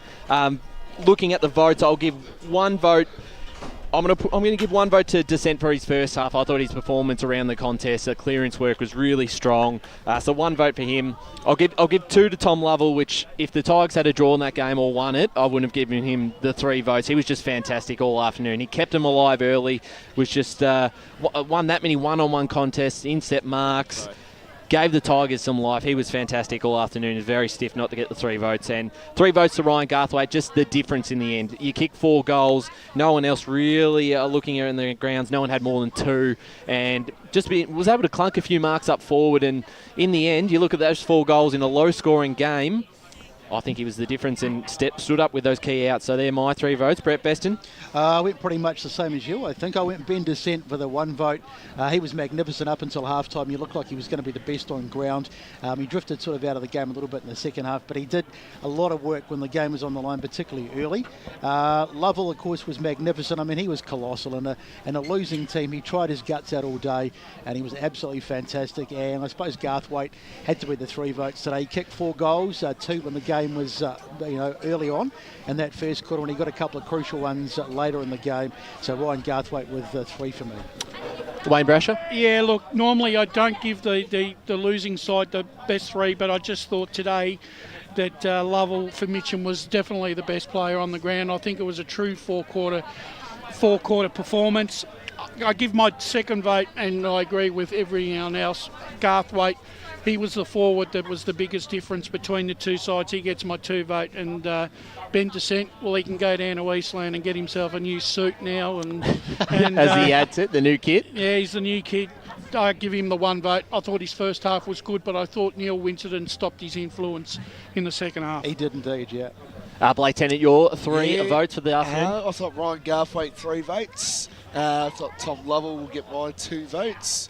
And I thought, that you talk about captain performances, and I thought Jesse Uren was my 1 vote. I thought he was just exceptional. He really wanted to get the Tigers to where they hopefully get the win, but unfortunately they didn't. But I thought it was a true captain's performance by Jesse Uren. Jared Beanland?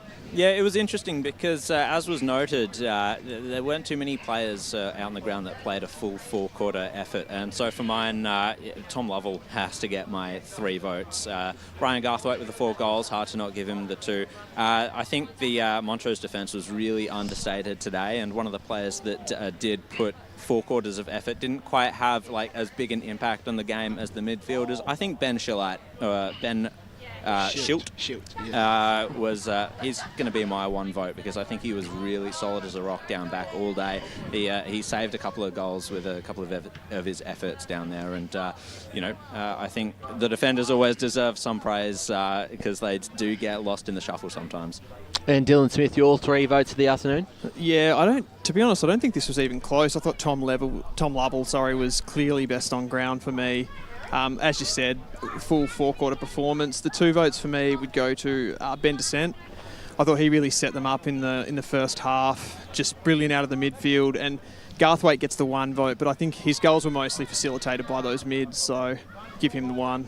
So there we go. I think that gives it to you forgot to Tom Lovell or Josh Ward. Sorry, I don't really have any votes, but I'd probably give 3 to Ryan Garthwaite stepping up forward, 2 to Tom Lovell, and Yeah, I'm not too sure who to give one to. Probably Descent for that first half. Anyone been keeping tally? I was about haven't. to, and then I I thought thought Tom Lovell, but we're going to give him the goal of the day. Yeah, well, if we I give him think the goal of the day, I think we can give Garthwaite best on. I think I think he probably was, but just a couple of final scores as well. North Ringwood 101 defeating Moorbark 56. And Ferntree Gully 84 defeating Oakley 68. So a good contest out there at Wally 2 Reserve. Yeah. absolutely. So there's that's us done for. No, we've still got another 10 minutes. I've gone very early. We're going to go to our on the early crow. last. Talk about the early crow, I'm my ready friend. to have a drink. Last ad break here. It's Montrose 10-6-66 defeating Mitcham 9-6-60 in the Eastland match of the round. I'll go home As if you Sarah want me opened to. her best friend Jackie's wedding invitation, she was overcome with a wave of emotion. While her two young boys wrestled on the floor, tears of happiness rolled down Sarah's cheeks as she saw the words she'd been longing to see. Please note, this wedding will be a child-free event. Well, Sarah, looks like we're off to Eastland for a new frock and some heels. And let's book in that babysitter. For all of life's little moments, there's Eastland. Eastland. Live real.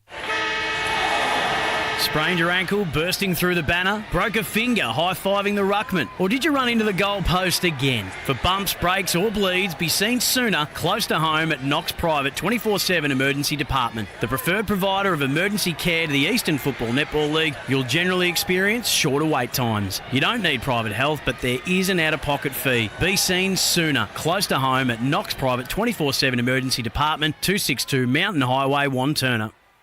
Do you feel good about your bank? Because there is a bank you can feel good about. They share their profits to fund big community projects, small community clubs, and vital emergency services. They've given $250 million to help Australian communities thrive. They have all the products and tech you expect from a big bank, with service you don't. It's Bendigo Bank. Feel good about who you bank with. Try Bendigo.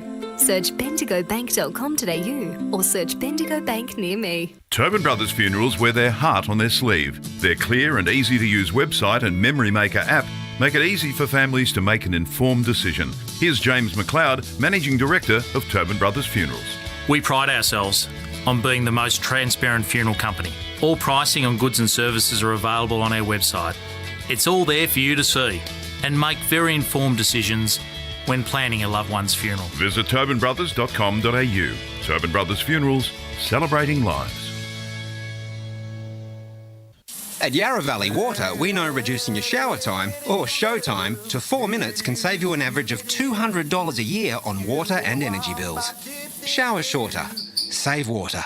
Authorised by the Victorian Government, 1 Treasury Place, Melbourne. Sprained your ankle, bursting through the banner? For bumps, breaks or bleeds, be seen sooner, close to home at Knox Private 24/7 Emergency Department. You'll generally experience shorter wait times. Knox Private 24/7 Emergency, 262 Mountain Highway, Wanturna. You are listening to Radio Eastern FM 98.1. With live and exclusive coverage of the EFNL football season, bringing you the match of the day with score updates from all divisions. And now we cross to our commentary team for the Radio Eastern 98.1 Match of the Day coverage. Welcome back to Montrose Recreation Reserve, the Eastland match of the round. We're wrapping up here the last 10 minutes. It's the Demons 10-6-66 defeating the Tigers 9-6-60 in a thrilling game in the end. We do have to remember that first quarter, Montrose kicked 6-2, and that really set up the win. After quarter time, Mitcham were probably the better side, but well done to the Demons, and their last quarter, a lot of pressure in their back half, really stood up, as Jared Bean mentioned before, who's joined us here alongside Josh Ward, Wayne Brasher, Brett Beston and myself, Ryan Long. Josh Ward, you've just been following up in some of the scores. I know you've read most of them out, but just if you got any new ones, or if you got any key ones just to go over for anyone who's just joined us. Oh, well, there were, obviously, we'll kick things off with Premier Division and Dano Kings 300 at Cheong Park, South Croydon, going down by 5 points, and while Bourne winning by 50 points, 48-98 out at Morton Park. And still no update from Mullamallam Reserve. Now, they were leading at three-quarter time, Berwick 70-28, and kicked 8 goals in the third quarter out there. And Park Orchards 95 to Doncaster 28. 8, and Doncaster East 65 to Noble Park 23. Sorry, Besto, the Bulls not doing too good there. Beaconsfield just getting over the top of Croydon 66 to 44. Of course, North Ringwood 102 to 56 defeating Moorbuck. Still no update from Wantirna South Belgrave, and that was 18 points at 3/4 time out there. In second division, East Burwood 48 to the Basin 34. Mulgrave getting over the top of Knox. Baronia 85 to Waverley Blues 54, and Templestowe 105 to Upper Gully 33. And couple of all final scores, I think, in third division. Fair Park 50 to Warrandyte 45. Sylvan 87 to Coldstream 63. White Horse 54 to Donvale 139. Ferntree Gully 84 to Oakley District 67. And some final scores in fourth division. Kilsyth 100-point winners, 141 to Scoresby 41. And then Surrey Park winners over Forestdale 111 to 27. And no update from Churnside Park and Croydon North Hemlock. Brash? Just having a look at the Oracle selections that come through this week. Actually, he had Montrose and Mitcham playing out a draw. You're kidding. So how close? How close? You picked that one. He's done all right. The Oracle's done all right this week. He's been in good form. He's picked all the winners in Div 2. He's got 2 out of 3 in Div 3 out of 4 in Div 3. He'll probably get 2 out of 3 in Div 4. And I think he's got 3 out of 5. I'd just like to point something out. As the Oracle is anonymous, how do we know it's not a woman? Well, that's true. It could be because we keep referring to the Oracle as a he, but it could be a she. Well, he had East Ringwood winning. He had Blackburn winning. That didn't happen. He had Norwood winning. That didn't happen. We've got a final score actually from Zerby's Reserve, Doncaster East 63 to Noble Park 23. Yeah, well, he had Oracle picked that. He had him, but only by 2 points. Just a shout out to Montrose at the moment. They've looked after us very well. We've got Liz behind us, who's been fantastic. Food all day, drinks just offering again. Thank you to Liz. A really fantastic to have that sort of service here down at Montrose. A great result for the club today on the field, and been very kind to us off the field. We're about to wrap things up here. We've got a couple minutes here before we go off air. Blake Tennant's off the mic at the moment. Or he was a bit quiet in that second half. He looked a bit nervous, but Blake, you got your headset on? Never in doubt, Ryan. Please. I thought after that first quarter, I don't know if any of Montrose supporters were listening, because I actually did tip Mitcham at the start. You did. So you'll be banned from the club now. Well, I did put Mitcham at the top of the ladder, and I heard about a lot of Montrose supporters giving me a bit of grief about that. Well, you just got to take the good with the bad, Blake. It's all about working in the media industry, you know. So, absolutely. And calling alongside me today, Brett Beston. Fantastic job this afternoon, and we did get a close one in the end. We've been waiting for a close. I said to you at I think it was half time. I said this is a really tough game because it was the first half was awful. There was a lot of stoppages, and it was got very wet obviously with the conditions. But boy, oh boy, it turned out to be a great game. Absolutely, and we wouldn't have picked it, but and very enjoyable and great calling with you, mate. Thanks very much, Brett and Wayne Brasher. And special comments again. You'll be there tomorrow at Vermont Recreation Reserve. Vermont Roeville, sitting next to your great mate Ray Baird. Oh, no scarf on tomorrow, but looking forward to a good night's sleep and another wonderful day of EFNL football tomorrow. And Jared Beanland, you'll be there calling all the action? I will be. I'm very much looking forward to returning to Vermont and seeing a really good Premier Division match. That should be a fantastic one to call. Definitely. And Josh Ward, as always, you don't miss a game. Yeah. Oh yeah, I'm excited about tomorrow and on the boundary too. I'm looking forward to it. Hopefully a big crowd out there. Definitely too. Right. And then Dylan Smith on the boundary as well. Kate Green, Megan Green behind the camera, Lee Green as always, and myself, Ryan Long. Thanks for joining us this afternoon. It's a fantastic result for the Montrose Football Club. 10-6-66 defeating Mitcham, 9-6-60 for the Eastland Match of the Round.